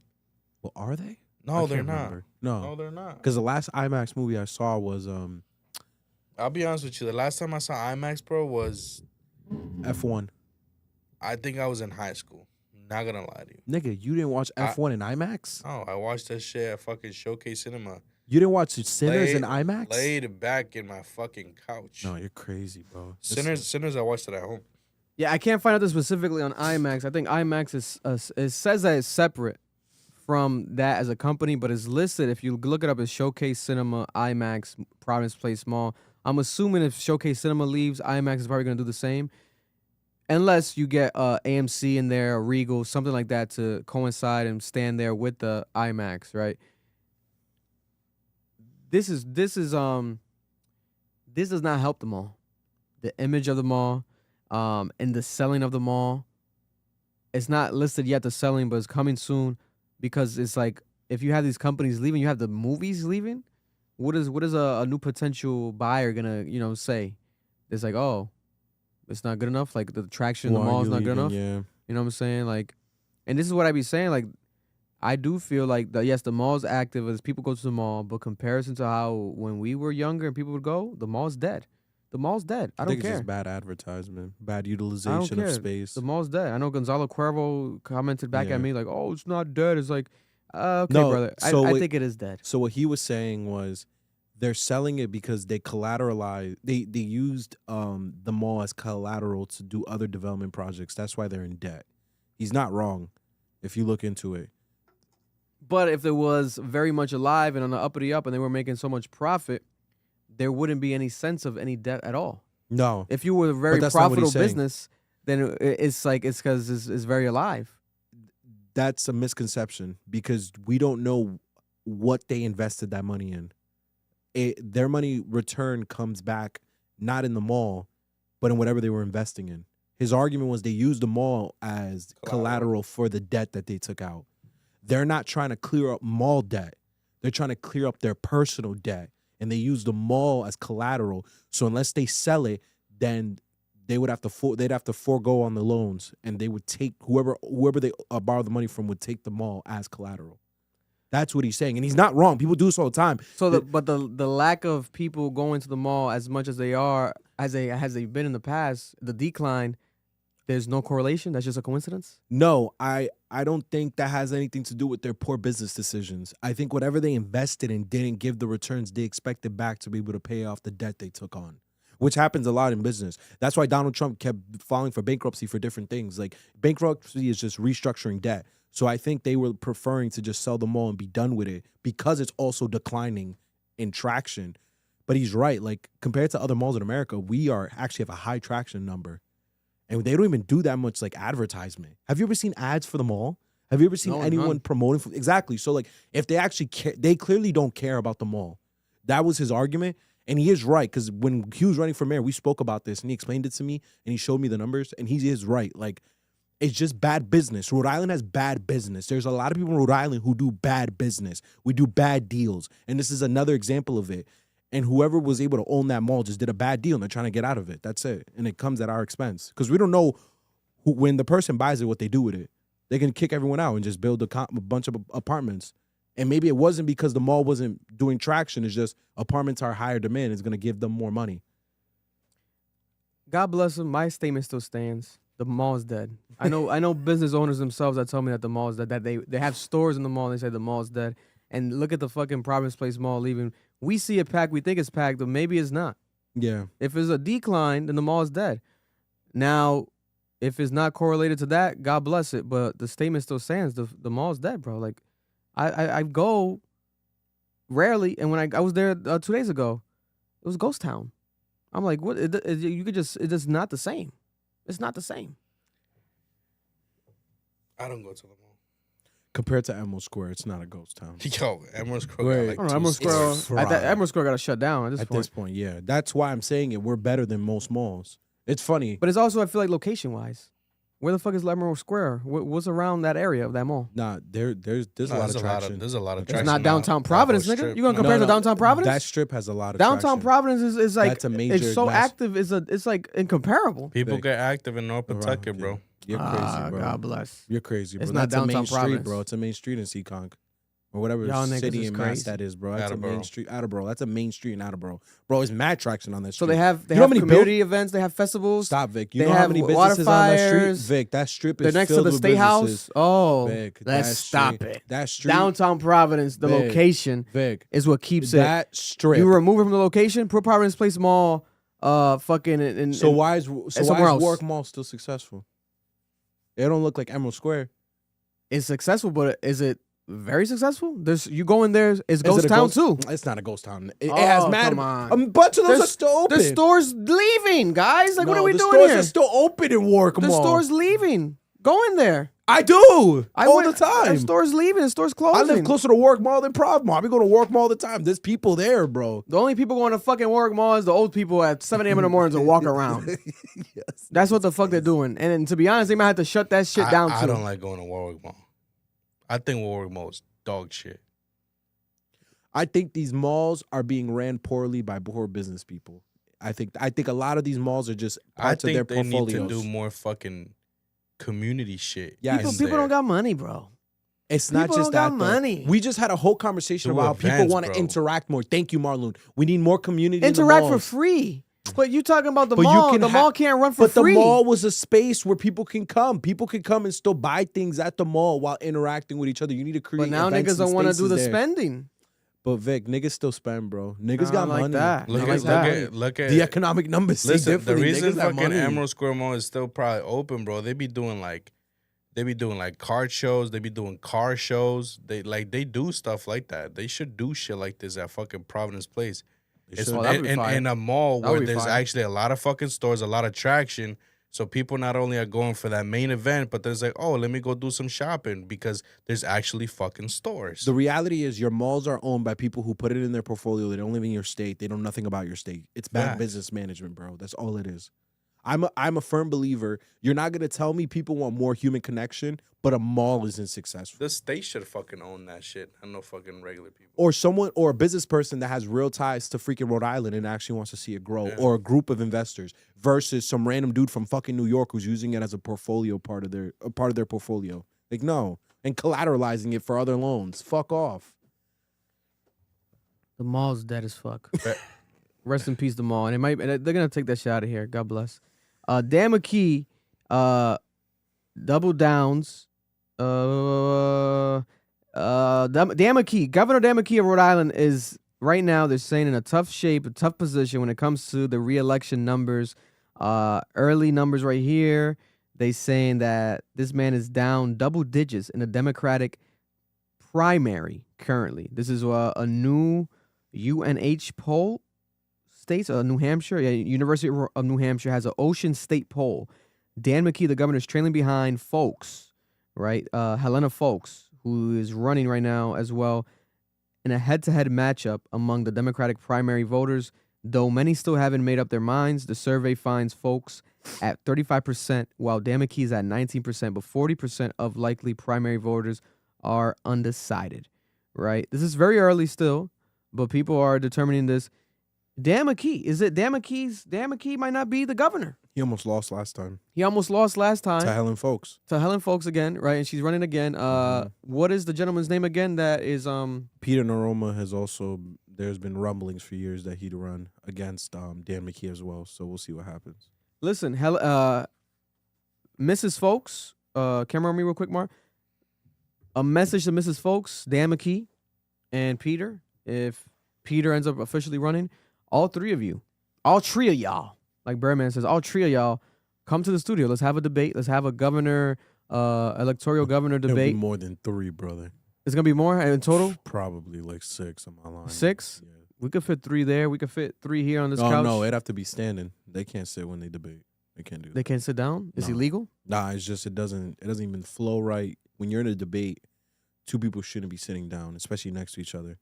So we're gonna have to fucking build shit in here for them? We'd have to we'd have to put in like the booth thing, like the shit that I have over there, like the podiums. We'll fucking do it then. You need podiums and you need a table. Like we'd have to clear this whole shit out.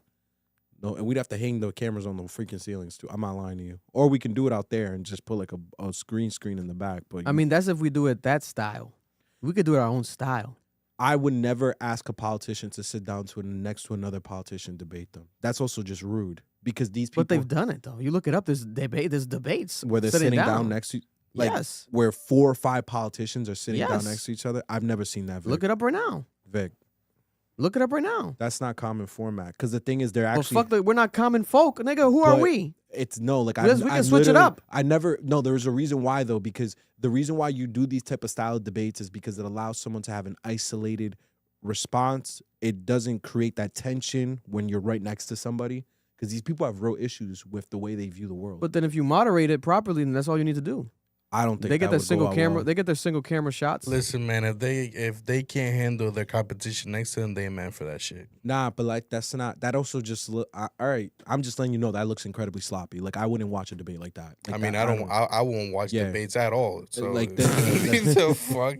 They could be standing, laying down, sitting. And sometimes they put them like on a table, and they will like sit next to each other on a table. But like, I've never seen. I can see it literally happening. Sitting down, they could probably last longer talking than standing. No, like they sit down. No, they've done it at a table. Like they sit down. Nigga, we build a table. We put a table right here. Yeah, that's different. Like if we have them at a table, that's cool too. But to have elected officials sitting next to each other, multiple elected officials arguing to that intensity. But it's not an argument. We're not going to be here arguing. Nobody's going to be insulting each other. That's not what the case is. This is a moderated. But you ask them the same question each, get the answer.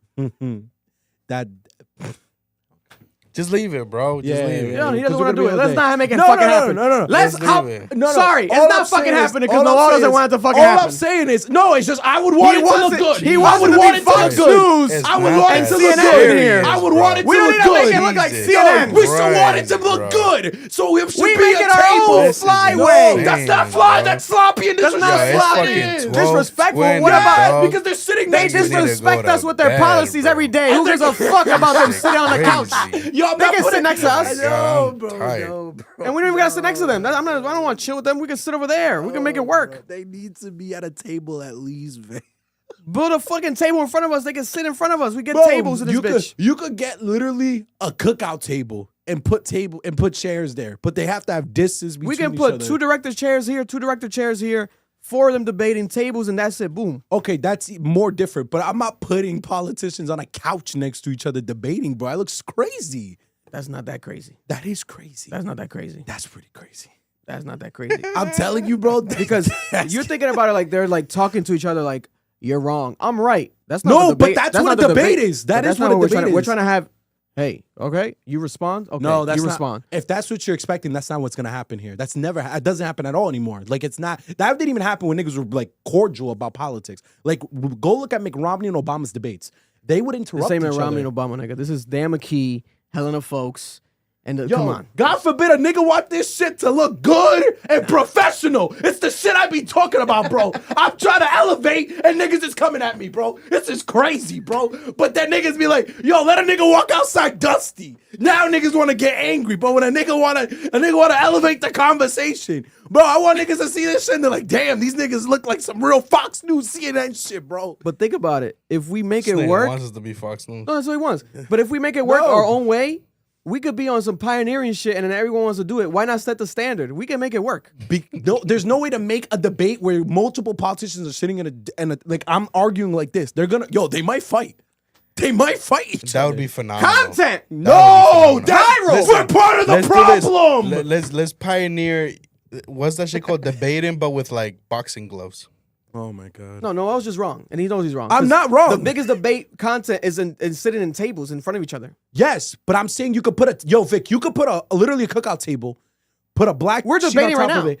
Yes, but we are not elected officials with 6 to 7 to 8 candidates that are legitimately on the ballot. But we don't know if it, first of all, is going to reach that number. And if it reaches that number, we adjust. Doesn't Yo, have to be these couches. But what I'm telling you is, bro, you can just put a table here and have people sit down so they have space, they're comfortable, and it looks professional. But that's sitting down. That's fine. We can make it No, work. yeah, I'm not saying sitting down wasn't the problem. But you say, what did he say at first, and- Malone? What did he say at first? He's just What did he Oh say? no, I said we could do it that way. But if you No, don't no, want to do what it that did he way, say? I said it. No, I did. I said We gotta have them that. stand up. We can have them. If you don't want to We're do not that, hobos. If you don't want to do Hobos. that, if you don't want to do that, we have to at least have a table with chairs. Why are we having people sit on a couch? See, Angela got it. Political MMA. I'm telling you, bro. I'm telling you. Celebrity deathmatch. I'm telling you bring right the Niggas show now. want the back. politicians with their feet up like this, bro. Why Chilling, not? talking, Why bro. not? Because they're not gonna do. They're here to debate each other. They hate It each shows other. me that they feel confident. Yo, in I themselves. promise you, if you get Helen Anthony, I said Helen Anthony, Helen, whatever her name Helena is, Folks, Helen Helena Folks. You get Helen because there's so many Helens. You get Helen Helen Folks Keller? here. You have Dan McKee there. Some progressive, bro. This would be a free for all in this room. I won't be here. And that's not gonna, that doesn't help. Yo, that doesn't help either. Like, that doesn't facilitate good conversation. All I'm saying, let's create an environment where people feel like they should have good conversation. That's all I'm saying. That's all I'm arguing here. That's all I'm saying. But this is what the environment is. People reach out. They're dying to all come on here for a Yeah, reason. But they're not coming, they're coming here to tell you their platform by themselves. They're But- just here to share it on their own. To debate, I'm telling you, okay. Yeah. What's the worst that could happen? It looks like shit, and they're just arguing on a couch against each other the whole time, like 4 or 5 people. Like that's not. But that compelling could content. happen. That could happen on podiums. No, but That's not in our control. We can moderate it. I'm saying is it doesn't So have if to they be act like a child, it's on us. it can. They're acting like children because you But sat it's- them on no, couches. But it's literally because they're right next to each other on a couch, bro. Like that just doesn't look comfortable. They're in suits in a studio on couches arguing with each other right next to each other. They if don't, you they have don't a, have to be in suits. all We could give them niggas some Sean John sweatsuits. Have Sean John sponsor it. Some oversized shirts. all I'm saying is we could put a table in here with some chairs, bro. Some oversized shirts This is is crazy. crazy, bro. Have them looking like Soldier Boy and this bitch. You know what I'm saying? Let's fucking switch it up. Have him looking like Malibu's Most Wanted. This bitch. Oh man, you guys, you can tell it's at nighttime. It's Niggas just catching wreck at this. No, yeah, I'm just trolling, nigga. We can have it however the fuck you want to have it. Noah. Happy We'll make it time. happen. Nigga, we just have a table with chairs. That's easier for Nah, us, nigga, we could put them niggas on a boat. We could put some boats in here if you want. We'll fucking make it happen. Boat, bro. I don't want a boat. Yo, it's 12 in the morning and we have to talk about Gaza. Can we hurry up? Yeah, go ahead, bro. Talk about Gaza, bro. Yo, because Vic is trolling. Vic knows what I'm talking about, bro. It's Nigga, 12:30, bro. I gotta be up at 5:30, bro. Nigga, this nigga's just trolling, nigga. This is why this Let's nigga's go, bro. crazy, Let's go. bro. Nigga, this nigga's so crazy to me, bro. Oh my God. Are you done? Is that all of the local news, bro? Yeah, that's it. All right, I'm gonna do this fast because I want to get the fuck out of here. Please, bro. Yes. Yo. So, breaking news. President Donald Trump has provided a comprehensive plan to end the Gaza conflict. If you want to read the entire plan. Is it on the website? Yes. If you want to read the entire plan, go on Twitter, go on his website, go on the official the official White House website. There are 20 points to this plan. I'm not going through all 20. I'm going to give you the major 7 to 8, and I'm going to summarize them. So number 1, Gaza will be a de-radicalized terror-free zone that does not pose a threat to its neighbors. Number 2, Gaza will be redeveloped for the benefit of the people of Gaza. Number 3, if both sides agree to this proposal, the war will immediately end. This includes all drone strikes and Israeli occupation of the area. Israel is agreeing to withdraw once everything is completed within the stages that they've created this proposal in. So it's going by stages. It's like a step plan that they're going through. Number 4, within 72 hours of Israel publicly accepting this agreement, all hostages alive and deceased will be returned. Number 5, once all hostages are released, Israel will release 250 life sentence prisoners plus 1,700 Gazians who were detained after October 7th, 2023, including all women and children detained in that context. For every Israeli hostage whose remains are released, like their remains, like the ones that have passed, Israel will release the remains of 15 deceased Gazians. This is important because both sides have to properly bury these people. Number 6, once all hostages are returned, Hamas members who commit to peaceful coexistence and to decommission their weapons will be given amnesty. Members of Hamas who wish to leave Gaza will be provided safe passage to receiving countries. Number 7, upon acceptance of this agreement, full aid will be immediately sent into Gaza Strip. I'm not going to get into what the full aid looks like. Number 8, entry of distribution and aid in Gaza Strip will be proceeded without interference from the two parties through the United Nations and its agencies and the Red Crescent, in addition to other international institutions. I want to get to the important part. Number 9, this is it. Gaza will be governed under the temporary transitional governments of a technocratic, apolitical Palestinian committee. So essentially, this committee will be making all decisions on Gaza and its redevelopment and reconstruction after this conflict has ended. This committee is going to be called the Board of Peace. This committee will be made up of qualified Palestinians and international experts, and it will be handed and chaired by President Donald Trump, with other members and head of states to be announced, including former Prime Minister Tony Blair. Hold on to that one. Number 10 is important. A Trump economic plan is a part of this that will be used to rebuild and energize Gaza, and it'll be created through a panel of experts who have helped birth some of the thriving modern miracle cities in the Middle East. Another important one, we're going to get back to that. And, okay. Hamas and other factions agree not to have any role in the governments of Gaza, directly and indirectly or in any form. So basically, Gaza's military will be destroyed. They have to destroy all offensive infrastructure, including tunnels and weapons and production facilities, will be destroyed and not rebuilt. And the last one is the United Nations will work with Arab and international partners to develop a temporary international stabilization force to immediately deploy in Gaza. The ISF will train and support the vetted Palestinian police force in Gaza and will consult with Jordan and Egypt, who have extensive experience in this field. Ultimately, the ISF will give all remaining police force activities to the Palestinians once they properly trained them. This is very important. I'm going to explain to you why I've done so much research on this since I found out this was happening this morning. A few things that are not mentioned in this. Number 1, this deal has absolutely no mention of Palestinian statehood. It doesn't acknowledge it. So Palestine is not being recognized as a country under this agreement. That is number 1. There's no legal recognition by Israel of the rights of the Palestinian people. That's not being recognized either. That has been a huge problem because what Israel has been doing is passing laws and legislation in Israel that blur the line of what it looks like to be a Palestinian person and to have those rights. If you live in Israel, you live in the West Bank, or you live in Gaza. There is no mention of Israel stopping their illegal land acquisition and arrest of Palestinian people in the West Bank and Gaza. You need to understand, Israel has been pushing into the West Bank. How they do it is, you go on vacation, you come back, and someone who is Israeli lives in your house now. And under the laws and legislations that exist in Israel, they're able to do that. And there's nothing you can do as a Palestinian. This is how they've been gradually pushing themselves into the West Bank. There is nothing in this agreement that says they will be able to stop doing that all existing land belongs to Palestine, or at least the Palestinian people. There's no recognition of that at all. Not in Israel's legislation and not in this agreement from what I've seen. There's no mention of stopping their apartheid-style border checks or surveillance of Palestinians. When you go to Israel, there is consistent border checks to see if you're a terrorist, under their definition, to see if you're a Palestinian.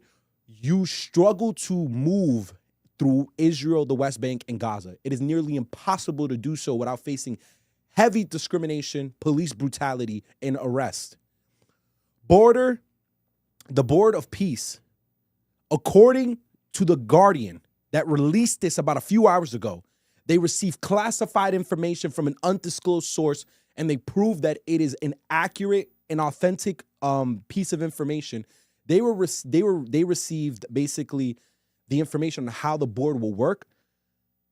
This information is saying that the board and its important functions when deciding what will happen with Gaza, the most important functions, will be run directly by Donald Trump, Egyptian Najoubi Sawiris, who is a billionaire, Mark Roman of Apollo Global Management, and Ari Limestone of the Arab Peace Accords Institute, a former senior advisor to Donald Trump's first ambassador to Israel, David Friedman.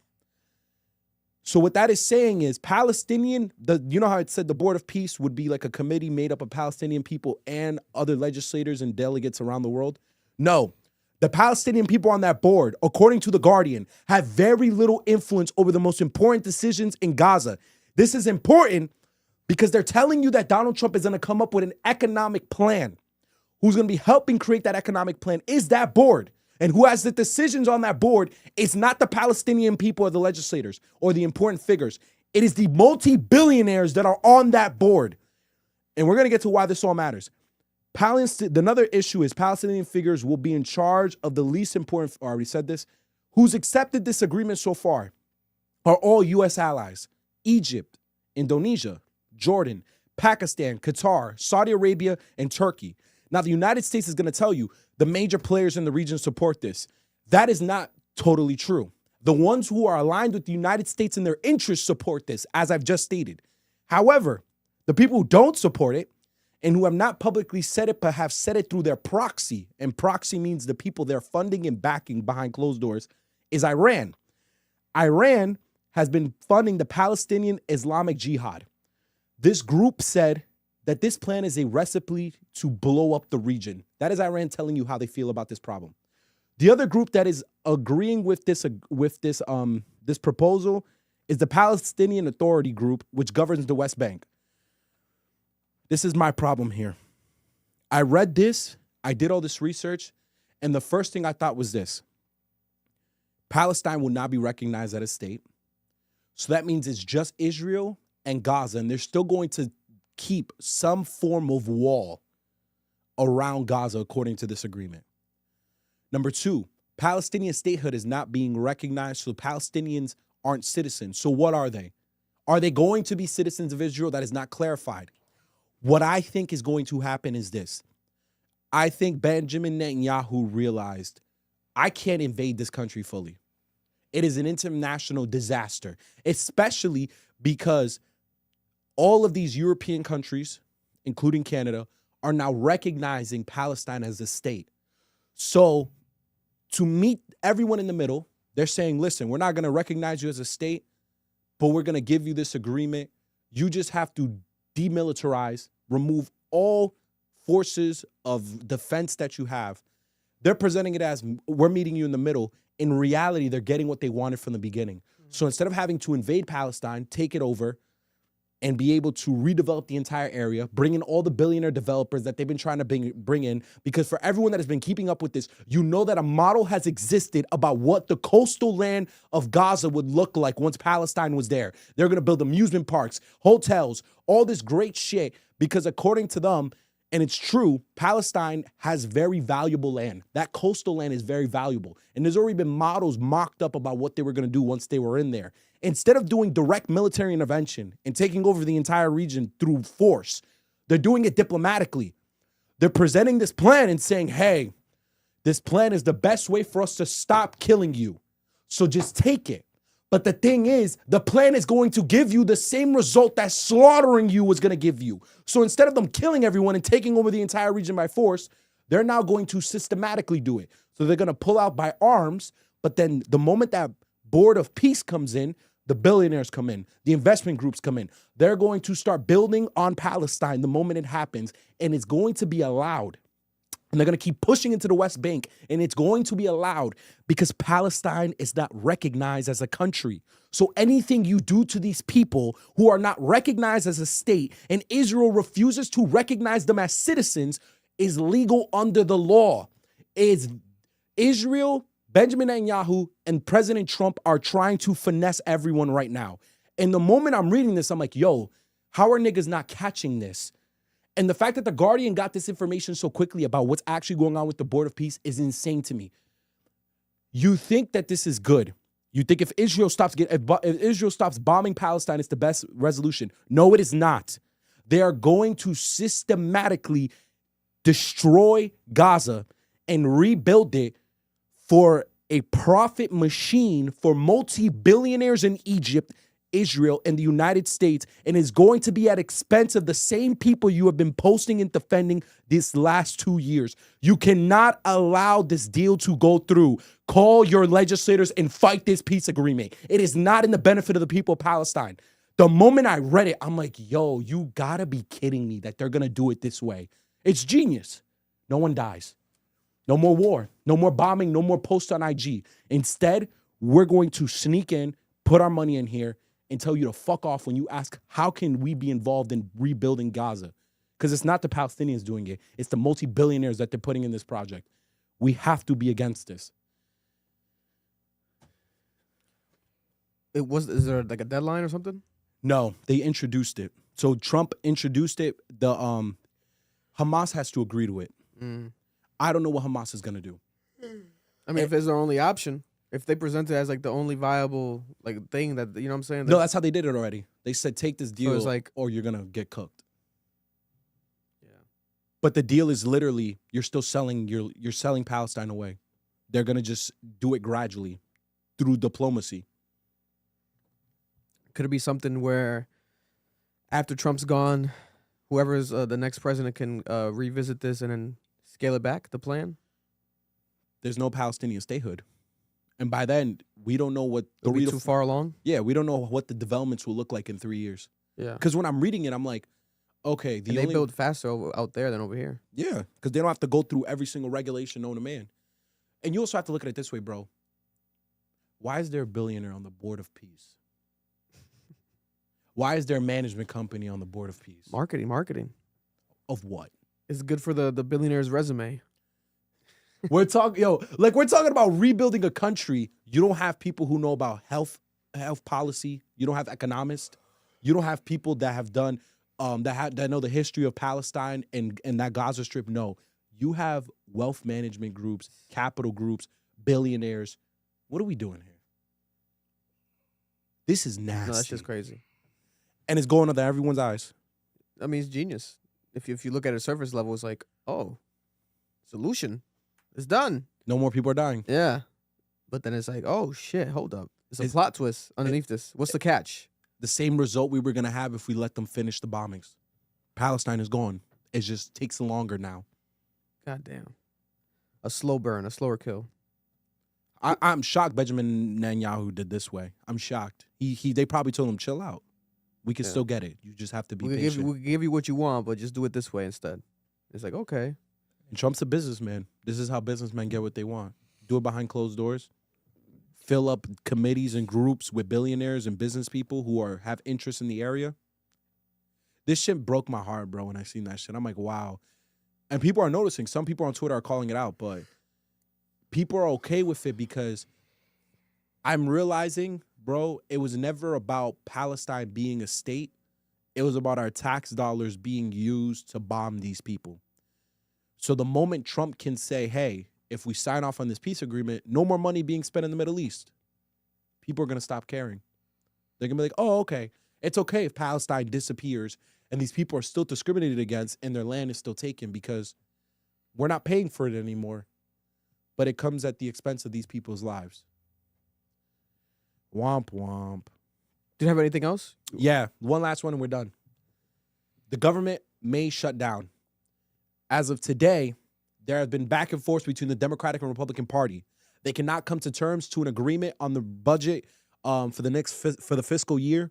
The reason why is because, very important, call your legislators.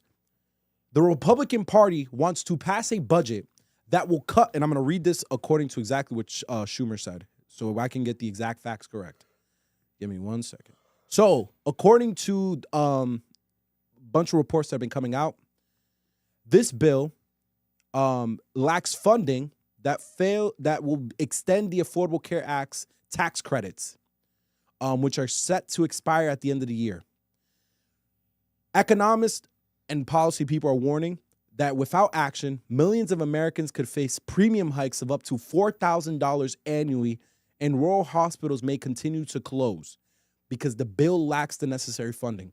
Also part of this bill is Republican-backed OBBA framework, which includes over $1 trillion in Medicaid cuts over the next decade.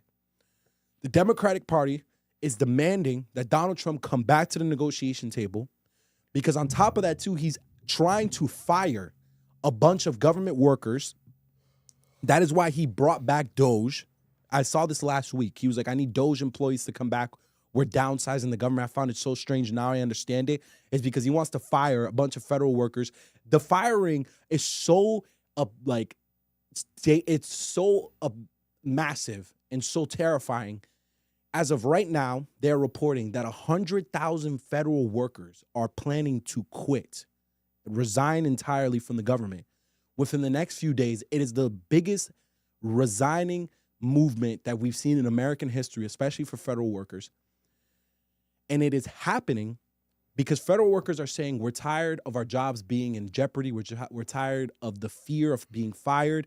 We want to leave on our own terms now, and we want to move on from this situation. And it is happening because Donald Trump is trying to cut the budget by cutting Medicare, by cutting necessary money that is going to the Affordable Care Act, which is going to affect your health care, and by firing federal workers through this blanket system that they have that isn't actually determining where there needs to be proper cutting in the system. They're just firing people without doing proper analysis. So if a deal is not reached, I think it's by tonight. The government will shut down. This will affect the economy. Nonprofits will lose their funding. Zoos will close. A bunch of things that the government is funding on a federal level that affects your state and your cities will no longer get the necessary money, and they will close. Call your legislators. Demand for that Donald Trump go to the table and renegotiate this deal. And to close out right here, people keep blowing me up right now about it. I guess Cardi B and Nicki Minaj are currently going back and forth like crazy on Twitter in a heated actual beef on the internet. This has now reached personal levels. They're officially now naming each other, Cardi B and Nicki Minaj, on social media. They've been going on a Twitter rant for the past 30 minutes. We have Nicki Minaj saying A, B, C, D, E, F, G, surgery to look like me, tell the rat and tell Jay-Z, Rico fraud and perjury. A, B, C, D, E, F, G, pregnant, play with his bussy. She's talking about Jay-Z's bussy. And then Cardi B says, A, B, C, D, E, F, G, your man have to snatch pussy. Pussy tastes like honeycomb. Your bro be touching 12-year-olds. Damn. Oh, my gosh. She's coming at the personal. Oh, damn. And then Cardi B says, why you keep bringing up my album? It's not the gag that you think it is. You've been in the game like 16 years. You need to compare yourself to your peers. that started around your time. Rihanna, Taylor Swift, Drake. Those are the numbers you need to be competing with, and you can't because you're doing lower than all of them. I was in high school when you came out. What the fuck is you comparing yourself to me for? She's not wrong. Oh my God. She's not wrong. Then she calls Nicki Minaj Cocaine Barbie. Oh! Nicki Minaj says ABCDFG, rap like Barney, still ugly. All right, she What definitely the came up fuck with is that. going on? Yeah, nah. Cardi B clever sometimes. She's funny. And then Cardi B says, all right now, this is the third tweet talking about my pregnancy. Like you wasn't just going to different fertility doctors because you couldn't reproduce from all them perks scrambling your eggs. Not allegedly. Lord, protect my babies. And then Nicki Minaj says, raw dogging pregnant with the fourth baby, Barney BV, HPV, allegedly. So she's putting STDs on Cardi B, and then Cardi B saying, well, at least I got pregnant because, Nicki, you're having fertility issues, and I know that you've had fertility issues. You've been going around to these doctors. Yeah, no, this is insane. This is insane. Get in the fucking booth. And to be honest, I love Nicki, but she's the one that needs to get in the booth right now. Right now. She promoting this shit for March. Expedite that. You're going to have to drop a disc this week. Let's get this shit going. Tomorrow. Yo, Cardi said Candy, man. Damn. They finally acknowledged each other. Let's do this. Oh my. Is there ever going to be a world, do you guys ever see a world to close out of them even like coming together? No. Like, are we ever going to see a Cardi B and Nicki? This is gone too personal now. I think it's done. It's done. That relationship cook. Once you say my husband's a predator and I'm a perk baby, we cook, bro. We done. She said she got perks in her ovaries, bro. That's crazy. That's crazy, bro. It's over. And then she says nothing. Cardi B says nothing more annoying than a bored bitch. The power I have make these bitches come out of rehab every time. Go to your fucking room, Cocaine Barbie. You must have missed me, huh? Crazy. Now kiss my feet. Oh my God. God damn. She says, damn, she was streaming Magnet hard as hell, huh? It's crazy because Cardi B album's really good.